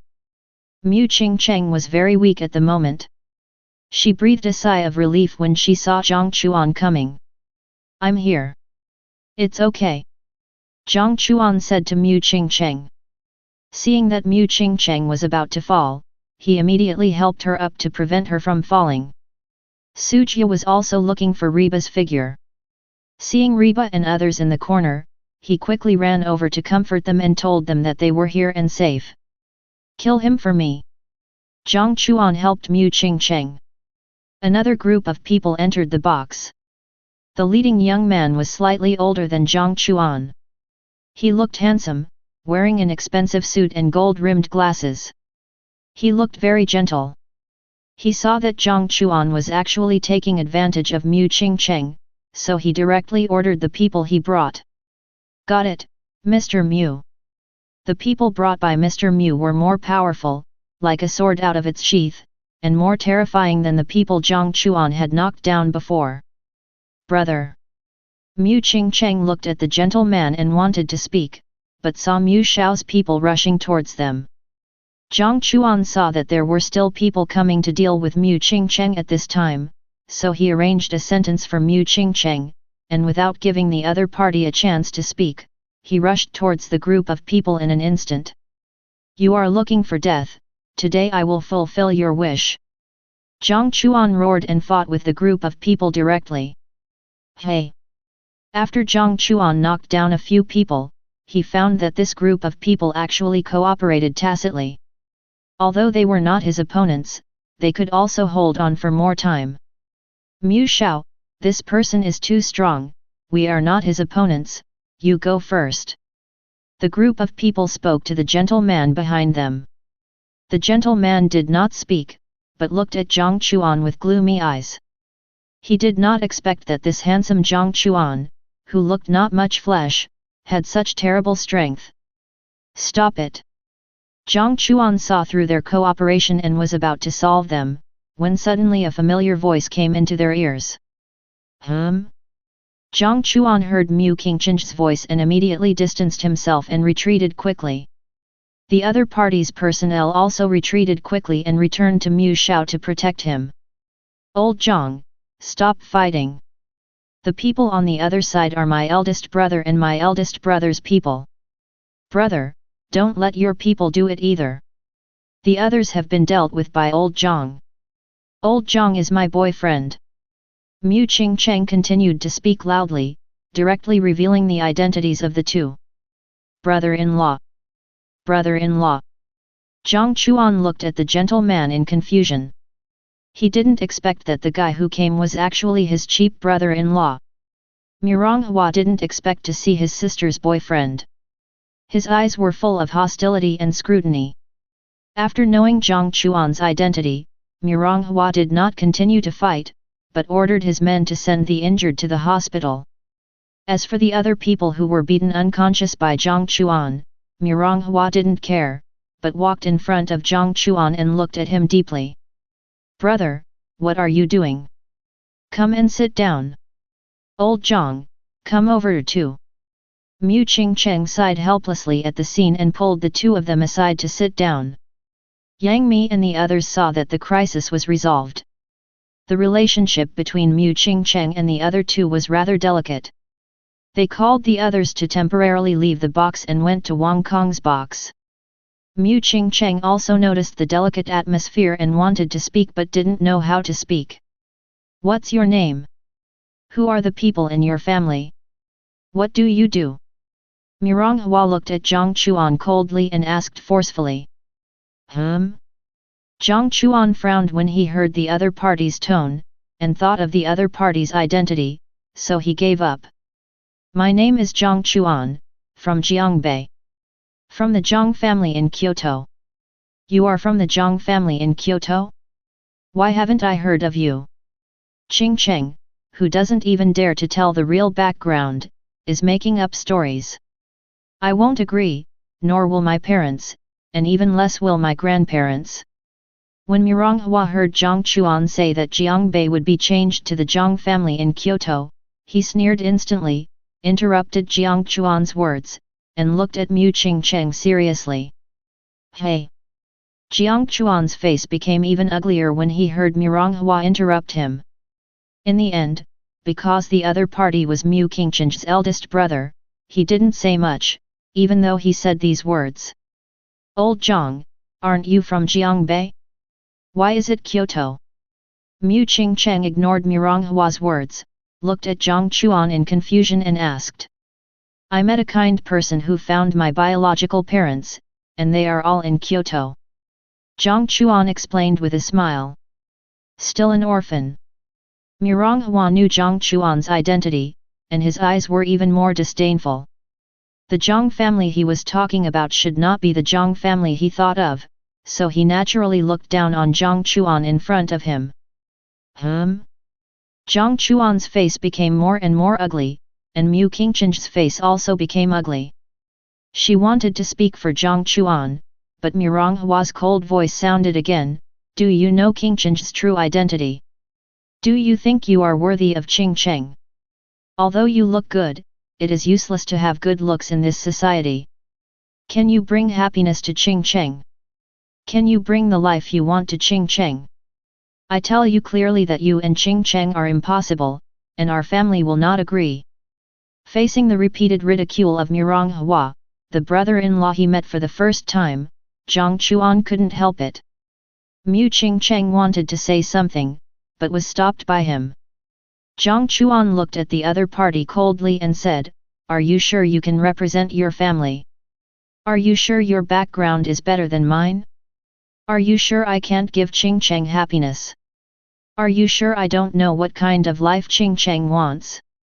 At this moment, Jiang Chuan and Mironghua were directly confronting each other, looking at each other strongly. Mironghua felt that Jiang Chuan's eyes were a little weak, and he was very confused, but he couldn't be weak at this time, so she naturally couldn't look away. Brother, you can go now. I asked you to come and help me solve the problem, not to let you come here to show your superiority, and not to let you come here to mock my choice of boyfriend. Mu Qingchen's face was as cold as ice. She looked at Mironghua and said this coldly. Chapter 131. What? You want me to leave? If I leave, do you think he can solve this matter? Mironghua looked at Mu Qingcheng in disbelief. What if it can't be solved? Mu Qingcheng just looked at Mironghua calmly. Xiao Chuan, have you guys talked about it? Sujia and his friends stayed in another box for a while. Worried that Jiang Chuan might get into trouble, Sujia wanted to come over to take a look, so he naturally accompanied Kong and Qin Dong to the box. Mr. Wang, Mr. Qin, why are you here too? Mironghua looked at Wang Kong and Qin Dong, who pushed the door in and recognized them. A smile appeared on his cold face. Sujia didn't recognize them and was ignored by him. Mr. Mu, long time no see. Wang Kong and Qin Dong also saw Mironghua and greeted him enthusiastically. Xiao Chuan, do you need our help with this matter? Wang Kong and Qin Dong greeted each other and asked Jiang Chuan with a smile on their faces. Hey! Mironghua was surprised to see how familiar Jiang Chuan was with Wang Kong and Qin Dong, the two young masters of the Demon City. No wonder they dared to say those words to him, but Mironghua didn't care. Wang Kong and Qin Dong had good status, but there were people with better backgrounds than them, such as himself. Brother Wang, Brother Qin is fine, I don't need your help. When I need your help, I won't be polite. Jiang Chuan smiled and said to them, asking them not to worry and to do what they should do. Okay, call us anytime if you have anything, we won't bother you. Wang Kong and Qin Dong naturally knew the relationship between Mu Qingcheng and Mironghua. Before leaving, they said hello to Mironghua and left with Sujie. Are they the two of you who are proud of your background? Although they are good, there are still people in the huge country of China who have better backgrounds than them. Mironghua looked at Wang Kong and Qin Dong, who were leaving, and said to Jiang Chuan calmly. Jiang Chuan didn't want to look at the other person after hearing this. Brother, please go. It was a mistake for me to contact you this time. Mu Qingcheng said to Mironghua in disappointment. Mironghua frowned and wanted to say more, but Mu Qingchen's tone became even colder. Brother, are you going to ruin our relationship too? Okay, little sister, don't be angry. Brother is gone. You can find him for anything. You must not be deceived. If anyone dares to deceive you, I will make him live a life worse than death. Mironghua saw that Mu Qingcheng was angry and said hurriedly. Before leaving, he did not forget to threaten Jiang Chuan fiercely. Jiang Chuan did not speak and watched Mironghua leave. Old Jiang, I'm sorry. You don't need to apologize. You didn't do anything wrong. I won't take your brother's affairs to heart. He just wants you to live a good life. Jiang Chuan heard Mu Qingchen's words and stopped her from saying the next word. He didn't care. Mr. Mu, are we leaving directly? Mironghua left the box and the bodyguard waiting outside asked. Go check the identities of these people. I will never let them off easily if they dare to bully my sister. And this man named Jiang Chuan, let's see what his identity is. Mironghua's face was very ugly, and he ordered directly. Brother Wang, Brother Qin, Qingchen's eldest brother is too arrogant, it seems that this guy is the boss and he is the second.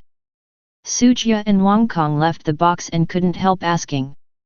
He does have the qualifications to be arrogant. Do you know his identity? Wang Kong and Qin Dong smiled and asked. I don't know, Qingchen's identity is very mysterious, and she hasn't told us.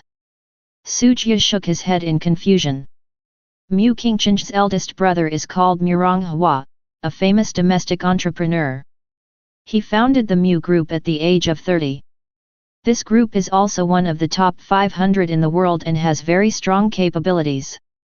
Of course, there is no comparison between the Mu Group and the Tianxia Group. One is at the bottom of the top 500, and the other is at the top of the top 500. He has another identity that makes us afraid. He comes from the Mu family in Kyoto. Wang Kong and Qin Dong slowly revealed another identity of Mironghua. The Mu family in Kyoto. Sujia looked at Wang Kong and Qin Dong with a puzzled look on his face. He was not particularly familiar with Kyoto. Well, Kyoto has 4 top families. Zhang family, Qin family, Zhong family, and Long family. One of the 4 top families has 5 first-class families. They are Mu family, Li family, Chen family, Lu family, and Yang family. The status of the Mu family is second only to the 4 top families. As long as you don't provoke the people of the 4 major families, the Mu family can be said to have the top background in China. Qin Dong looked at Sujia with a puzzled look and explained the situation in Kyoto to him. Zhang family. When Sujia heard about the Zhang family, he thought of Jiang Chuan who grew up in Jiangbei and was an orphan, and he immediately denied the idea in his heart. Brother Qin, are you the eldest son of the Qin family in Kyoto? I'm not, it's just that we have a little relationship with the Qin family. Qin Dong shook his head. After Sujia knew the specific situation, he also knew why Mironghua was so arrogant and unruly. After all, the other party's identity and background were there. Although Jiang Chuan was rich, he did not have a strong family to support him. Especially in China, people with money cannot provoke those in power. On the other side, Mu Qingcheng also told Jiang Chuan her true background. At this moment, Jiang Chuan also knew why Mu Qingcheng was unwilling to reveal her true identity. She was also worried that Jiang Chuan and Sujia would not want to play with her after knowing her background. Jiang Chuan heard Mu Qingcheng confess her identity, and did not hide her identity of the Zhang family in Kyoto. At the same time, he told the other party again that he was the boss behind the Tianxia group. Mu Qingcheng naturally wouldn't believe Jiang Chuan's 2 identities, and she just thought that Jiang Chuan was making her feel better. Old Jiang, no matter what your identity is, as long as you don't harm this country, as long as you love this country, I will firmly choose you, and you are my choice in this life. Mu Qingcheng looked at Jiang Chuan deeply and said. Jiang Chuan looked at Mu Qingcheng, who was unwilling to believe his identity and could only shake his head. He planned to let Mu Qingcheng meet his family in person, and then he believed that Mu Qingcheng would choose to believe. Mr. Guo, you are finally here. Our people were knocked down. Fortunately, I left in time, otherwise I would not be able to escape. In addition to Mr. Wang, there is also Mr. Qin who offended Mr. Zhong this time. A young man looked at Guo Baokan, who was wearing a famous brand, handsome and imposing, and ran over quickly and said respectfully. What? Guo Baokan frowned when he heard this and told the young man to lead the way. He planned to go and see it himself. Mr. Zhong must not get into trouble this time, otherwise he would not be able to report. The young man quickly led Guo Baokan and his bodyguards to the box where Jiang Chuan and the others were. Why is Guo Baokan here? Mironghua did not leave. Seeing Guo Baokan also bringing people over, he could not help but frowned. Chapter 132. Jiang Chuan and Mu Qingcheng had already left Mu Qingcheng's private room, and he came to Wang Kong's private room. There were many people in the private room at the moment, and the atmosphere was good. Yang Mi and the others came here to relax, and Wang Kong and Sujia were also good at mobilizing the atmosphere, so everyone was excited. Damn it! Guo Baokan came to the private room, and saw that all his people had fallen to the ground. His face was very ugly, and he cursed. Mr. Zhong, are you okay? Guo Baokan ignored the others and quickly came to Mr. Zhong. Looking at Mr. Zhong, who was beaten unconscious with blood on his head, his face became more and more ugly, his eyes were cold, and he kept shouting at him. Ah! Mr. Zhong also woke up, and the pain made him scream instantly. Damn it, let me find you, I will make you live a life worse than death. Mr. Zhong touched his head, the bleeding had stopped, and he said viciously looking at the blood on his hands. Guo Baokan, no matter what means you use, you must find the people who beat me and those celebrities. I will let them know the consequences of offending me. Mr. Zhong looked at Guo Baokan angrily and roared. Yes, Mr. Zhong. Guo Baokan could feel the other party's anger and didn't dare to say anything more and agreed. Guo Baokan wanted Mr. Zhong to go for treatment first, but the other party couldn't bear it. He had to retaliate, otherwise he would not be at ease with the treatment. Guo Baokan didn't say much. He already knew the ins and outs of the matter and looked at the young man next to him. Where are Wang Kong and the others in the box? Over there. Guo Baokan asked him to lead the way, and followed the other party with several bodyguards to Wang Kong's box. As for the other bodyguards, they stayed to protect Mr. Zhong, who was unwilling to leave. Bang! Guo Baokan directly ordered someone to kick the door open. The group swaggered into the box. Guo Baokan glanced at the entire box, and his cold eyes fell on Wang Kong. Guo Baokan, what do you want to do? Get out of here.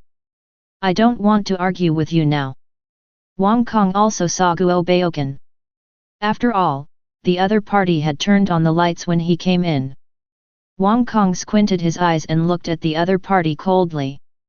Argument. Wang Kong, I'm going to cripple you this time. Guo Baokan sneered and said sarcastically. Hey! Wang Kong frowned when he heard this. The other party was so confident. Did he have help? This made him very confused. Guo Baokan, you're a bit arrogant to cripple me. Qin Dong also squinted his eyes and looked at Guo Baokan coldly. Qin Dong, I know you have some relationship with the Qin family in Kyoto, but the whole China is very big, and the Qin family can't cover the sky with one hand. And your relationship with the Qin family is not close. Can you compare with the direct descendants of the Zhong family? This time Wang Kong offended the direct descendants of the Zhong family. Do you think I can make him disabled? Guo Baokan sneered when he heard Qin Dong's words, and directly let them die clearly. Zhong family. Could it be that person? Wang Kong and others frowned at the same time when they heard Guo Baokan's words, especially Wang Kong, who thought of something and his face suddenly changed drastically. Old Wang. Qin Dong looked at Wang Kong beside him and wanted to ask about the specific situation. Wang Kong did not answer and nodded bitterly. Damn it! Qin Dong cursed in his heart. He really offended the direct descendants of the Zhong family. They couldn't solve it, and even the elders behind them might not be able to solve it. All of you female stars, go to the box and apologize to Master Zhong and meet all of his requirements. This way, you can still become big stars. Otherwise, you will be hidden for the rest of your life and never make a breakthrough. Guo Baoken's eyes fell on Yang Mi and the others, and he told them coldly. Swish! Yang Mi's face was also ugly, and her mood was at the bottom. She came from Kyoto, so she naturally understood what the Zhong family represented better than most people. They had offended the direct descendants of the Zhong family, and if they didn't obey, it would be even worse. Everyone has his own responsibility. Mu Qingcheng also knew what the Zhong family represented, and the Mu family behind her could not fight against the Zhong family. Mu Qingcheng also understood that she had made a big mistake this time, and she stood up and wanted to take all the responsibility on herself. Qingcheng, your man is still here, it's not your turn to stand up for yourself. Don't worry, Brother Wang, you offended the other party this time because of Qingcheng, I will handle this matter. Guo Baoken, take me to see the young master you mentioned. Jiang Chuan interrupted Mu Qingcheng, with a relaxed smile on his face, making Mu Qingcheng and Wang Kong feel at ease. You count. Guo Baoken looked at Jiang Chuan, who didn't know him at all, and wanted to come out. He wanted to scold, but when he saw Jiang Chuan's strong and cold eyes, he felt fear in his heart and swallowed back what he wanted to say. Old Jiang. Xiao Chuan. It's okay. The other party is really a member of the Zhong family. It's not difficult for me to deal with it. Jiang Chuan looked at Mu Qingcheng and others who wanted to speak, smiled, and said, his eyes continued to fall on Guo Baoken, giving him a strong sense of oppression. Okay. Guo Baoken endured this sense of oppression and finally agreed. Jiang Chuan followed Guo Baoken back to Mu Qingcheng and her room. At this moment, Zhong Xiao sat inside with a gloomy face, drinking one glass of wine after another, waiting for the person who offended him to be caught. Caught back. Zhong Xiao looked at Guo Baoken returning to the room and asked aloud. His eyes quickly fell on Jiang Chuan behind him and frowned. When he was hit by a bottle of wine, he probably saw who the other party was. It was definitely not Jiang Chuan in front of him. Guo Baoken, you fucking. You are from the Zhong family in Kyoto. Jiang Chuan did not give Zhong Xiao a chance to speak, he looked at him calmly and said in a calm tone. Who are you? Zhong Xiao heard the calm tone of the other party, looked deeply at Jiang Chuan in front of him, frowned and asked. Zhong family Jiang Chuan. Jiang Chuan did not hide, looked at the other party calmly, and slowly said his name. Jiang family Jiang Chuan, I fucking. Are you? Zhong Xiao laughed coldly when he heard the name, and suddenly thought of the small circle, when the Jiang family announced that the third son of the Jiang family, Jiang Wenli, had found his son, and he looked at Jiang Chuan in shock. It seems that you should know. This time you offended my girlfriend and bullied my friend, you see how it will be settled. Jiang Chuan saw Zhong Xiao's expression, and realized that the other party knew his identity, and he laughed coldly. Guo Baoken also saw the sudden change in Zhong Xiao's expression, and immediately understood that Jiang Chuan in front of him was likely from the Zhong family in Kyoto. Only that family would make the direct descendants of the Zhong family so afraid. Kyoto Zhong family. He really came from the Zhong family in Kyoto. This is absolutely impossible. I have never heard of this person in the Zhong family in Kyoto. Muronghua watched Guo Baoken arrive. This was a gathering of 3 of the 4 great sons of the magic city, so he walked out of the car and planned to see what happened. When he came to the door of the box, he naturally heard the conversation between Zhong Xiao and Jiang Chuan, and he was completely shocked. especially Jiang Chuan's identity. The other party said that he was from the Jiang family, but he did not believe it, because there was no Jiang Chuan in the Jiang family. But Zhong Xiao in the box really came from the Zhong family in Kyoto. The other party was afraid of Jiang Chuan, which meant that Jiang Chuan was really a member of the Jiang family. He also mocked the other party. At this moment, Mironghua shuddered and fear swept through his body. What do you want to do? Zhong Xiao clenched his fists when he heard Jiang Chuan's words, and looked at Jiang Chuan gloomily. He was very unwilling in his heart, but the other party was from the Jiang family, the first family in Kyoto, so he had to bow his head and asked coldly. Chapter 133. It's very simple. Just apologize to my girlfriends. Jiang Chuan looked at the gloomy look of Zhong Xiao, indifferent, and spoke coldly. He knew that the Zhong family was the enemy of the Jiang family. Jiang Chuan would not show mercy to the enemy. Impossible. Zhong Xiao heard Jiang Chuan's request and said with gritted teeth. He couldn't apologize to a group of female stars and the guy who hurt him. I hope you can always be tough. Jiang Chuan smiled coldly and made a phone call directly. Zhong Xiao soon received a call from his elders. His face became more gloomy. He looked at Jiang Chuan angrily, but he could do nothing. You are so cruel, don't fall into my hands. Zhong Xiao said this coldly, and directly ordered Guo Baokan to go to Wang Kong's box with him. Jiang Chuan smiled indifferently and left the box as well. Why are you here? Jiang Chuan walked out of the box and saw Mironghua frowning and asked. I'm sorry, Mr. Jiang. I didn't recognize the real man and offended you. Please forgive me. When Mironghua heard Jiang Chuan's words and felt Jiang Chuan's gaze, he lowered his head instantly, bowed 90 degrees, and said apologetically. You heard our conversation. Jiang Chuan chuckled at Mironghua's attitude. Mironghua didn't say anything, silence meant everything. You are King Qing's brother, I won't embarrass you. It's just that as for Qing Cheng, I hope you won't interfere too much in her life. She can do whatever she wants. That's all. Jiang Chuan just glanced at Mironghua, who was respectful, and left after saying this. Hey! Mironghua looked at Jiang Chuan's departure and breathed a sigh of relief. Cold sweat soaked his clothes. Fortunately, the other party didn't pursue him. Otherwise, he would be the sinner of the Mirong family. Dad, Qing Cheng is with the Jiang family's son. I know. Don't interfere with your sister's affairs in the future. She can do whatever she wants. You can also give her some help in secret. Father Mu received Mironghua's call. Knowing his son's character, he responded immediately. Mr. Zhong, is the apology over? Jiang Chuan came to the outside of the box and smiled coldly at Mr. Zhong and Guo Baokan.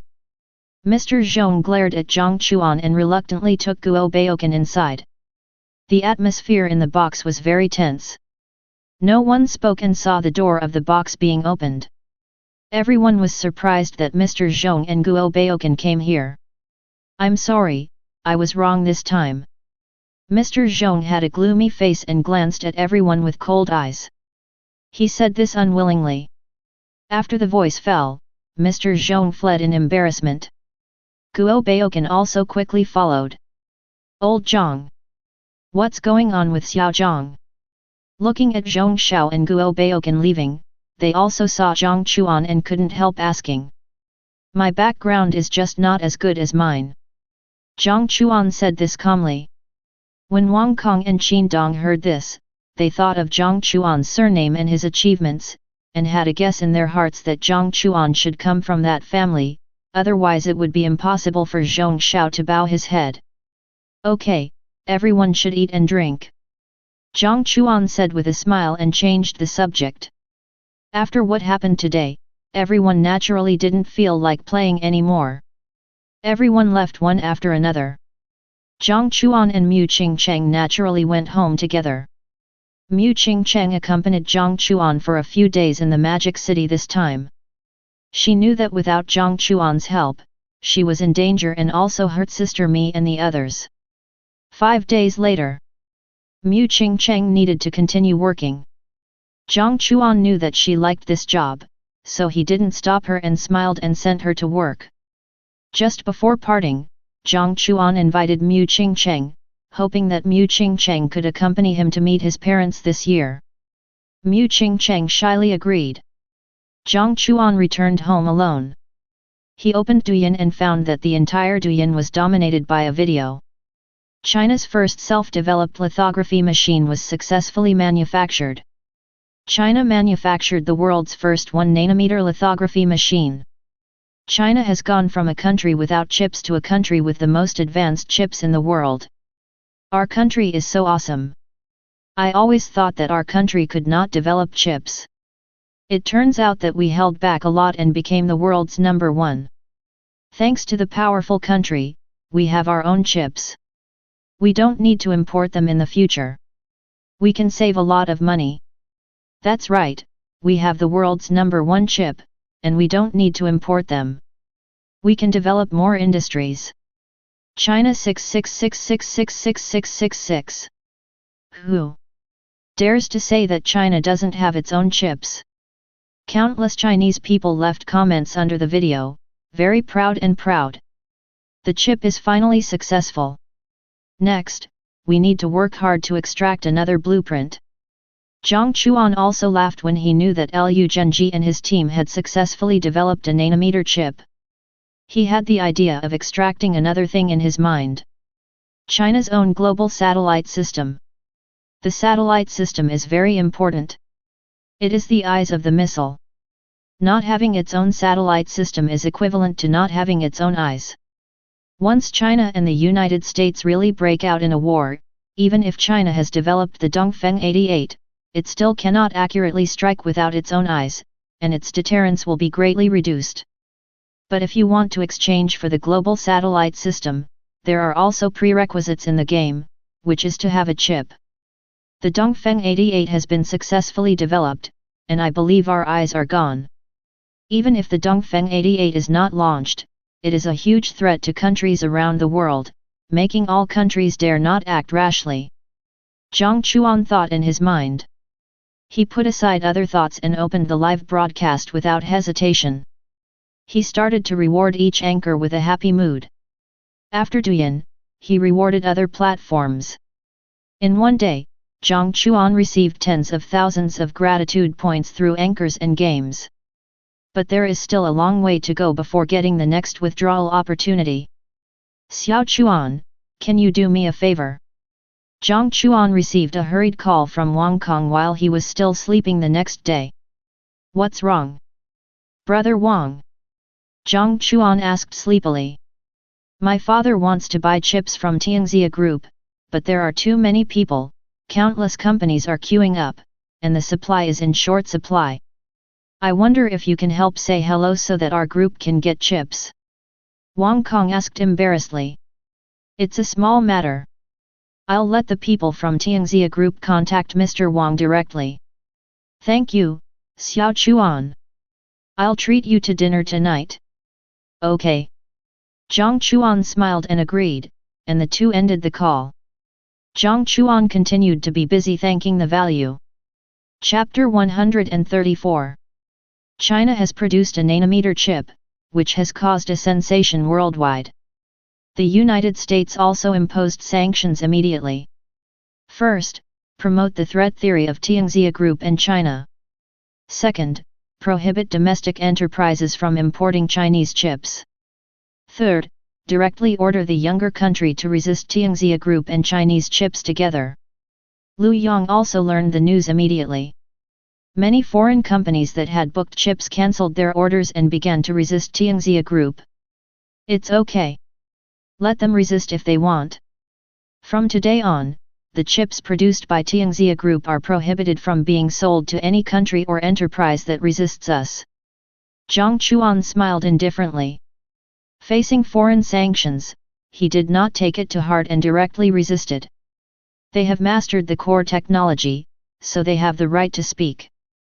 Okay, Mr. Jiang. Lu Yong also had this idea and agreed with a smile. Night fell. Jiang Chuan and Wang Kong met together. During this period, Wang Kong and Qin Dong really liked to eat hot pot, and everyone came to Su's hot pot restaurant together. Xiao Chuan, thank you for this time. Wang Kong picked up the wine glass and thanked with a smile. Brother Wang, you are too polite. Jiang Chuan smiled, and the two picked up the wine glass and drank it all. After the meal, Wang Kong and Qin Dong planned to invite Jiang Chuan to relax together, but this time Jiang Chuan refused. Jiang Chuan returned home and started playing games crazily and rewarding. Time kept passing. Unknowingly, a month passed in a flash. In this month, not much happened. Instead, many foreign companies began to contact Tianxia Group privately, needing to be able to import chips, but were directly rejected by Tianxia Group. Even if they kept raising the price, Tianxia Group did not give in.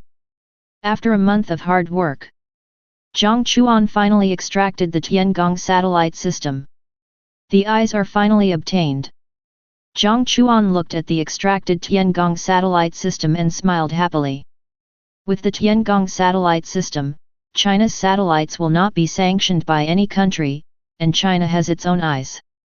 It's time to go back to Kyoto. Jiang Chuan saw that there were only 2 days before the Spring Festival. He planned to hand over the drawings to Zhang Wenli on the Spring Festival, and after the Spring Festival, China's own satellite system could be prepared. Is the work finished? Jiang Chuan picked up Mu Qingcheng and asked with a smile. Almost. On the evening of the Spring Festival, our movie will be premiered in Kyoto. You can go there at that time. It won't affect my dinner with your family. Mu Qingcheng smiled and nodded. Okay, let's go home. Jiang Chuan smiled and took Mu Qingcheng back to Kyoto on a private plane. This time Jiang Chuan invited his father and others to go to Kyoto for the Spring Festival, but they refused. They planned to stay in Jiangbei. Jiang Chuan didn't say much, but just told his father and others that he would go home on the second day of the new year. 2 days passed in a flash. Mu Qingcheng bought a lot of things, all of which were for Jiang Chuan's family. What is this? Mu Qingcheng and Jiang Chuan entered the compound together, and Mu Qingcheng looked at Jiang Chuan beside her in shock. Are you really from the Jiang family in Kyoto? Yes. Jiang Chuan smiled and took Mu Qingcheng back to the Jiang family. The people of the Jiang family saw Jiang Chuan and Mu Qingcheng coming together, and naturally greeted them with a smile. Are you the granddaughter of old man Mu? After knowing Mu Qingcheng's identity, Mr. Jiang and his grandmother were even more shocked and overjoyed. Mr. Jiang and his grandmother were ready to get Mu Qingcheng and Jiang Chuan together, but they didn't expect that the two young people were already together. The relationship between the Mu family and the Jiang family is very good. Mu Qingcheng is liked by her grandmother and mother, and they pulled Mu Qingcheng to chat about family matters. Jiang Chuan, Mr. Jiang, and Zhang Wenli entered the study. Jiang Chuan handed the Tiangong satellite system he got to Mr. Jiang and Zhang Wenli. Global Satellite System. Grandpa Jiang and Zhang Wenli took a deep breath. They didn't expect Jiang Chuan to take out this thing this time. The global satellite system is the eyes of a country. This thing is too important. Grandpa, Dad, you should know the importance of the satellite system better than me. This matter must not be leaked. Once the United States knows about this, it will definitely try every means to stop us. Don't worry, we know the severity of the matter. After the dinner, I will personally go to the elder to talk about this matter. Grandpa Jiang understands the importance of the satellite system and is ready to. After the dinner, he went to see the elder in person. Jiang Chuan didn't say much when he heard this. When the dinner officially started, the atmosphere in the Jiang family was full of joy. Today, everyone in the Jiang family returned home, including the eldest uncle's family, the second uncle's family. When the dinner ended, Mu Qingcheng and Jiang Chuan also left the Jiang family. Mu Qingcheng still needed to attend the movie premiere, so Jiang Chuan naturally sent her to the cinema in person. Mr. Jiang also ordered the guards to arrange a car and sent him to the elder's residence. Old Jiang, are you really the boss of Tianxia Group? After Mu Qingcheng knew that Jiang Chuan was the eldest son of the Jiang family, she thought of another identity of Jiang Chuan and asked. Well, I told you at the beginning, but you didn't believe it. Jiang Chuan smiled and responded when he heard this. Mu Qingcheng was silent. He needed to digest Jiang Chuan's identity. Jiang Chuan became the top young master in China and the boss of the world's first group. At this moment, she still felt that she was in a dream, which was too dreamy. Jiang Chuan did not bother Mu Qingcheng, waiting for her to digest it herself. When the two came to the cinema, Mu Qingcheng also completely digested Jiang Chuan's identity. Old Jiang, now that you have this identity, can I win without doing anything? Mu Qingcheng looked at Jiang Chuan with a smile and asked. Of course, I can support you for a lifetime, even 10 lifetimes. Forget it, I still like this job. When I want to shoot my favorite movie in the future, if there is no investor, you have to invest in me. Okay. Jiang Chuan said to Mu Qingcheng with a smile. Jiang Chuan and Mu Qingcheng entered the cinema together.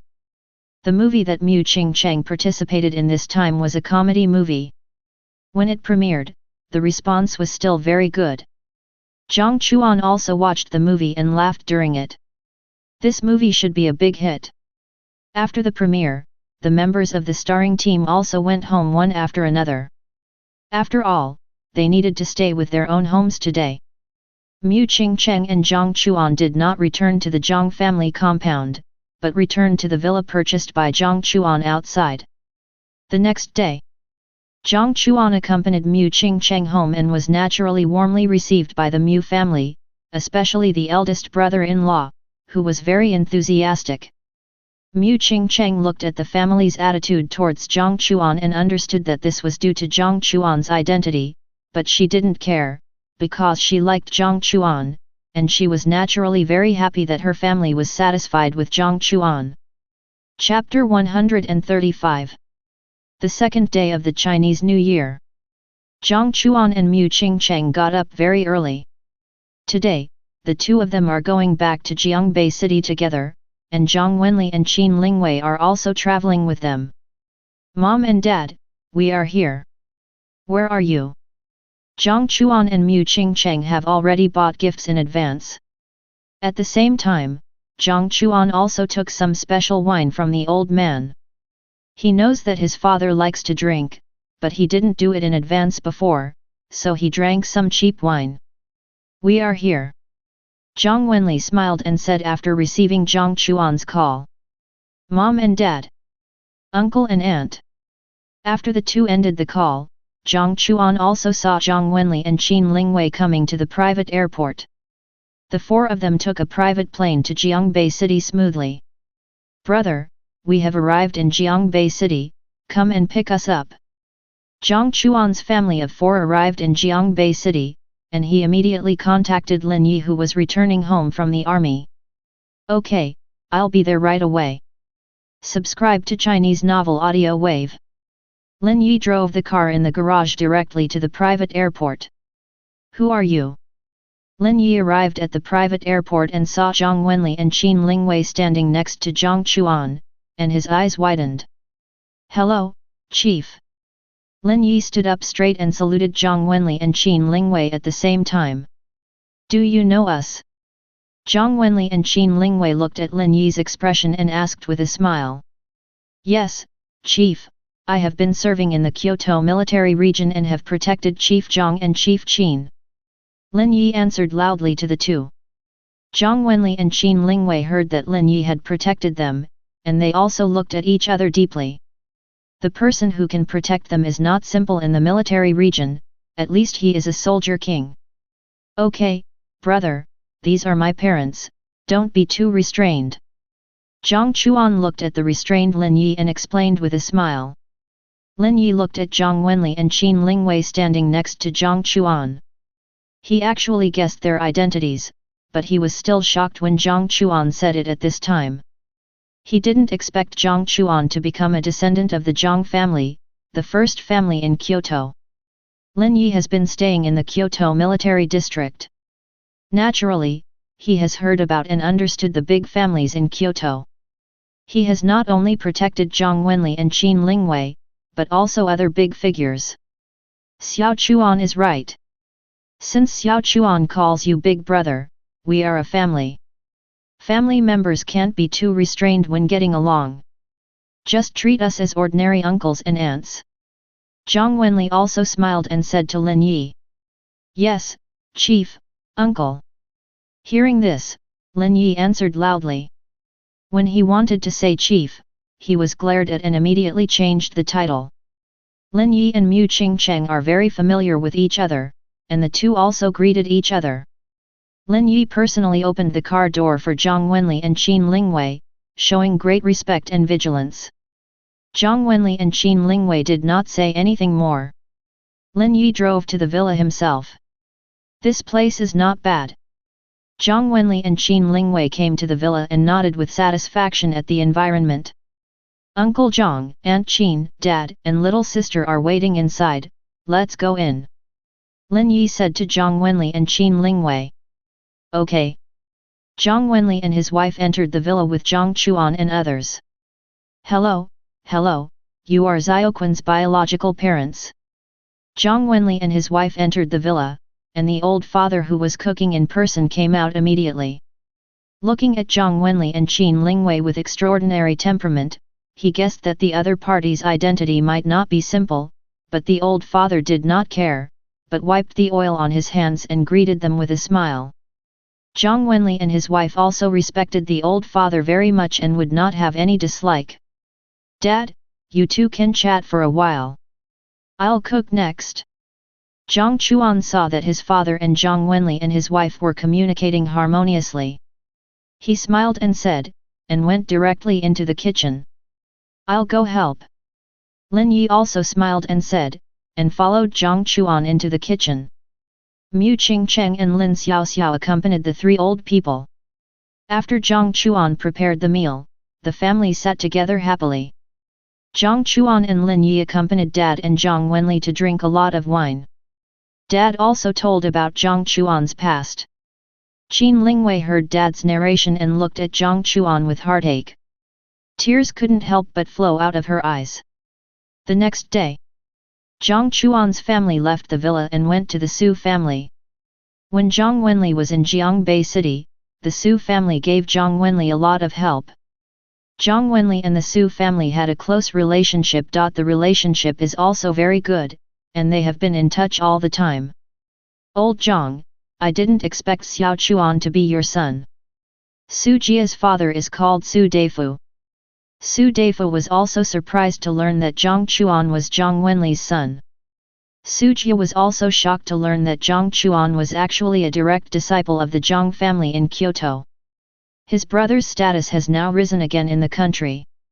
Su Jia's family and Jiang Chuan's family had a very pleasant chat, and everyone had a happy meal. After the matter in Jiangbei City was over, Jiang Chuan accompanied Zhang Wenli and his wife back to Kyoto. This time they still need to visit the Qin family. I didn't expect you to be my cousin. Qin Aotian saw Jiang Chuan and sighed in his heart. When Jiang Chuan heard Qin Aotian's words, he didn't expect that Qin Aotian in front of him would become his cousin.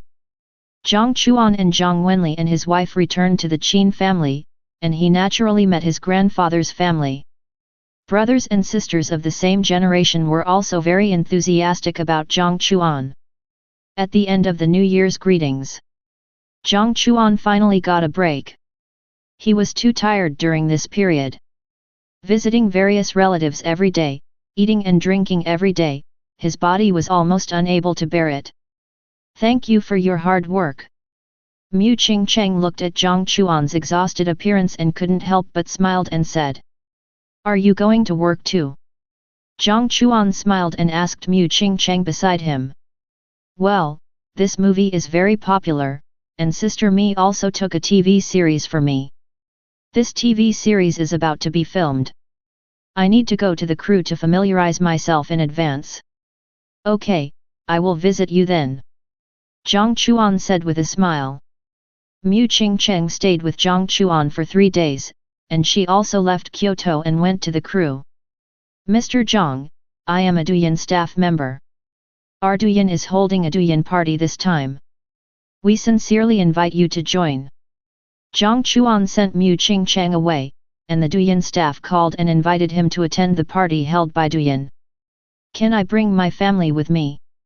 Jiang Chuan asked with a smile.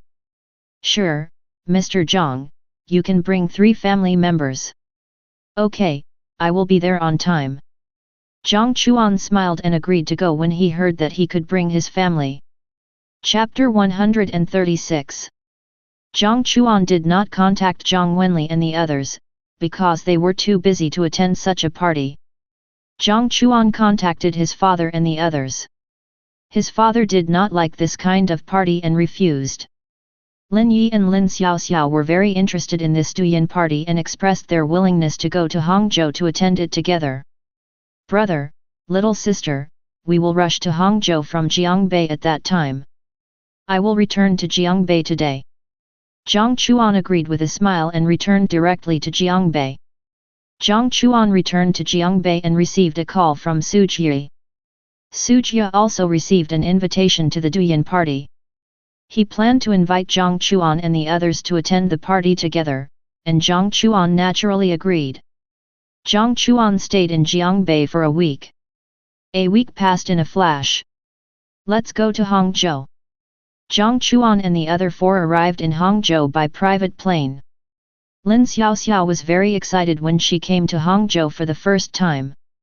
They arrived in Hangzhou early, and there was still some time before the party started.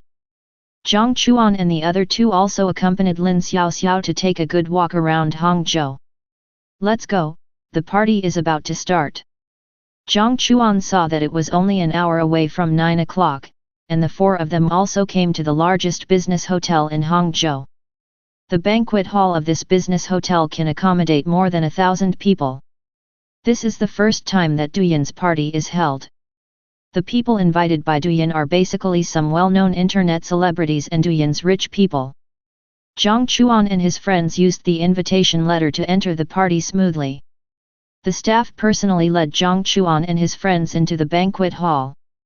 Jiang Chuan and his friends came to the banquet hall, and the entire banquet hall was fully decorated. The entire banquet hall was divided into 2 parts. A huge stage was arranged in the front of the banquet hall. This stage was obviously the place where the major internet celebrities under Douyin showed their talents. Tables and chairs were placed in front of the stage, and each table was decorated with various delicacies and drinks. The staff took Jiang Chuan and his friends directly to the front position. Xiao Chuan, you are here too. Led by the staff, Jiang Chuan came to the front seat, and a familiar voice came into their ears. Brother Wang, Brother Qin, you are here too. Jiang Chuan looked over and greeted them with a smile. Wang Kong and Qin Dong also sat in the front seat, but the staff did not arrange them to sit together. We will sit here, you go and get busy first. Wang Kong said to the staff beside him with a smile, and the 4 of them came directly to the seats of Wang Kong and Qin Dong and sat down. The staff nodded and turned around and left here. Jiang Chuan and the other 4 sat down, and he also introduced Lin Yi to Wang Kong and Qin Dong, so that they knew each other. When Jiang Chuan sat here, the rich and internet celebrities in other seats also saw them.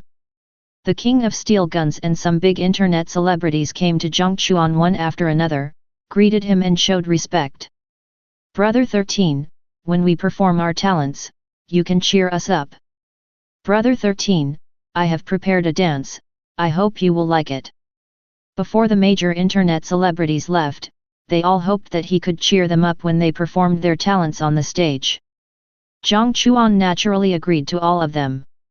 5 minutes before the party officially started, everyone returned to their respective positions. The host of Douyin also went on stage to thank everyone for participating in the Douyin party. The host ended with the words that every internet celebrity who performed on stage would receive the full amount of gifts and rewards received today, and Duyan would not take any commission. At the same time, every rich person on the scene who gave more than 1 million yuan in rewards could get a customized gift to represent their status. Next, please welcome our first performer, Teacher Wang Tong. As the host's voice fell, Wang Tong, who had been prepared backstage, came to the stage. The sound of the dance sounded, and Wang Tong's figure appeared in front of everyone. Wang Tong has a great figure, especially those eyes, which are simply breathtaking. Wang Tong, I love you. Wang Tong is a dancing god. When Wang Tong performed, the big rich people in the audience cheered excitedly. Pingdan Shizhen gave the anchor 100 exclusive gifts. Jiang Chuan did not shout loudly, but proved his support with actions. After Wang Tong's performance, he immediately thanked Jiang Chuan for the reward, and the look he gave Jiang Chuan was even more charming and heart-stirring. Jiang Chuan decisively moved his eyes away, not daring to look directly at the other party, fearing that he would be deeply trapped. Ding! Congratulations to the host for getting 10 gratitude points. 10 gratitude points. Jiang Chuan heard the system's voice and asked in surprise. As long as the host rewards others and gets sincere thanks when the number of online viewers reaches more than 10 million at the same time, he can get 10 gratitude points. When the number of online viewers reaches more than 100 million, he rewards others and gets sincere thanks, and the gratitude points will continue to double. The system also explained it to Jiang Chuan. Jiang Chuan suddenly realized it after hearing the system's explanation. This time, the motivation for rewarding is even stronger. Please welcome the next anchor, the Song of Thanks from the King of Guns. The host smiled and said the name of the anchor. After the King of Guns came on stage, he directly blew up. Thank you for the support of Pingdan 13. Thank you for the encouragement of Pingdan 13. Fuck, this kid is simply a king bomb. No wonder this guy can always lick the 13th brother. No. This time he lost too thoroughly. After listening to the Song of Thanks from the King of Guns, all the major internet celebrities were impressed. This song is not good at all, but it perfectly thanked Pingdan 13 and made them bow down. Jiang Chuan did not expect that the King of Steel Guns would sing this song, and he happily rewarded 200 exclusive gifts. After the performance of the King of Steel Guns, other internet celebrities also tried their best to show themselves. Jiang Chuan rewarded 100 exclusive gifts for each internet celebrity performance, and continuously gained gratitude points. After each reward, Jiang Chuan received 10 gratitude points, and the smile on his face became more intense. The evening performance lasted for more than 3 hours. In a Duyan evening party, Jiang Chuan received thousands of gratitude points. At the end of the Duyan evening party, the host naturally expressed his gratitude again, and the atmosphere of the banquet naturally reached its peak. The banquet lasted until 4 o'clock in the morning. The Duyan evening party officially ended, and everyone returned to the hotel arranged by Duyan to rest. Second brother, you were too much tonight, you gave more than 100 million Chinese yuan in tips. That's right, second brother, you don't spend money like that. Lin Yi and Lin Xiaoxiao looked at the amount of tips Jiang Chuan gave today and said with a wry smile. Brother, I didn't lose anything tonight, but made a lot of money. Jiang Chuan smiled happily. This time, the gratitude value was reset, and he got thousands of gratitude points, but he could get another chance to withdraw them. Chapter 137. Lin Yi and Lin Xiaoxiao couldn't understand why Jiang Chuan made a fortune. Jiang Chuan made all this money himself, so they wouldn't say much. The three of them returned to their hotel rooms and had a good sleep. Ding ding ding. When Jiang Chuan was still asleep, a phone call woke him up. Mom, what's wrong? Jiang Chuan looked at his phone sleepily and saw that it was Qin Lingwei calling. After answering the call, he asked in confusion. Xiao Chuan, there's a problem with the super aircraft carrier blueprint you gave us. Qin Lingwei said this in a serious tone. There's a problem? How is this possible? Jiang Chuan woke up instantly and asked in disbelief. He exchanged the super aircraft carrier blueprint from the system. The system can guarantee that as long as it is developed according to the blueprint, a super aircraft carrier can be successfully manufactured. This is not a problem. It's just that our research has fallen into a dilemma. One of the studies cannot be advanced, which has caused the research of the entire super aircraft carrier to stop. Can you contact the researcher who gave you the blueprint? We want to ask him if he can solve this problem. If this problem cannot be solved, our Chinese super aircraft carrier may not be able to be manufactured. Qin Lingwei realized that there was a loophole in what she said and changed her statement. The research on the super aircraft carrier has fallen into a dilemma. They have encountered a big problem. The researchers in China and the staff of the research department of Tianxia Group cannot solve this problem. If this problem cannot be solved, the super aircraft carrier will fall into a dilemma in an instant, and ultimately fail. Jiang Chuan heard Qin Lingwei and wanted to find the researcher who gave him the blueprint and laughed bitterly. This blueprint was not given to him by others, but he exchanged it from the game, so naturally no one could help. I know, Mom, wait for me a moment. Jiang Chuan knew that the super aircraft carrier was in trouble and this problem must be solved. He immediately entered the extraction interface. Really?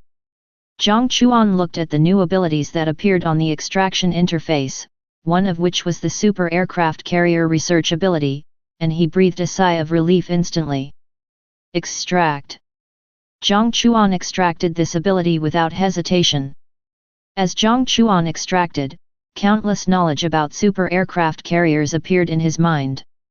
At this moment, Jiang Chuan became the top leader in super aircraft carrier research. At the same time, the super aircraft carrier he extracted was visualized at this moment, and the knowledge that was originally incomprehensible became easy to understand. Mom, where are you? I'll go and take a look. Jiang Chuan extracted the super aircraft carrier research ability, and he was the world's #1 in the research and development and manufacturing of super aircraft carriers. He immediately asked Qin Lingwei where they were at the moment. He had to see the specific problem with his own eyes before he could find a way to solve it. That mysterious researcher is you. Qin Lingwei smiled when she heard that Jiang Chuan was coming to the super aircraft carrier research base.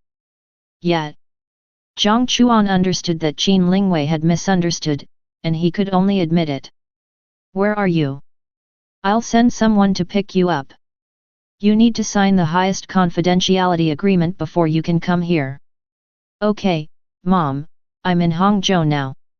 Please send someone to pick me up. I'll go there myself. Jiang Chuan told Qin Lingwei the specific location. Okay, the staff of the Bureau of Confidentiality will find you soon. After signing the confidentiality agreement, you will come as soon as possible. Qin Lingwei said this vigorously and hung up the phone directly. After Qin Lingwei and Jiang Chuan ended the call, she contacted the Bureau of Confidentiality as soon as possible and asked the staff of the Bureau of Confidentiality to find Jiang Chuan, let him sign the highest confidentiality agreement, and send him to the super aircraft carrier research base. Boss Qin, is the matter resolved? Qin Lingwei handled these things, and the staff of the super aircraft carrier research base looked at her and asked anxiously. They were worried that Qin Lingwei would not be able to find the researcher who provided the drawings, so that the super aircraft carrier could not be successfully manufactured. Don't worry, he will be here soon.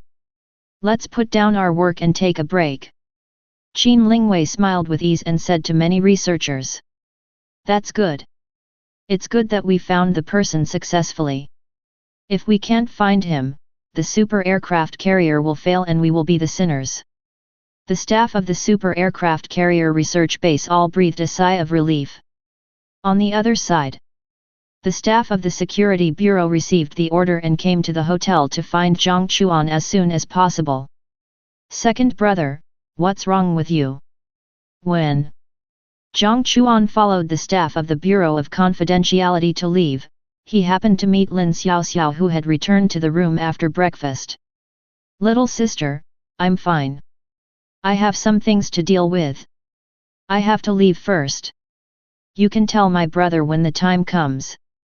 Jiang Chuan smiled and said to Lin Xiaoxiao, and followed the staff of the Bureau of Confidentiality to leave the hotel and took a helicopter to Kyoto. The staff of the Bureau of Confidentiality did not have the authority to know about the super aircraft carrier. They just sent Jiang Chuan to Kyoto, that's all. Jiang Chuan came to the General Bureau of Confidentiality, and Director Wu of the General Bureau of Confidentiality personally received Jiang Chuan. Director Wu took out a top confidentiality agreement. Jiang Chuan carefully checked the contents of the confidentiality agreement and signed his name without hesitation. "Mr. Jiang, the plane is ready. Come with me." Director Wu looked at Jiang Chuan signing the top confidentiality agreement and said to Jiang Chuan. The two took the prepared helicopter together, left Kyoto as soon as possible, and quickly approached the seaside. It took more than an hour for Jiang Chuan and Director Wu to arrive at an airfield together. When the two arrived here, the vehicle was ready. Director Wu personally drove Jiang Chuan away from here. The two drove for another 2 hours and finally arrived at the destination. This is a base near the sea. This base is not conspicuous. From the outside, it looks like a very ordinary maintenance plant. Director Wu drove a special vehicle. The soldiers who were hiding in the dark to protect this place recognized this vehicle and opened the gate to let them in at the first time. Jiang Chuan and Director Wu entered the maintenance plant smoothly. Director Wu took Jiang Chuan to the elevator. "Mr. Jiang, you can take this elevator down. President Qin will pick you up in person," Director Wu said to Jiang Chuan with a smile. "Okay, Director Wu, thank you very much." Jiang Chuan smiled and said to Director Wu, and then entered the elevator. There is only one button in the elevator. Jiang Chuan pressed the only button, and the entire elevator quickly descended to the ground. After about 5 minutes, the elevator stopped, and Jiang Chuan also arrived at the super aircraft carrier research base smoothly. Chapter 138. Jiang Chuan arrived at the super aircraft carrier research base. Seeing the unique world here, he couldn't help but admire that China is indeed a base maniac. "Here I am." Jiang Chuan walked out of the elevator, and Qin Lingwei's gentle eyes fell on Jiang Chuan. "Mom." Jiang Chuan looked at Qin Lingwei and smiled. "Come with me. The research on the super aircraft carrier this time has encountered difficulties. If this problem cannot be solved, our Chinese super aircraft carrier will never be able to go to sea." Qin Lingwei smiled proudly and explained to Jiang Chuan in detail the problems encountered by the super aircraft carrier. When Jiang Chuan heard Qin Lingwei's question, his brain was also working quickly. Through the ability obtained by the system, confirm the final problem. "Mr. Qin, is this the researcher who provided us with the super aircraft carrier drawings?" "Mr. Qin, did you find the wrong person? He is too young. Maybe he can't even understand the drawings."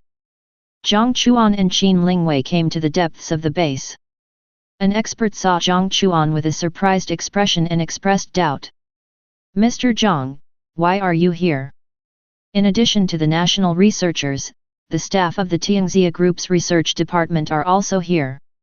When they saw Jiang Chuan, they were also very shocked and couldn't help asking a question. When Jiang Chuan heard that the Chinese researchers doubted him, he didn't say much, which was normal. He didn't have the ability to exchange and really couldn't understand the specific drawings. "I'll come to help you solve the problem," Jiang Chuan said to the staff of the research department. "Oh." Although the staff of the research department were skeptical, they didn't dare to say anything more. After all, Jiang Chuan was their sponsor. Jiang Chuan came to the super aircraft carrier drawings in front of everyone's skeptical eyes.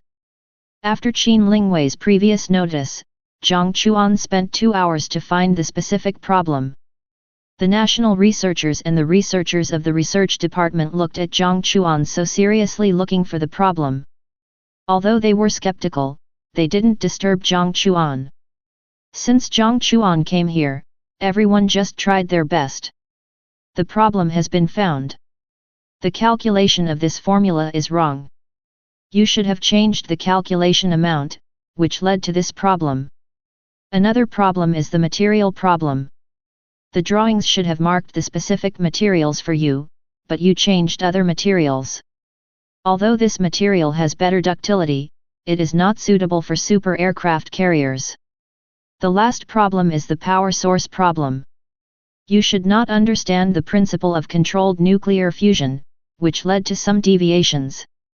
I have now written all the problems and solutions on paper. You can take a look. Jiang Chuan found all the problems and wrote the solutions on paper at the same time, and said to everyone with a smile. The reason why Jiang Chuan found the power source problem, especially the problem of controlled nuclear fusion, was naturally to exchange the scientific research ability of controlled nuclear fusion at the first time, otherwise he would not have been able to find this problem. What? 3 questions. For the first question, we used a supercomputer, so the calculated data could not be wrong. Instead, it might be that the number of drawings was wrong, so we changed the data. As for the material problem, it is even less likely to be wrong. We have developed better materials, which are more adaptable to super aircraft carriers. As for the last question, we asked Mr. Zhou, so it is even less likely to be wrong. And the problem we encountered is not the 3 problems you mentioned, but the problem of this drawing itself. There are many data in this drawing that are unreasonable with the data we have studied. An old man who is a national scientific researcher heard the question raised by Jiang Chuan and felt that the other party was shooting at nothing, so he refuted. Mr. Jiang, go and change it according to the method I wrote, and the research on super aircraft carriers can be carried out normally. Don't worry, if there is any problem, I will be responsible for everything. Jiang Chuan ignored the old man's words. Machines may also make mistakes, and Zhou Sun is not omnipotent. He believes in himself and the system. Stop it. You are responsible. How can you be responsible? Do you know how much manpower will be wasted if something goes wrong? I can accept the manpower issue, but if something goes wrong, the research will be scrapped. Do you know how much money it will cost? How much money can you come up with? The old man who had retorted heard that Jiang Chuan was going to go alone overnight, and immediately stopped him. Swish! After saying this, all the experts in the research department looked at the old man, and Qin Lingwei also looked at the old man, not knowing what to say. Why are you looking at me? Did I say something wrong? The old man frowned, puzzled. Asked out loud. Mr. Liao, do you know who he is? He is the real boss behind our Tianxia group, Jiang Chuan. All the expenses for the construction of this super aircraft carrier are provided by Mr. Jiang alone. Jiang Haiming knew that the drawings and manufacturing costs of this super aircraft carrier were provided by Jiang Chuan. Hearing that Mr. Liao was so impolite to Jiang Chuan, he also came forward to defend Jiang Chuan. What? He is so young, how can? Mr. Liao looked at Jiang Chuan in disbelief when he heard this, but thinking that the other party was standing in front of him, the impossible became possible, he could only smile bitterly. Even if he is the boss of Tianxia Group, he can't interfere at will. There is nothing wrong with what he said. Once these actions are taken, it is very likely that the research will be scrapped, which will waste all our efforts for so long. Mr. Liao gritted his teeth and still refused to give way. Mr. Liao, I believe him. Please get out of the way first. If something really goes wrong, I will take all the responsibility. But, Mr. Qin. Mr. Liao heard what Qin Lingwei said and saw that Qin Lingwei had made up her mind.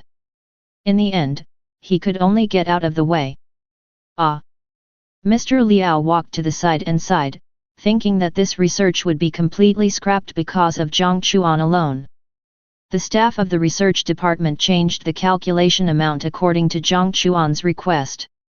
They soon found that with the change back to the amount, the subsequent algorithms were all correct.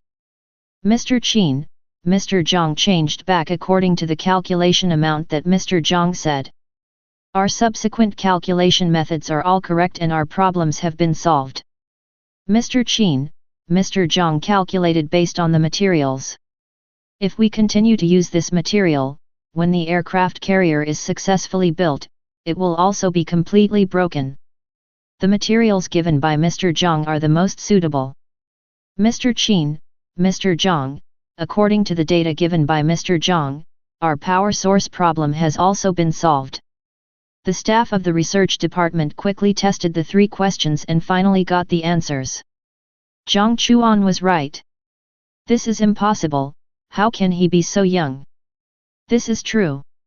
After hearing this, Mr. Liao ran out first, muttering to himself, but seeing the facts in front of him, all of Mr. Liao's arguments became a joke.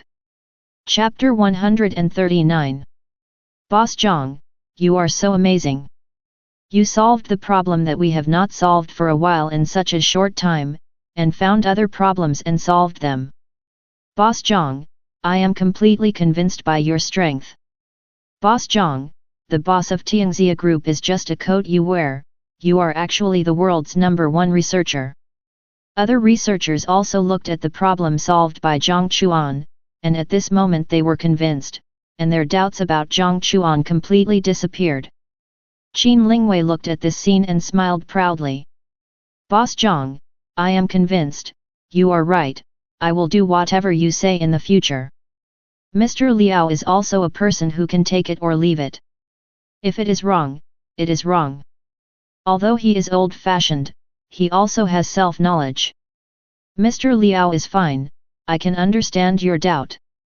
After all, scientific research is a process from doubt to practice. Jiang Chuan did not take Mr. Liao's words to heart, but comforted him.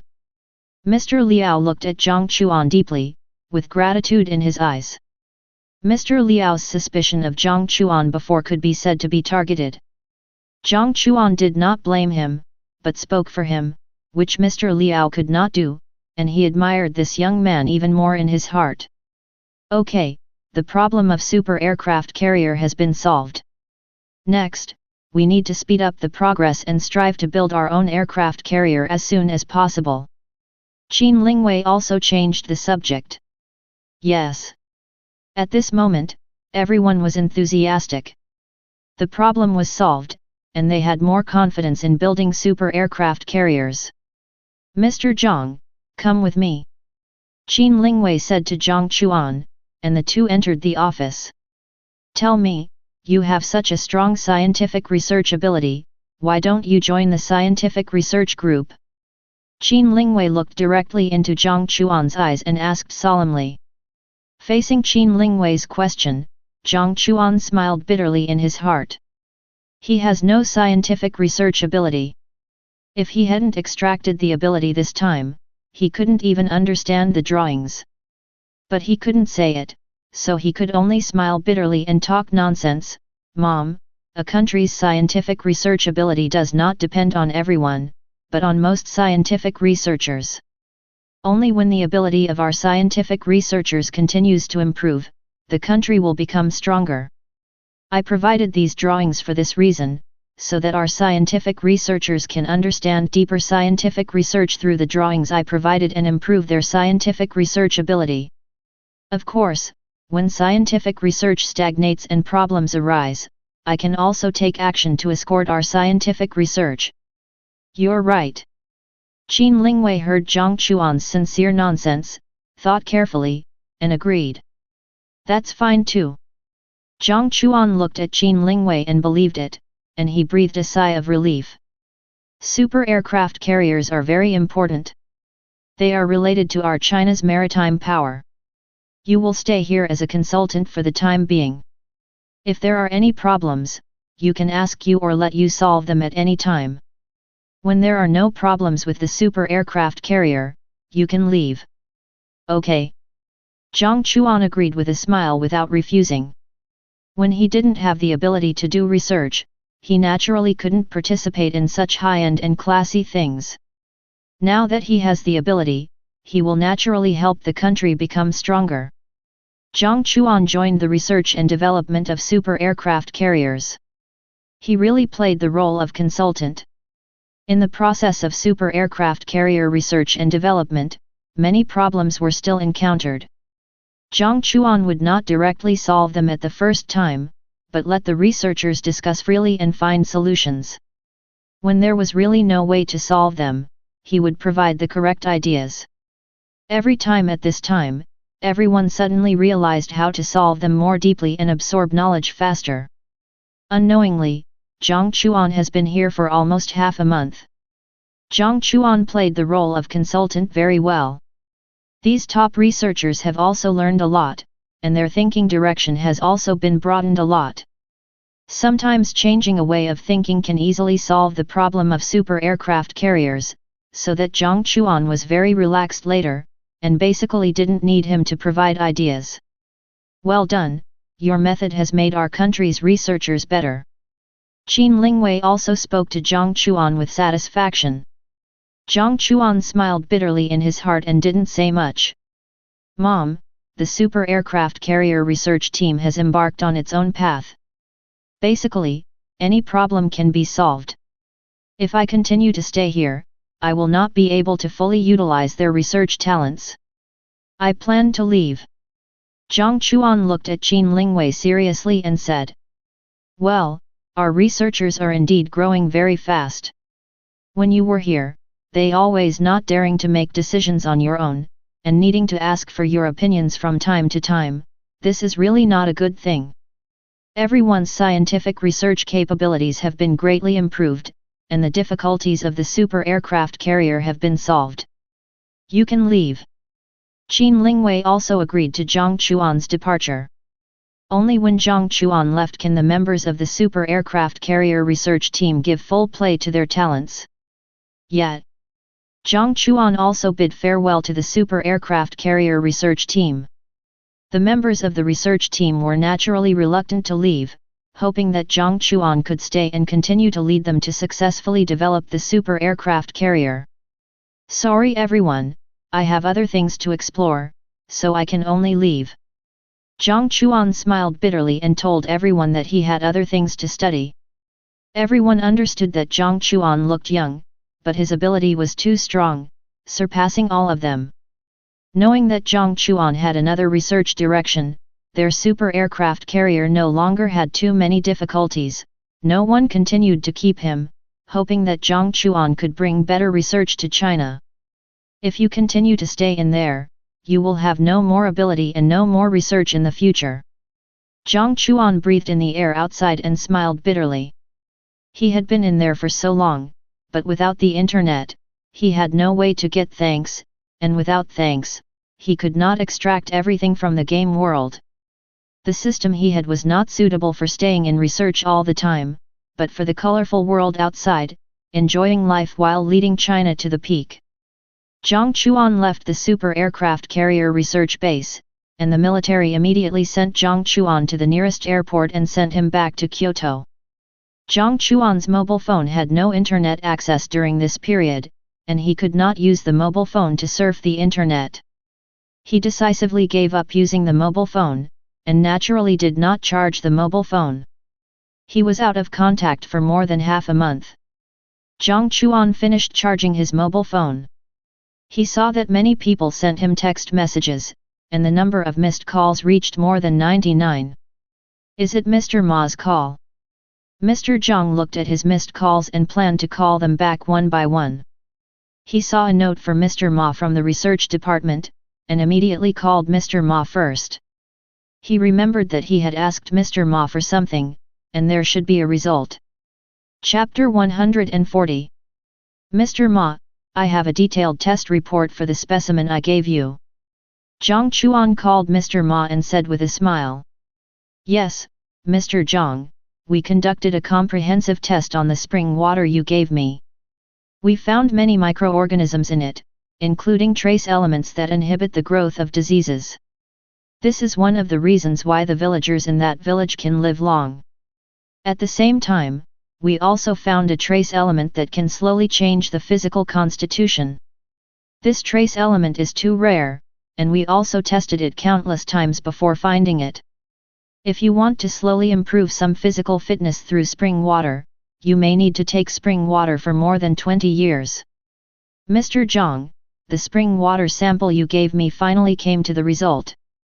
This spring water is indeed beneficial to humans, but the trace elements in it are too few, and it cannot have an effect directly. It takes a process. If we use this spring water to develop biological agents to inhibit diseases in humans, it will be very difficult. According to our expectations, we can create a product that maintains skin activity through trace elements. After all, there are also such trace elements in spring water. As long as our product is used for 1 month, it will be effective, the skin activity can be stimulated, and even if it is used continuously, it can delay skin aging. Mr. Ma gave the final conclusion and stated the direction of the research. He is an expert in biology. It is easy for him to develop products that delay skin aging, but it is too difficult to develop specific drugs that inhibit or even eliminate diseases. After all, there are too few trace elements. I understand. If I can continue to provide you with this spring water, can you extract trace elements and develop specific drugs that inhibit or even eliminate diseases? Jiang Chuan understood what Mr. Ma meant and asked solemnly. Mr. Jiang, if we can continue to provide this spring water, we can give it a try. Even if we can't develop a quick-acting drug, we can develop products that delay skin aging, and the effect will even be better. Because we initially thought that there was very little spring water, we could only produce these trace elements through scientific and technological means. If we can continue to get spring water, our research and development directions can be greatly increased. Mr. Ma said excitedly when he heard that Jiang Chuan could continue to provide spring water. Well, you can start researching. I will have someone send you the spring water when I finish communicating.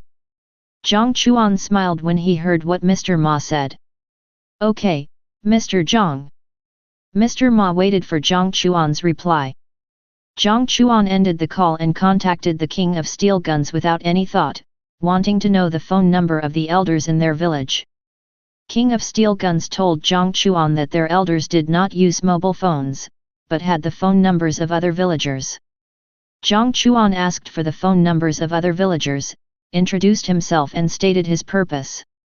Chongsheng village has been developed and promoted by Tianxia Group during this period, but many people have gone to Chongsheng village, a primitive village, for tourism, and the villagers' income has also increased. In particular, Jiang Chuan buys spring water every year, making everyone richer. Naturally, they agreed to Jiang Chuan's request at the first time. Elder, Mr. Jiang called me and wants to discuss something with you. The villagers found the elder and said respectfully. Give me the phone. The elder nodded and agreed. Elder, I want more spring water in Chongsheng village, of course I will spend money to buy it. Jiang Chuan directly stated the purpose of the call. Swish! The elder's face suddenly turned gloomy. The villagers looked at the elder's face and were confused. They didn't know what Jiang Chuan had said to him. Boy, are you pushing your luck? Although you are. The elder said coldly with a gloomy face. Elder, you misunderstood me. I didn't make it clear. Jiang Chuan understood that the elder had misunderstood and smiled bitterly. Elder, I want more spring water because I took the spring water for testing. It is very likely that we can develop special medicines that inhibit or even eliminate diseases through spring water. If we succeed, we may be able to treat cancer, which will benefit the people of China. You also know that many people outside Chongsheng village suffer from diseases. Jiang Chuan said the real purpose of wanting spring water. Are you serious? The elder was an old man with a strong sense of family and country. When he learned that Jiang Chuan and his friends used spring water to help the suffering people in China, he asked solemnly. I can guarantee that this is true, elder. You can supervise me, or let my grandfather supervise me. Jiang Chuan said very confidently. After the quick-acting medicine is developed, how much will you sell it for? The elder knew the old man behind Jiang Chuan, and he believed instead of getting the old man, he asked for the result.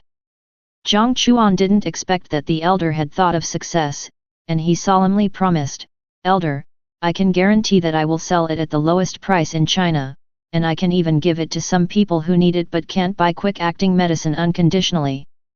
As for the price abroad, as long as you can guarantee that the quick-acting medicine is successful, the selling price is the lowest, and it is given to some people in distress, I can agree to provide you with spring water. As for abroad, you can do it." The elder agreed to Jiang Chuan's request. "Thank you, elder." Jiang Chuan laughed happily, and the old and the young agreed on the issue of spring water. "Brother Long, find some trustworthy people to return to China. They need to come back to transport some things for me. These things are very important and cannot be known by others. They need to be transported secretly. Once they are known, we will be targeted and the village will be in danger." Jiang Chuan thought for a while and felt that the spring water was very important. It was about the quick-acting medicine that saved lives. He contacted Long Hun and asked him to arrange some strong and trustworthy people to return to China. "Okay, Xiao Chuan, I will ask them to rush to China as soon as possible, but some of them have sensitive identities, so you may need to handle this matter. Okay, you need to warn them in advance that they must abide by Chinese laws when they come to China. Once they dare to touch any Chinese laws, I will kill them." Jiang Chuan also knew that the guys in the Dragon Soul mercenary group were a group of ruthless people, so he asked Dragon Soul to make a greeting in advance. "Don't worry, the people I call are guaranteed to abide by our Chinese laws." Long Hun understood Jiang Chuan's meaning and said with a smile. The two ended the call, and Long Hun immediately arranged a trusted confidant to fly to China. Jiang Chuan solved the problem of the spring water and told Mr. Ma that the spring water would be delivered to Mr. Ma in a few days. As long as he could develop a quick-acting medicine, he didn't have to worry about spending money or being afraid of failure, as long as the final result was good. Mr. Ma happily agreed. After Jiang Chuan finished talking with Mr. Ma, he also started to call back one after another. Chapter 141. Jiang Chuan replied to all the calls. Everyone had nothing to do with him. Some invited him to dinner, some asked him where he had been.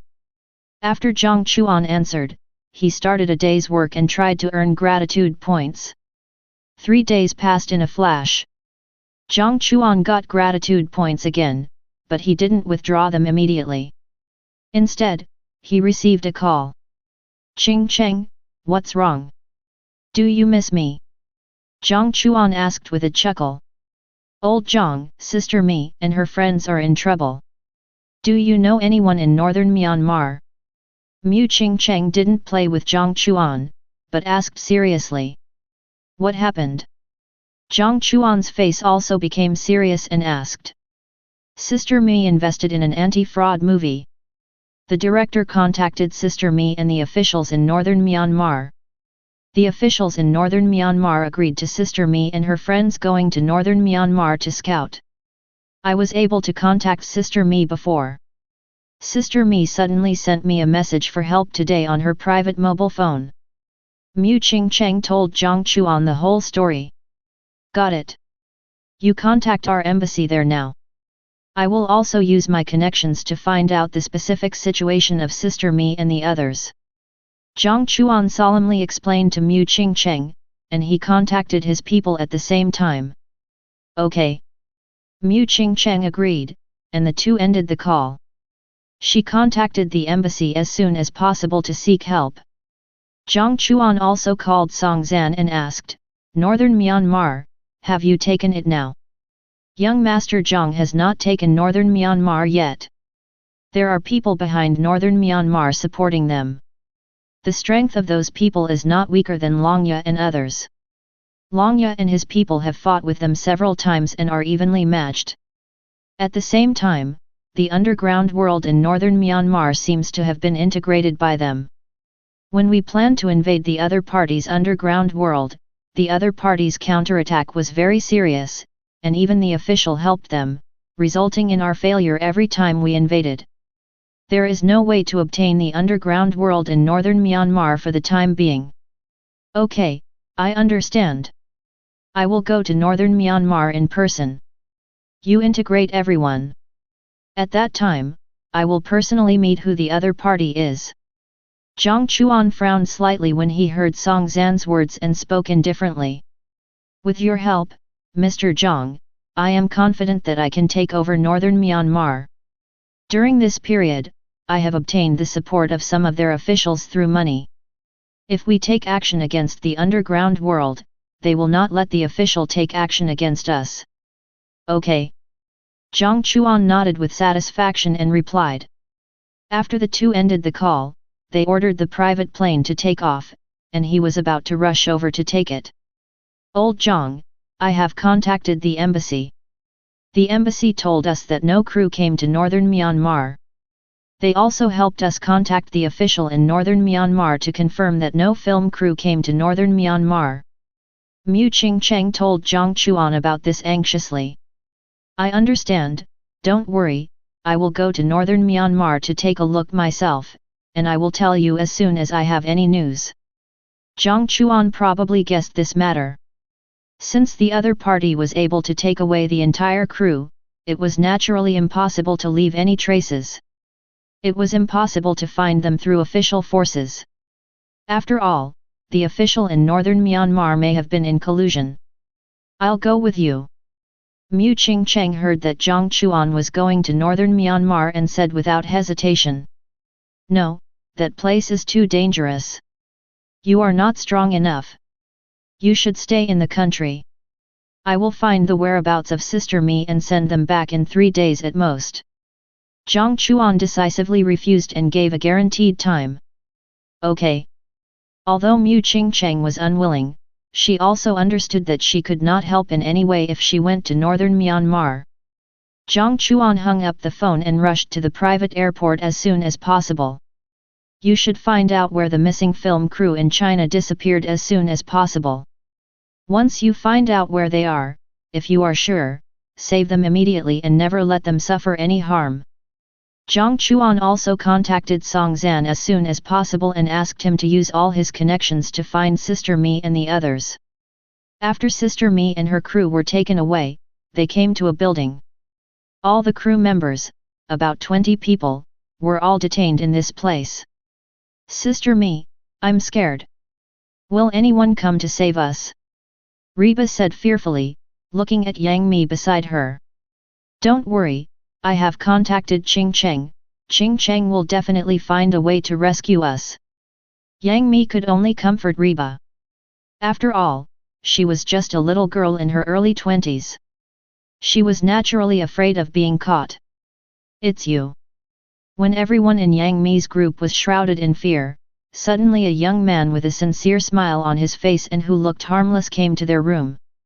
Yang Mi and the others saw he looked at the man and growled angrily. Why?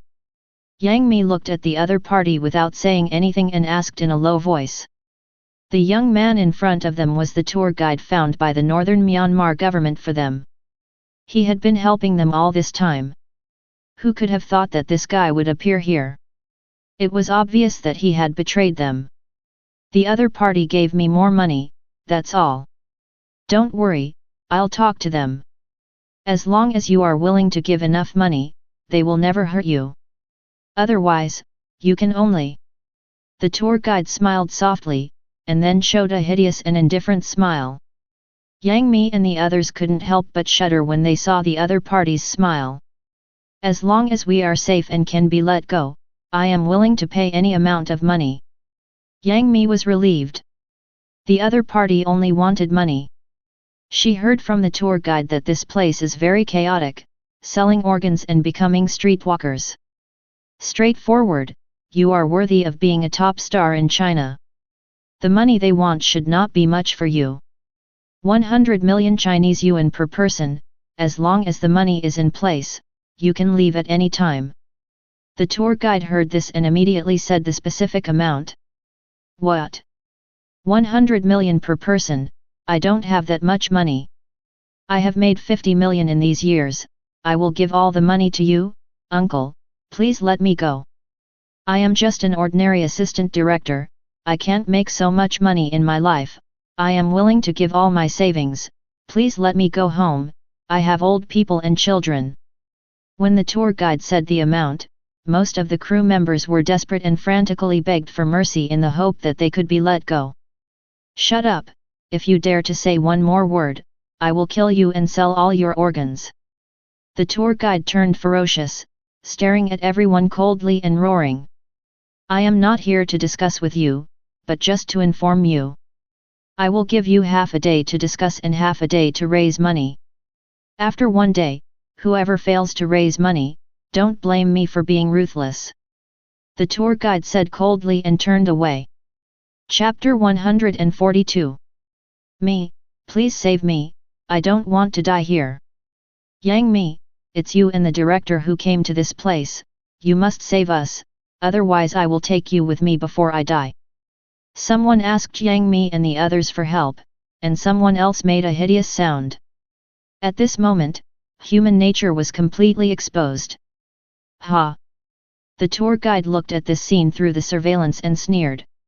In the face of death, everything becomes vulnerable. On the other side, Jiang Chuan arrived at the private airport in northern Myanmar smoothly. Mr. Jiang. Jiang Chuan walked out of the private airport. Song Zan and Longya had been waiting for a long time. Seeing Jiang Chuan come out, they shouted respectfully. Have you found out what I asked you to check? Jiang Chuan nodded and asked Song Zan. There is no news, not even the news of the Chinese crew coming. Song Zan said solemnly. He used all his connections to get nothing, and even inquired about the underground world. Jiang Chuan frowned when he heard this. He didn't expect that there was no news. Could it be that the other party could disappear out of thin air? Continue to send people out to inquire. We must find their news as soon as possible. Jiang Chuan ordered Song Zan. Yes, Mr. Jiang. Song Zan answered respectfully and increased the search efforts.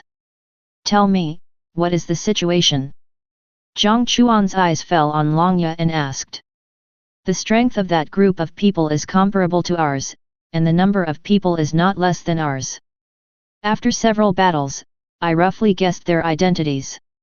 Longya understood what Jiang Chuan asked and said solemnly, they are also from the U.S. Navy SEALs. The unit known as the world's top special forces. Navy SEALs. Jiang Chuan frowned when he heard Longya's guess, looked at Longya, and waited for his next words. Well, I once fought with them when I was in the Dragon Soul mercenary group. Their moves and tactics are similar to those of the Navy SEALs I met. As for why they came to this small place in northern Myanmar to occupy the mountain, I don't know. Longya also stated the specific basis, but he didn't know the other party's purpose. If it's these, it may be. Jiang Chuan learned that they were from the Navy SEALs, which is one of the most elite fighters in the United States. They came here, most likely for. Do you know the location of that group of people? Jiang Chuan looked at Longya and asked directly. Well, they are staying in the largest industrial park in northern Myanmar, which is also known as the paradise of electronic fraud. Longya affirmed their specific location. It seems that my guess is right. Jiang Chuan heard that the other party was in the electronic fraud park, and said this with an ugly face. Tell all members of the Longya team to prepare for battle. When I rescue the people back to China, we will directly attack the electronic fraud park. Okay, Mr. Jiang. Longya excitedly agreed.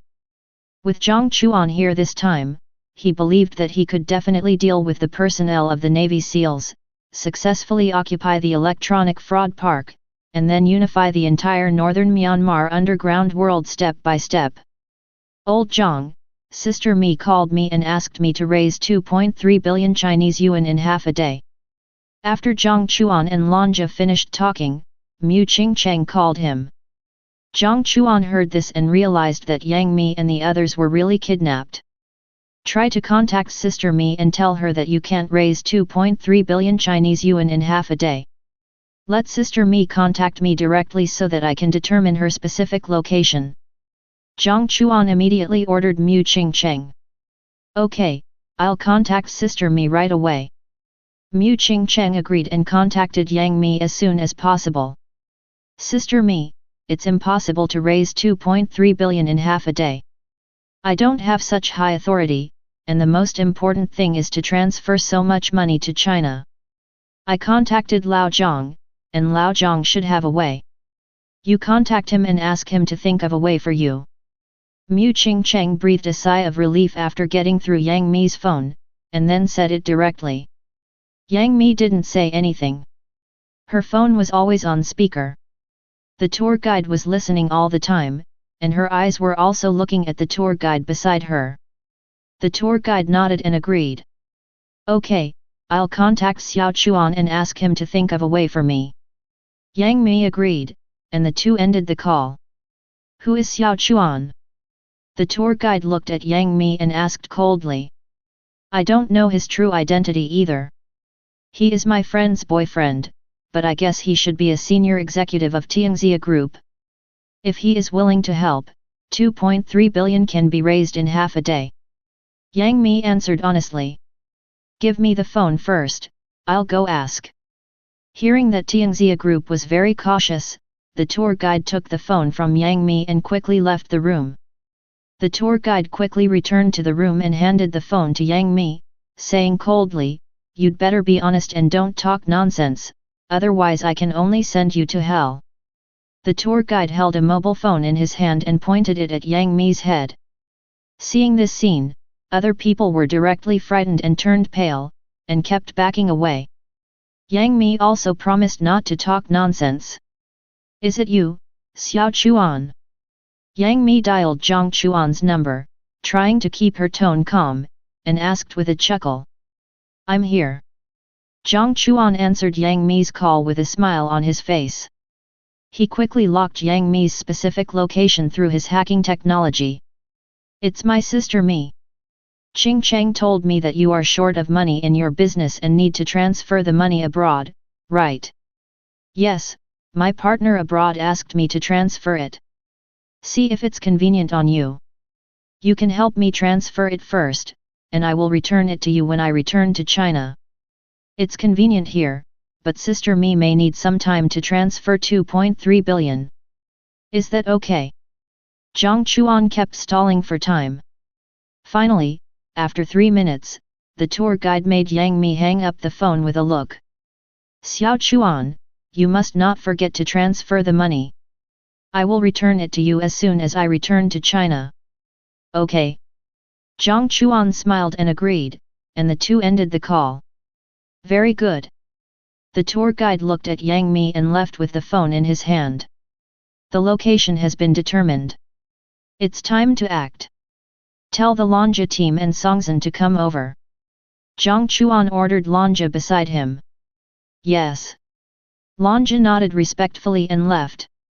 He watched Jiang Chuan constantly typing on the keyboard. He didn't expect to lock the location so quickly. He felt that Jiang Chuan was more and more terrifying and had mastered so many abilities. Come and take a look. Do you know where this is? Jiang Chuan looked at Songzhen coming over, handed the locked position to him and asked. This is. Songzhen's face changed instantly when he looked at this place. Tell me, what is this place? Jiang Chuan looked at Songzhen's changing face and asked directly. Mr. Jiang, this place is the location of the Northern Myanmar Army. Songzhen said this in a serious tone. I see. Jiang Chuan smiled coldly, no wonder there was no news, it turned out that the military took Yang Mi and the others away. Chapter 143. Find a way to contact the top brass of the Northern Myanmar Army and ask what their conditions are. Jiang Chuan handed this task to Songzhen. Okay, young Master Jiang. Song Zan respectfully agreed and immediately contacted the top brass of the northern Myanmar army through his connections. After several twists and turns, Song Zan contacted a senior military official. General Ming, I'm Song Zan. Some of my Chinese friends were taken away by your military. I want to take them away. What are your conditions? Song Zan did not make any pretense with General Ming and directly stated his intention. I don't know about this either. I'll ask you.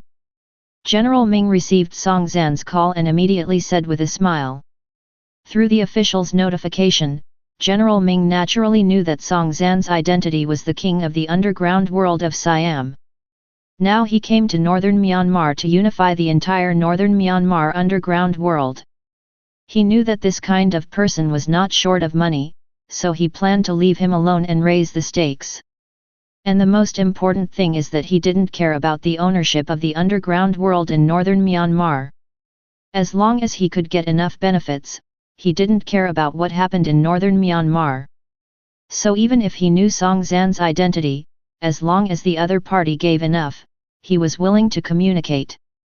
Okay. Song Zan immediately guessed what the other party meant when he heard General Ming's words, and he could only agree. General Ming immediately asked his men how the group of Chinese who were taken away were.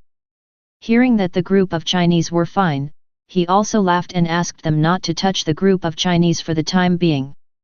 2 hours later, General Ming also contacted Song Zan and told him that Yang Mi and others resisted them when they were arrested, and some soldiers were injured, and they were not honest. Song Zan felt contempt in his heart when he heard General Ming's words, but he didn't say anything. Song Zan knew that the captured Chinese were a group of actors and directors. Facing the northern Myanmar army, they would never resist, and naturally they would not hurt the other party. It was nothing more than a rhetoric to raise the price. I won't cheat you. If you want to take them away, you need to pay 1 billion Mi gold. General Ming said an amount. Song Zan did not answer, but looked at Jiang Chuan. Jiang Chuan nodded, but they needed to see if Yang Mi and the others were safe, and they also needed to pay the money so that they could take Yang Mi and the others away as soon as possible.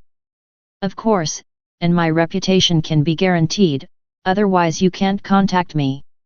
General Ming smiled and agreed, and directly arranged for his staff to personally welcome Jiang Chuan and the others. We haven't come out for 2 hours, so contact Long Hun directly and ask him to come and rescue us. Jiang Chuan and Song Zan took the military to the northern Myanmar army base camp. Before leaving, Jiang Chuan instructed Long Ye. Okay, young Master Jiang.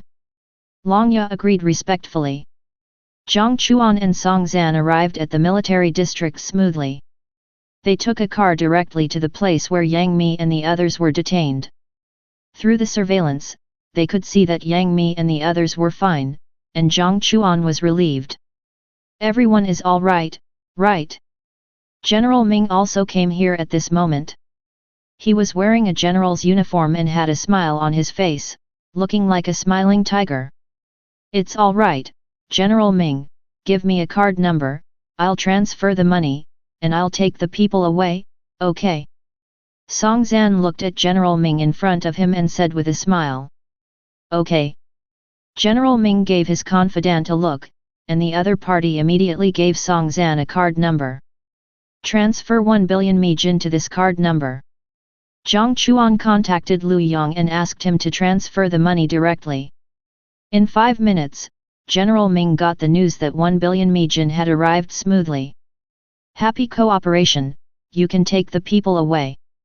General Ming looked at Song Zan and Jiang Chuan with a smile. Okay, General Ming, thank you very much. Song Zan thanked him and took Yang Mi and others away directly. General Ming personally asked his soldiers to send Jiang Chuan and others away without any obstruction. Sister Mi, you are safe. I have prepared the private plane. You should leave immediately on the private plane. After Jiang Chuan saw General Ming's men leave, he immediately met Yang Mi and the others. Yang Mi breathed a sigh of relief when she saw Jiang Chuan. After thanking him, Song Zan sent someone to send them to the private airport. Have the people been transferred?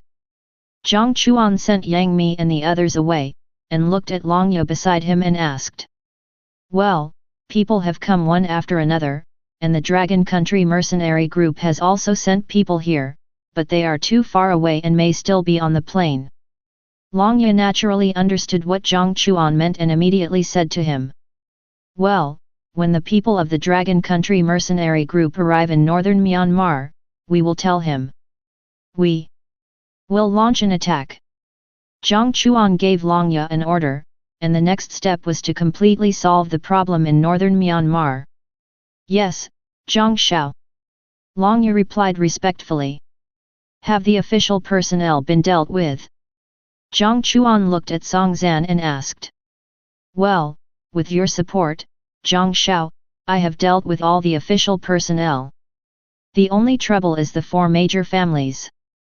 Song Zan nodded and said the biggest trouble. 4 major families. Jiang Chuan looked at Song Zan in confusion.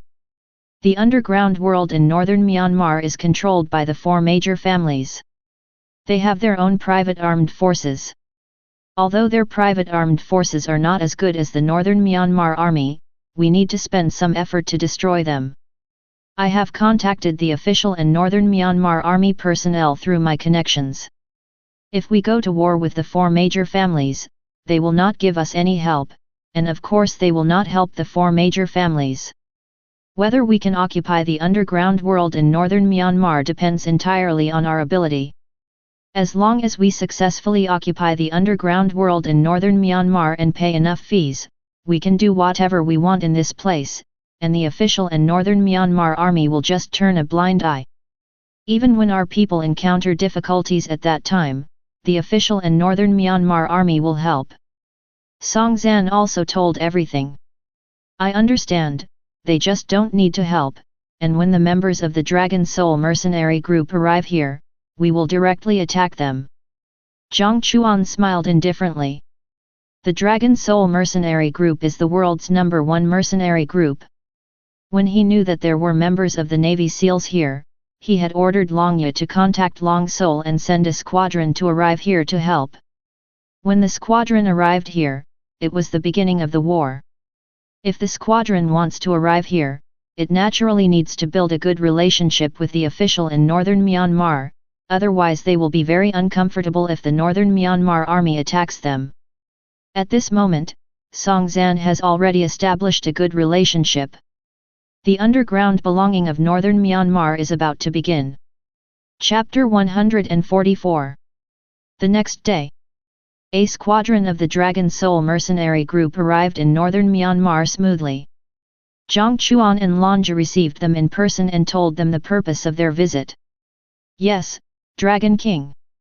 The 50 members of the squadron looked at Jiang Chuan with fiery eyes. Is the equipment ready? Jiang Chuan looked at Song Zan beside him and asked him. It's ready, Mr. Jiang. The members of Siam have also arrived in northern Myanmar and can start at any time. Song Zan answered Jiang Chuan excitedly. If this battle is successful, Song Zan will become the second godfather of the underground world, and also embark on the journey to become the godfather of the global world. Okay, the target of this attack is the electronic fraud park. Rebels, killing is allowed. Jiang Chuan looked at Song Zan, Longya, and the members of the squadron, and gave the order directly. Yes. Everyone heard Jiang Chuan's words and answered loudly. Let's go. At Jiang Chuan's command, countless vehicles rushed towards the direction of the fraud park in the dark night. The fraud park didn't know about this at all, and they didn't think that anyone would attack them. After all, the fraud park is the industry of the 4 major families, and there are also members of the Navy SEALs. Anyone who dares to attack the fraud park is tantamount to seeking death. Who are you? Stop the car immediately. The front is a private territory. If anyone dares to move forward, don't blame me for shooting. Jiang Chuan and his team drove to the fraud park. Outside the brightly lit park, private armed soldiers at the sentry immediately found them and spoke coldly. Do it. Jiang Chuan gave an order directly. Da-da-da. The sound of gunfire rang out in the dark night, and the private armed soldiers at the sentry were killed instantly. At the moment when the gunshots rang out, the private armed soldiers in the fraud park naturally heard this scene. They were shocked and told the senior management about it immediately. At the same time, they quickly approached the sentry post at the entrance of the fraud park. "Let's do it!" Jiang Chuan ordered the personnel behind him to use the modified vehicles to forcefully knock open the door card. Everyone drove into the fraud park in a mighty manner. Someone broke in, request support. Someone drove into the fraud park and needs immediate support. The private armed soldiers who were approaching just saw Jiang Chuan and his men driving into the park, and sent out a distress signal immediately. Da-da-da! The gunshots also rang at this moment. The private armed soldiers were a group of ruthless guys. Facing the vehicles that broke in, they fired wildly. The bullets fell on the vehicles, splashing bursts of sparks.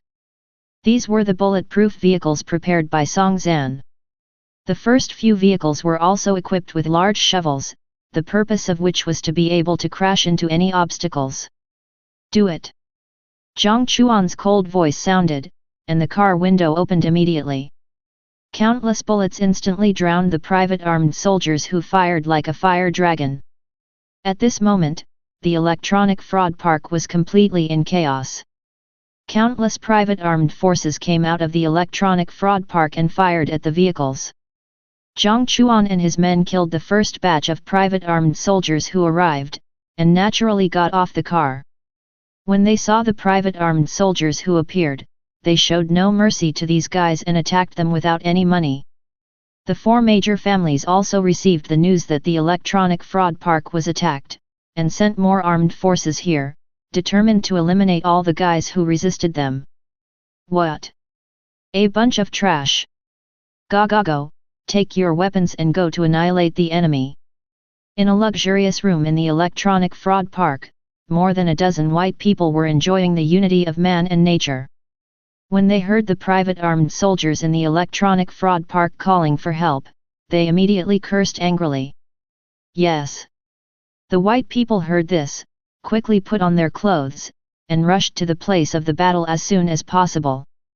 Da-da-da! The arrival of the white people and their powerful shooting skills instantly relieved the defeated private armed soldiers. "Zhang Shao, they are here." Long Ye, who was always paying attention to the battlefield, soon found the members of the Navy SEALs and locked their positions directly. "Try to catch them alive."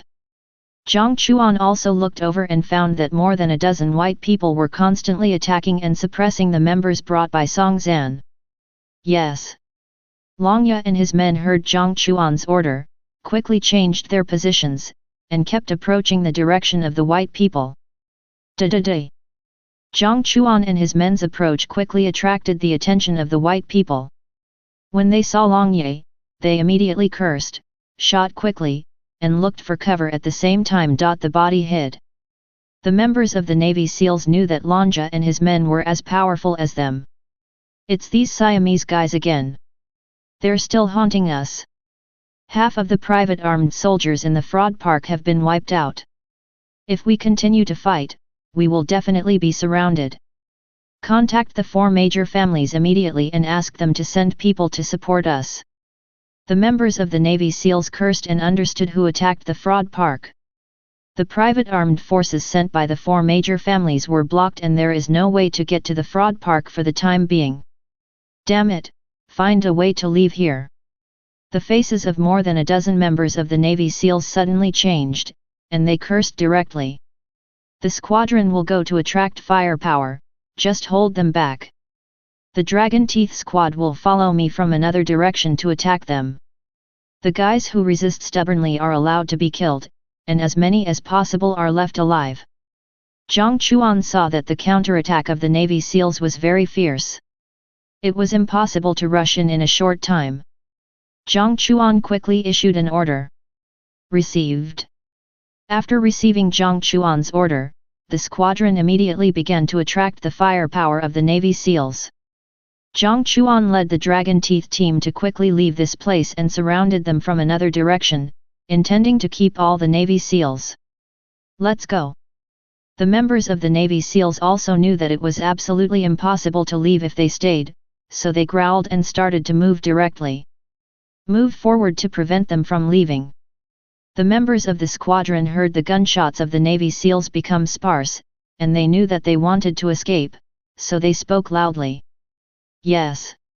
The members of the squadron quickly pressed forward, making it difficult for them to move easily.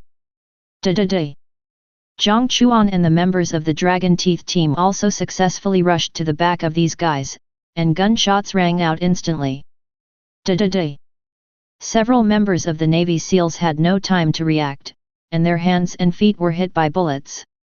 Damn it, we are surrounded and there is no way to leave. Iska, what should we do? Iska, you have to make a decision, otherwise we will stay here. The members of the Navy SEALs realized that they were surrounded and their faces suddenly became ugly. Give up resistance and negotiate with them. Iska knew that the guy who could surround them so quickly could not be a simple member of the underground world. It was impossible for them to leave, and they had to make this decision in the end. Chapter 145. We surrender, don't shoot. We surrender, don't shoot. Iska shouted 3 times, raised the white flag at the same time, and gave up resistance without hesitation. Surrender. Jiang Chuan didn't expect how Iska and the others gave up resistance so easily, and was confused.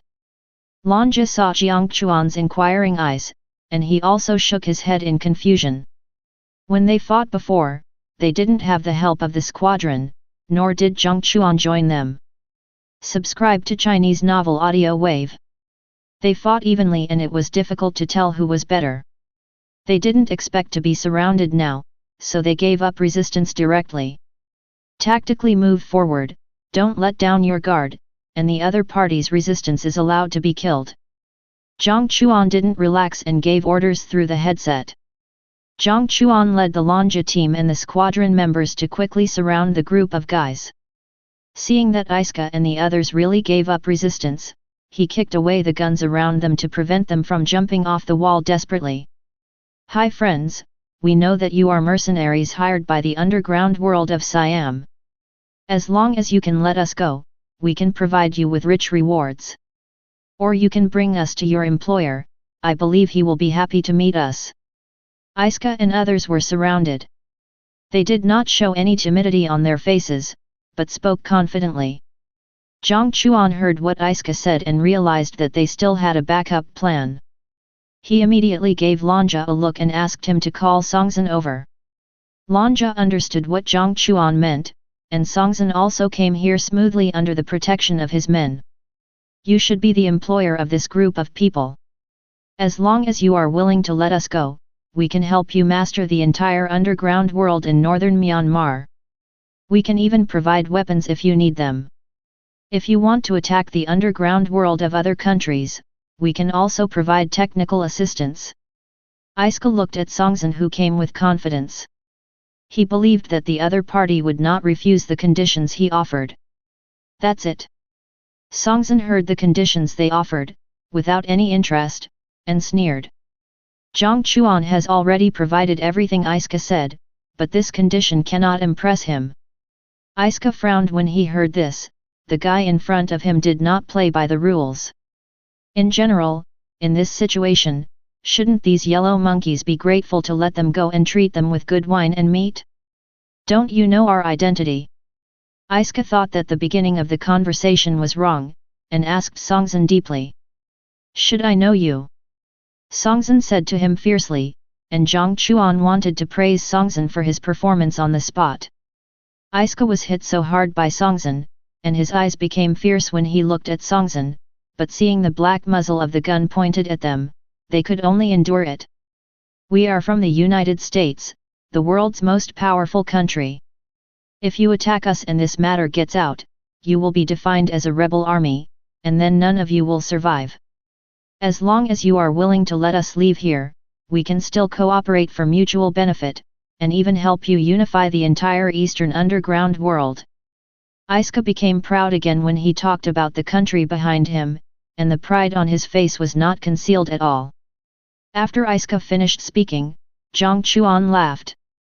Iska looked at Jiang Chuan's smile and didn't understand why, and Songzhen was also confused.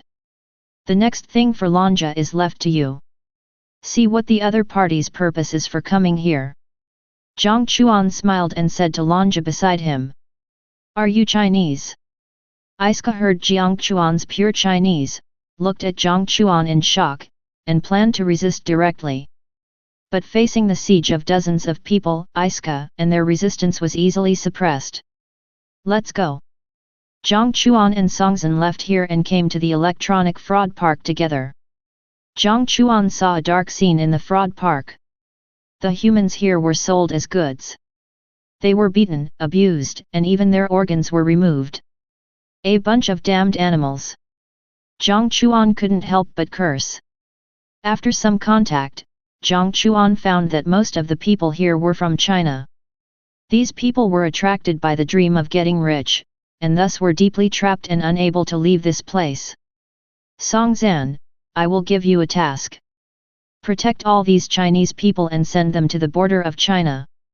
Jiang Chuan looked at the Chinese people in the fraud park and said to Songzhen beside him. Although these people are hateful, but they should also accept legal sanctions. Yes, Mr. Jiang. Songzhen answered respectfully and ordered his men to send these Chinese to the border of China privately. Dad, I have something here that may need your help. Jiang Chuan also told Zhang Wenli about the situation in northern Myanmar as soon as possible. Did you cause the commotion in northern Myanmar? Zhang Wenli naturally knew about the civil unrest in northern Myanmar as soon as possible and asked in shock. Yet. Dad, don't worry, no one will know about this. The fuse of this matter is just that the underground world of Siam wants to occupy the underground world of northern Myanmar, that's all. Jiang Chuan heard Zhang Wenli's silence and understood what Zhang Wenli was worried about. Okay, this matter must be handled well and cannot affect China. Zhang Wenli said this solemnly. Zhang Wenli and his generation have been working hard for the growth of China, and their bottom line is China. No one can influence China, no one can bring shame to China, and no one can let China get into trouble, otherwise they will be their enemies and sinners of the country. I understand. Jiang Chuan also answered Zhang Wenli solemnly, understanding what the other party meant. Young Master Zhang, the firepower of the four major families is very strong. They directly used heavy weapons. Our people can't stop them. After all, this is their base camp. If we continue to fight, we may be surrounded by them. Songzhen also found Jiang Chuan as soon as possible and told him about this matter. I understand. Have the Chinese in the electronic fraud park been transferred? They have been transferred out. Our people have temporarily delayed the four major families. It shouldn't take long. Jiang Chuan nodded and got a definite answer. Let our people retreat temporarily. Our battle with the four major families will continue for a while. It is not realistic to want to completely destroy the four major families at one time. Jiang Chuan said to Songzhen and ordered everyone to leave. Lanja and his men also received thorough orders. They took the members of the Navy SEALs and left the fraud park as soon as possible. Find those adults for me immediately. Damn it, the Siamese actually attacked northern Myanmar. I must kill them myself. The members of the four major families arrived at the fraud park. Looking at the devastated fraud park, some wanted to find people as soon as possible, and some roared angrily. This is a thorough declaration of war. The battle for the ownership of the underground in northern Myanmar. Chapter 146. Jiang Chuan and his men retreated from the fraud park. This does not mean that the war is over, but it is just the beginning. The four major families in northern Myanmar are deeply rooted in the entire northern Myanmar. Although the destruction of the fraud park has caused them great losses, they still have other industries.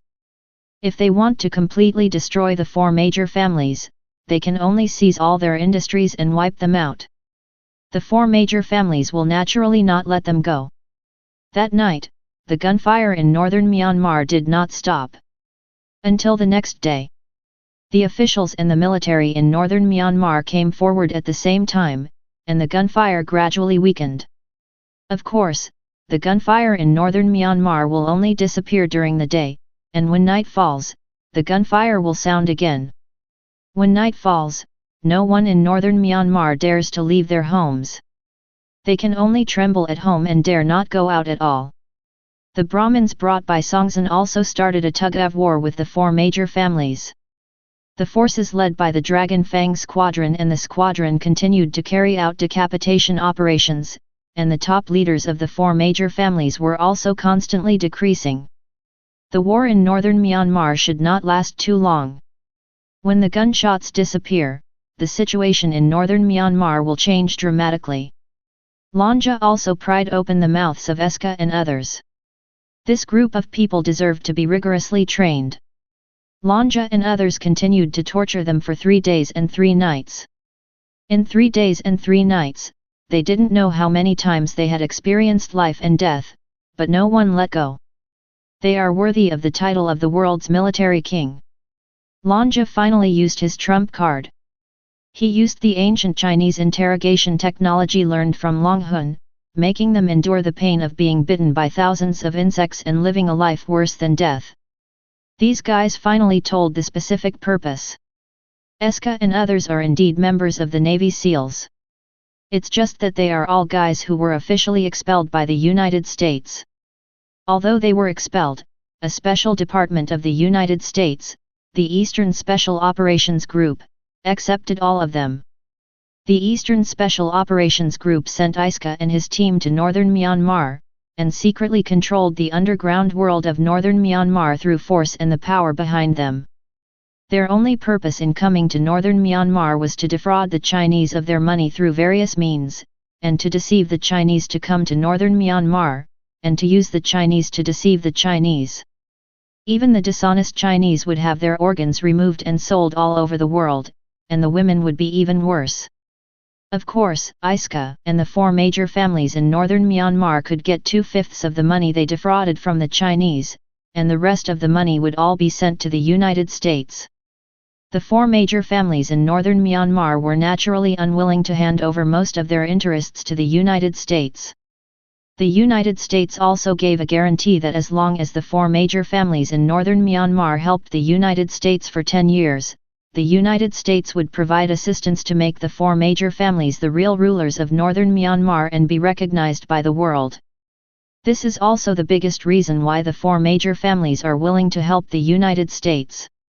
After Jiang Chuan knew the purpose of Iska and his team, he looked at them indifferently and smiled coldly. He didn't expect the United States to be so malicious. Using Chinese money to sanction China, and even using Chinese money to attack China. This time Jiang Chuan did not attack northern Myanmar, and this matter will be hidden for a while. During this period, the United States does not know how much money it will defraud from the Chinese again. Eastern Special Operations Group. Using Chinese people to defraud Chinese money to expand the United States. Supporting evil forces to control a country. After Jiang Chuan knew about these situations, he also told Zhang Wenli. Zhang Wenli was shocked, angry, and incredible when he heard these contents. But this also proves that China's strength makes the United States feel threatened. The United States will never give up the desire to destroy China. Unless China is always suppressed by the United States and has no way to turn over. Or China is completely destroyed. You bring these Americans back. I will tell the truth about northern Myanmar to the elders as soon as possible and let him make a decision. After Zhang Wenli knew the truth about northern Myanmar, he directly ordered Jiang Chuan. Yes. Jiang Chuan agreed. Northern Myanmar is still in chaos. Jiang Chuan didn't care and took the captives back to China. Lanja and Songtsen could handle all the things in northern Myanmar. When Jiang Chuan left, he also provided various help to Songtsen. He gave money and weapons. As for people, he naturally needed to transfer people from Siam or spend a lot of money to let the people in northern Myanmar fight. Jiang Chuan and the members of the squadron arrived in China smoothly. The members of the Chinese Security Bureau took them away as soon as possible. "Cousin, you did a great job this time." The head of the Security Bureau is Qin Aotian. He seeing Jiang Chuan appear here, he instantly understood that the matter in northern Myanmar was related to Jiang Chuan, and whispered to him. Jiang Chuan just smiled and didn't say much. Jiang Chuan didn't expect that just wanting to help Songtsen develop underground forces, he actually caught the guys who were plotting against China. The chaos in northern Myanmar was also exposed.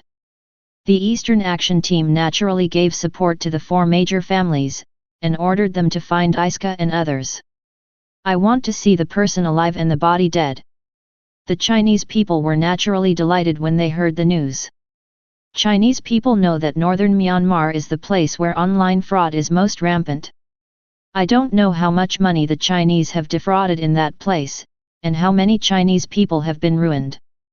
That place is finally in chaos. God has opened his eyes. I was deceived to that place. It is simply hell. That hell should not exist in this world.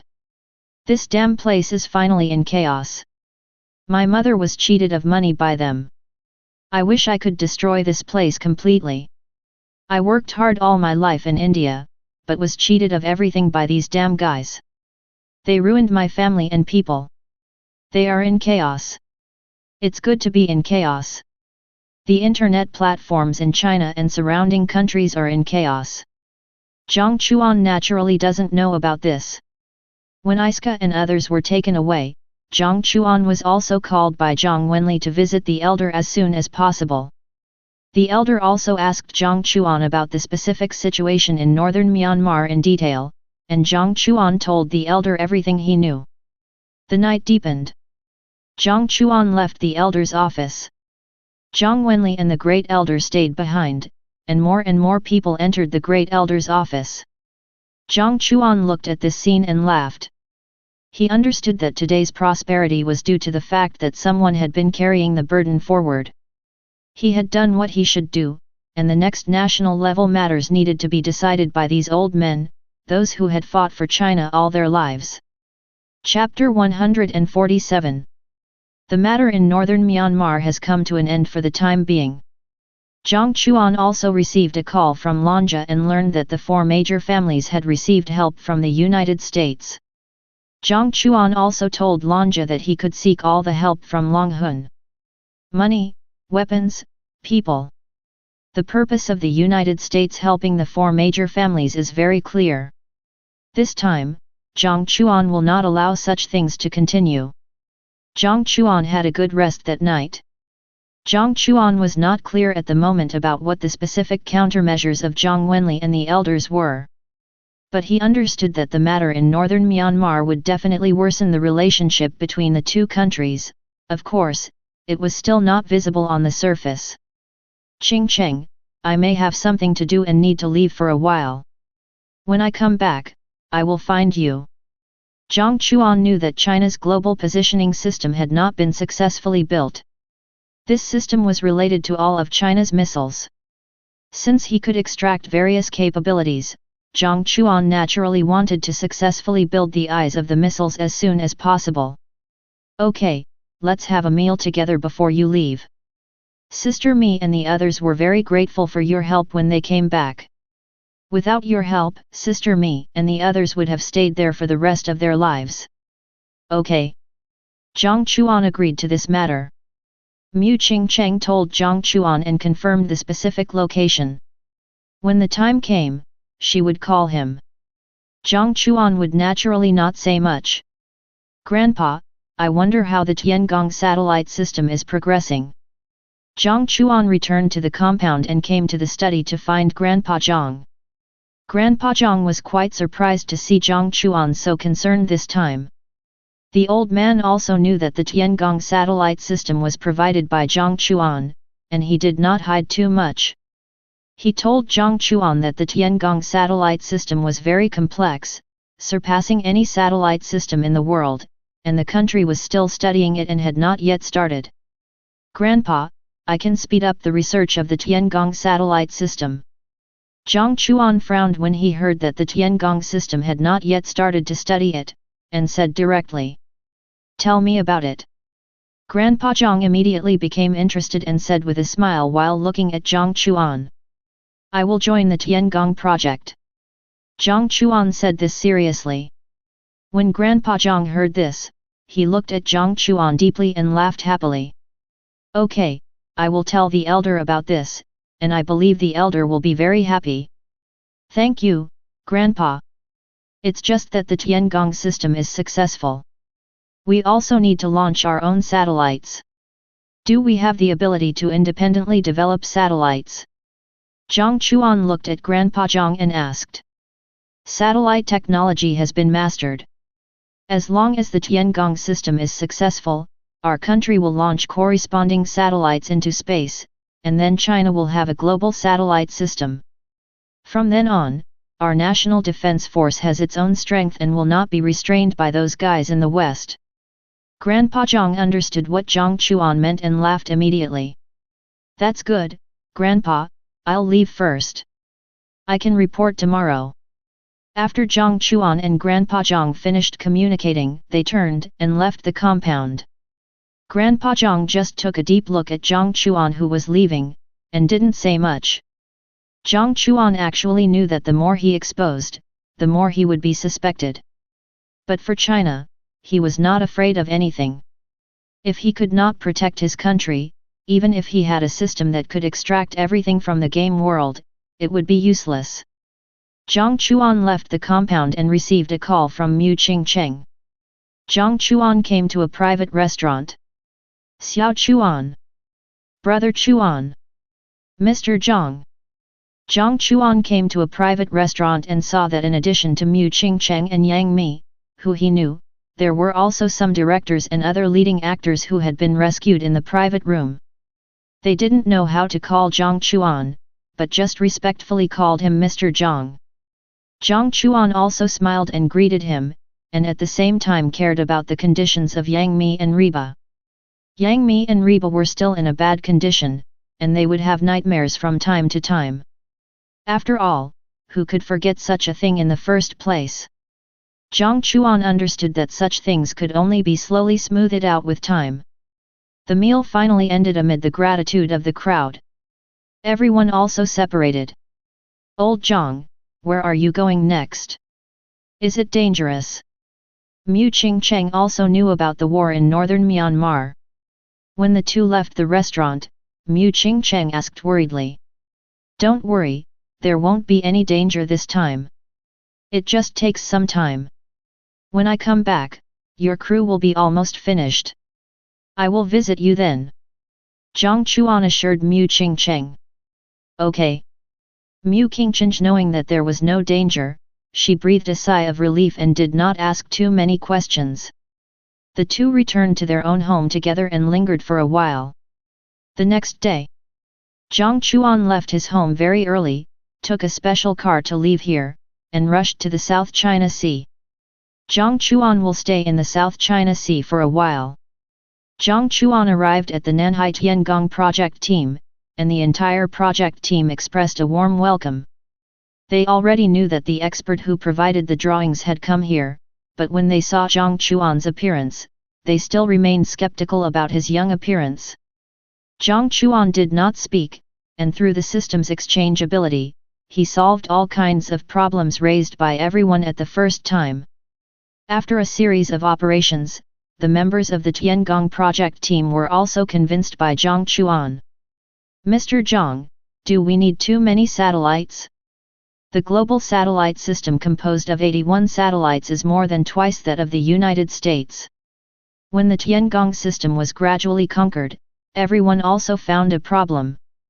In order for the Tiangong satellite system to operate normally, at least 81 satellites are needed, which shocked them so much that they raised doubts at the first time. "That's right. As long as we have the Tiangong satellite reminder, we can detect every corner of the Earth, and even the world outside the Earth," Jiang Chuan explained to them with a smile. The members of the project team heard Jiang Chuan's words. For his trust in him, no one said anything and continued to work. The needs of the Tiangong project team have also been highly valued by the country. When they learned that the Tiangong system needed 81 satellites, the national level was also shocked and verified the news as soon as possible. Jiang Chuan also came forward to explain the specific functions of the Tiangong satellite. The Tiangong satellite can not only detect every corner of the Earth, but also monitor the specific situation outside the Earth at all times. Jiang Chuan also contacted the elder, and he will donate a lot of materials for free to build the satellite. The elder learned about the specific functions of the Tiangong satellite and received the materials donated by Tianxia Group. He convened the highest meeting as soon as possible, and all members passed it and went all out to support the successful realization of the Tiangong plan. Chapter 148. 2 months passed in a flash. During these 2 months, the Tiangong project team worked overtime and finally completed the final manufacturing of Tiangong. Tiangong has taken the first step. Next, we only need to launch China's satellite into space, and the Tiangong satellite system will be a complete success. Finally succeeded. Mom, I have built the world's most powerful satellite system. Boss Zhang, do you think that countries around the world will use our satellite system in the future? After learning that the test was passed, the Tiangong project team shouted excitedly, like a group of children. Jiang Chuan also smiled happily and put one thing aside for the time being. Jiang Chuan also understood that the Tiangong project has not yet been truly successful. If the Tiangong project wants to be truly successful, it must wait until all the satellites made in China are projected into space, so the staff of the Tiangong project team can relax a little, but there is no way to relax too much. After the satellite is launched into space, they still have a lot of preparatory work to complete. Jiang Chuan gave each colleague a big red envelope and left the South China Sea base. He couldn't stay here forever, just like building a super aircraft carrier. He wanted to gain more abilities, so he needed to be active outside and get enough gratitude points, so that he could make China more prosperous and powerful. It's time to take a good rest for a while, and at the same time, I need to work hard to get gratitude points. Jiang Chuan looked at the terrible gratitude points in the game world and smiled bitterly. In the past 2 months, he basically didn't get any gratitude points. Sister Hong, I want to ask where Qing Cheng and the others are filming now. Jiang Chuan left the range of the South China Sea base, and his mobile phone also had a signal. He called Sister Hong and asked with a smile. His visit this time was also a surprise for Mu Qing Cheng. Xiao Chuan, don't you know where Qing Cheng is? Sister Hong asked with a puzzled look after receiving Jiang Chuan's call. Sister Hong, I haven't used my phone for a while. I know Qing Cheng is in the crew, but I don't know where Qing Cheng and the others are. I plan to visit them and give them a surprise. Jiang Chuan also explained to Sister Hong with a smile. So that's it. Qing Cheng and the others should still be in the desert. I don't know where they are exactly. Xiaok should know the exact location. You can ask Xiaok. Sister Hong heard this and understood it instantly, and said with a smile. Okay, thank you Sister Hong. After Jiang Chuan ended the call, he immediately contacted Xiaok. Xiaok's signal was intermittent, and Jiang Chuan also knew that the desert they were in was in western Xinjiang. At the same time, they were deep in the desert, where the signal was very poor and the environment was not particularly good. The crew members were very frugal with water, and they had to go to the city to buy food. Jiang Chuan knew about this and also knew what they were going to bring for this visit. Jiang Chuan took a plane to western Xinjiang. 5 or 6 hours later, Jiang Chuan arrived in Zhejiang smoothly. Jiang Chuan arrived in Zhejiang. It would take more than 10 hours to get to the location of the crew. Jiang Chuan was not in a hurry and rushed to the crew as soon as possible. Jiang Chuan stayed in the city for a day. He found a restaurant with a mobile dining car and directly contracted the food of the entire restaurant. He also found a mobile water truck and planned to invite the members of the entire crew to relax for a day and clean up their tired bodies. The next day, Jiang Chuan led a mobile dining car and a mobile water truck into the desert. Their team looked very large, like a businessman doing business. Rumble. Yellow sand appeared between heaven and earth. As they got closer and closer to the direction of the crew members also saw the yellow sand constantly approaching them. Director, are we encountering a sandstorm? Seeing the rolling yellow sand coming, the crew members were scared. They were in the desert at the moment, and the thing they feared most was encountering a sandstorm. Once they really encountered a sandstorm, it was very likely that the entire crew would be swallowed up. It can't be a sandstorm. The director dared to come to this place to shoot, so he naturally confirmed again and again that there would definitely be no sandstorm. It's a car. A lot of cars came. There are dining cars and water trucks inside. The crew members saw the convoy coming from the yellow sand, and after seeing the convoy, someone exclaimed loudly. Dining car. Water truck. Hearing this, the director looked in the direction of the yellow sand in surprise. Director, did you see that our scene is about to be finished? You specially invited a dining car and a water truck for us to have a good meal and relax. That's right, Director. We haven't taken a shower in this place for a long time, and the food we eat is also very ordinary. The crew members, including the actors, looked at the director and asked with a smile. The director smiled bitterly when he heard their words. He didn't say anything. He didn't know why these convoys came. The crew's funds were basically used to buy materials and pay the actors. How could it be so extravagant? Rumble. The mighty convoy soon came to the crew and stopped. At this moment, all the crew members' eyes fell on the convoy. When the convoy stopped, Jiang Chuan also got off one of the cars.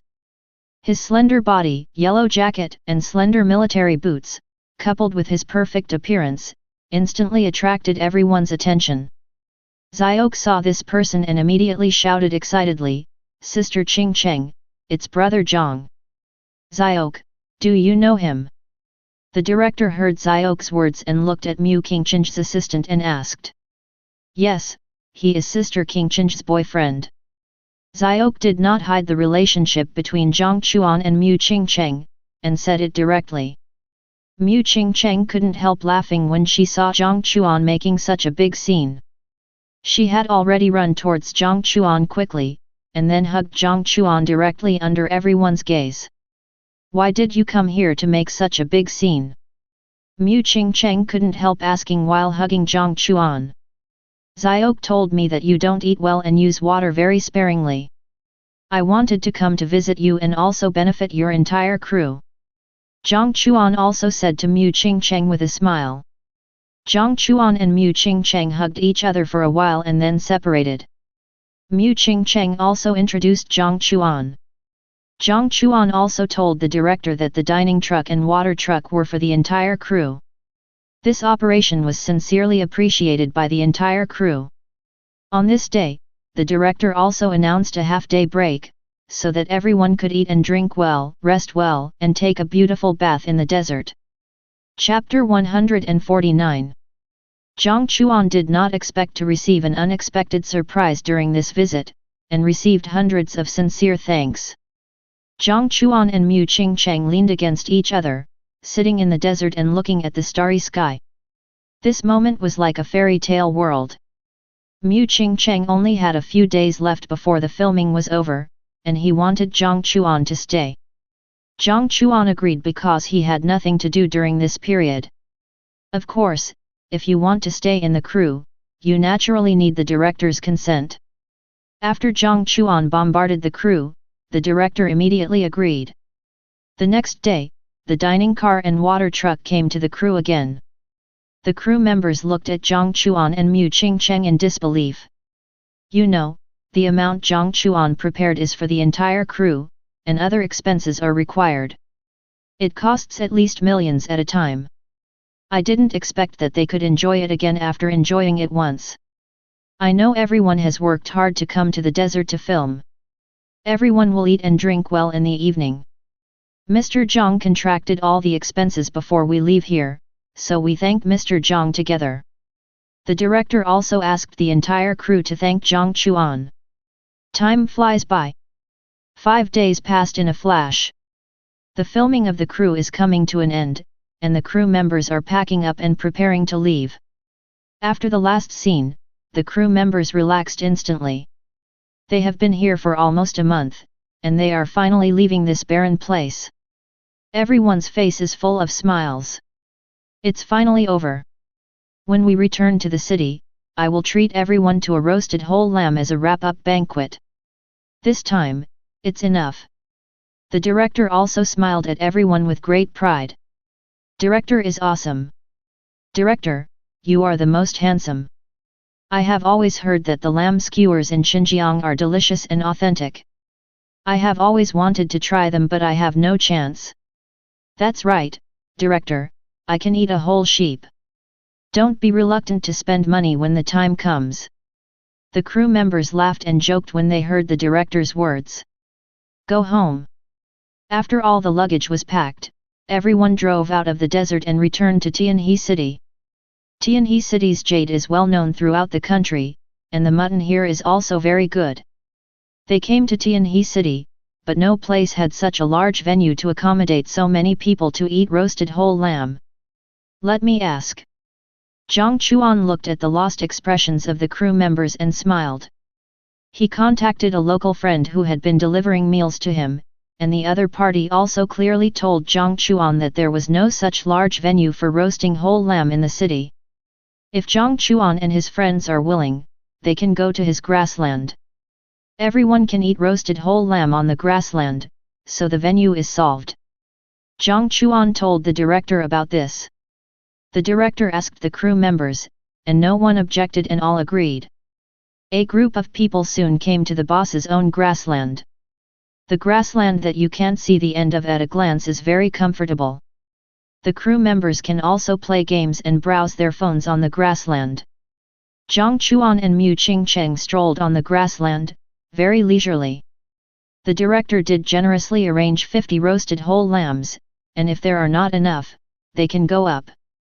The boss of the grassland knew that Jiang Chuan was a big customer, so he brought out the wine hidden in his house.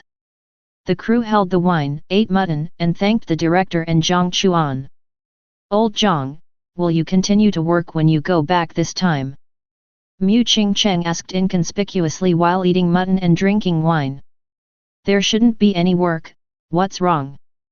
Jiang Chuan looked at Mu Qingcheng beside him and asked with a smile. I'm going to ask you to accompany me to the United States. One of my college friends went to the United States for employment. She now has an American husband and invites me to attend her wedding. I'm going to go there. Okay. Jiang Chuan smiled and agreed. When Mu Qingcheng heard that Jiang Chuan agreed to go to the United States without hesitation, the smile on her face became even brighter. Isn't this Director Jiang? Director Jiang, are you filming here?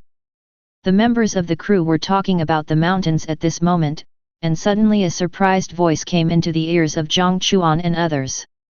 Then a young man with androgynous clothes and makeup, who couldn't tell whether he was a man or a woman, came out with a flower-picking finger.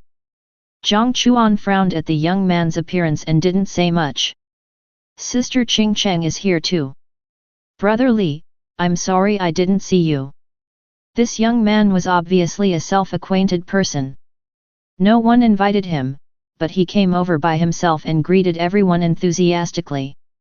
The director, Mu Qingcheng, and Li Tianwang looked at the young man who came over and didn't want to pay attention to him. Fang. Director Jiang, can I sit here? The young man just smiled, with anger hidden in his eyes. He did not show it, and sat directly next to Jiang Chuan. Sorry, I don't like people sitting next to me. Jiang Chuan smelled a pungent perfume on the young man, his face became uglier, and he spoke coldly. Who are you? Director Jiang, Brother Li, Sister Qingcheng didn't say anything. What qualifications do you have to speak? The young man heard Jiang Chuan's words, looked at him, and found that he didn't know him at all, so he mocked him directly. He has no right to sit here, and you have even less right to sit here.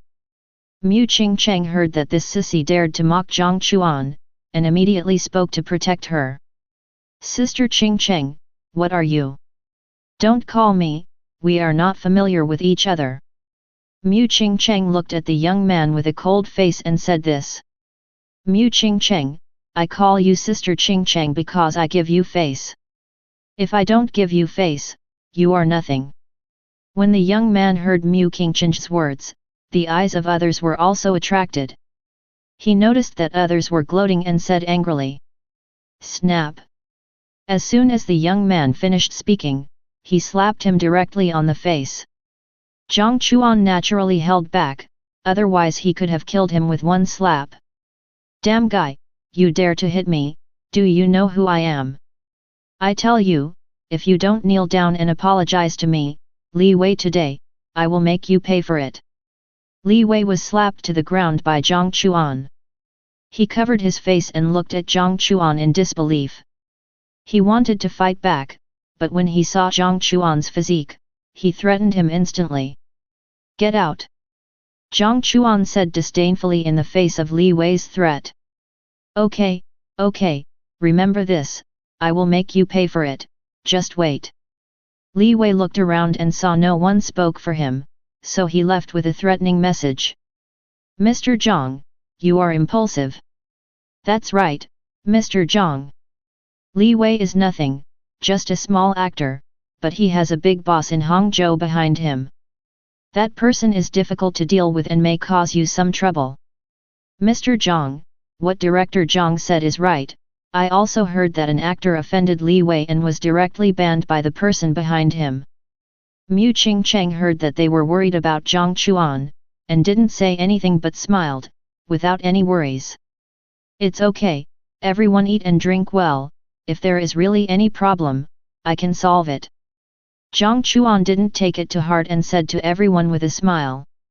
Chapter 150. Li Wei left here and rushed directly to the other side of the grassland.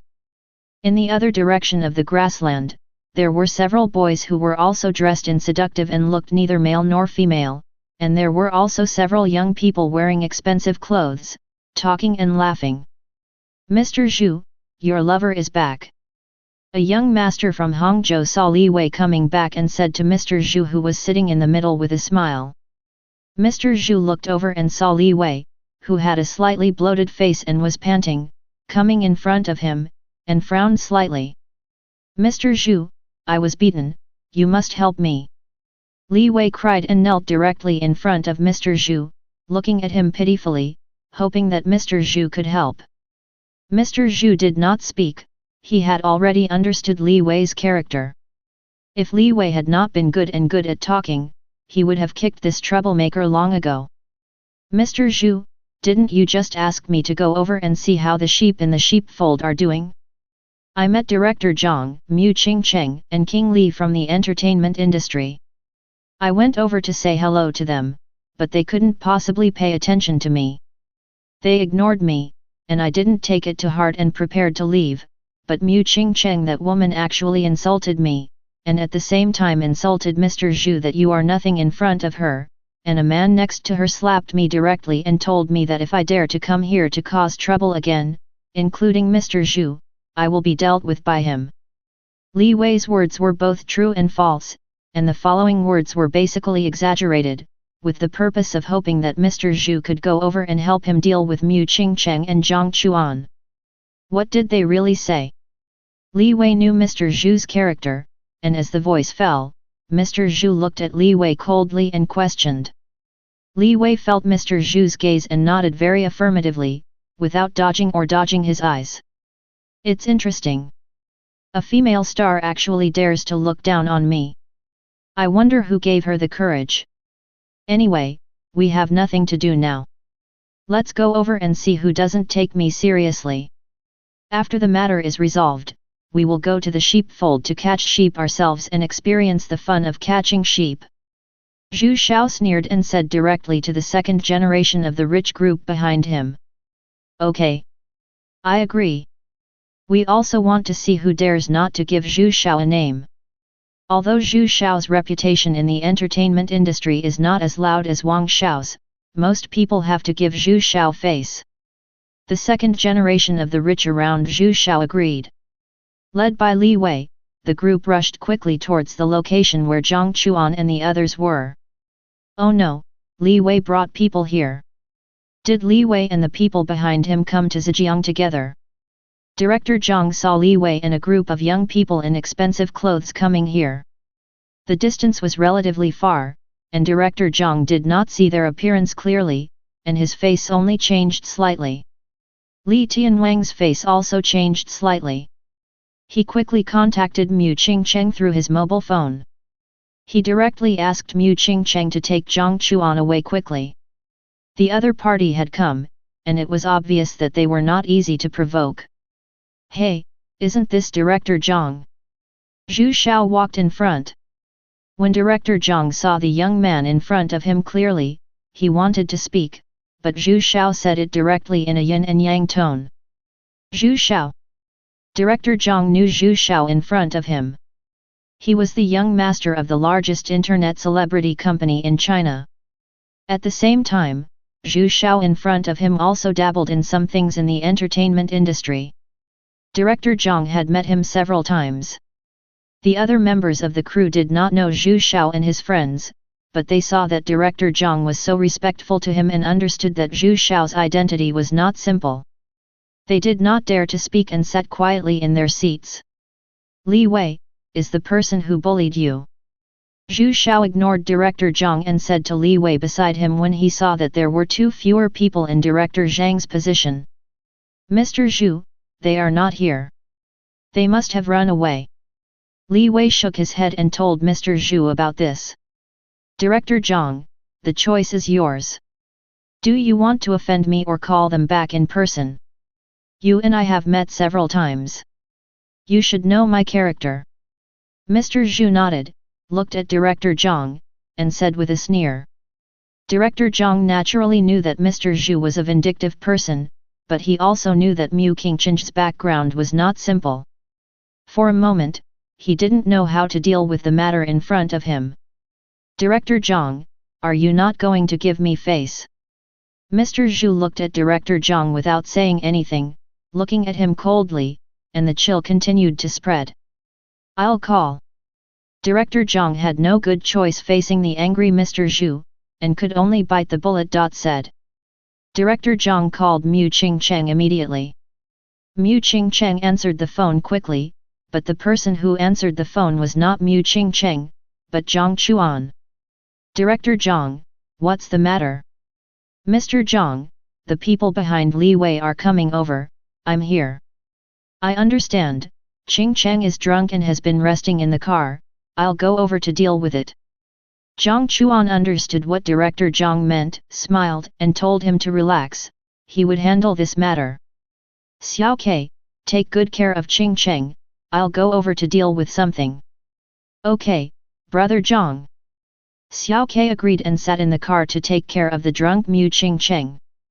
Mr. Zhu, they will be here soon. Director Jiang hung up the phone and said respectfully to Mr. Zhu. Mr. Zhu nodded with satisfaction and gave Director Jiang a sensible look. Director Jiang could only smile bitterly in his heart. Although he is a famous director in China, compared with these truly top second generations, he is nothing at all.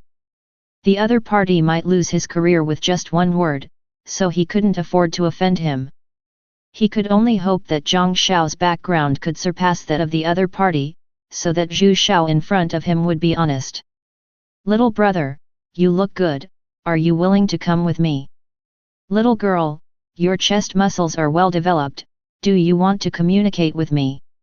The people around Zhu Xiao were idle, and they also looked at the members of the crew. They did not hide their purpose for the people they liked. Jiang Chuan also came here and saw that there were more than a dozen young people in the crew. He knew that these should be the guys who made trouble. Who of you is looking for me? Jiang Chuan walked over, looked at the group of young people calmly, and asked. When Li Wei saw Jiang Chuan coming and was about to start scolding, Zhu Xiao's eyes also fell on Jiang Chuan, with a look of shock and disbelief. Zhang Xiao, why are you here? Before Li Wei could speak, Zhu Xiao ran directly in front of Jiang Chuan and said this respectfully, without any arrogance. Who are you? I know you. Jiang Chuan looked at Zhu Xiao in front of him and asked doubtfully. At this moment, the rich second generation and Li Wei around Zhu Xiao were completely dumbfounded. Zhu Xiao's attitude and Jiang Chuan's doubtful tone proved that they had hit a wall this time. Director Zhang and King Li looked at this scene, and smiled, feeling relieved. Thank you for watching. Continue exploring the fascinating world of Chinese novels with us. Hit that subscribe button on Chinese Novel Audio Wave to stay updated with our latest stories. And never miss out on a great listen.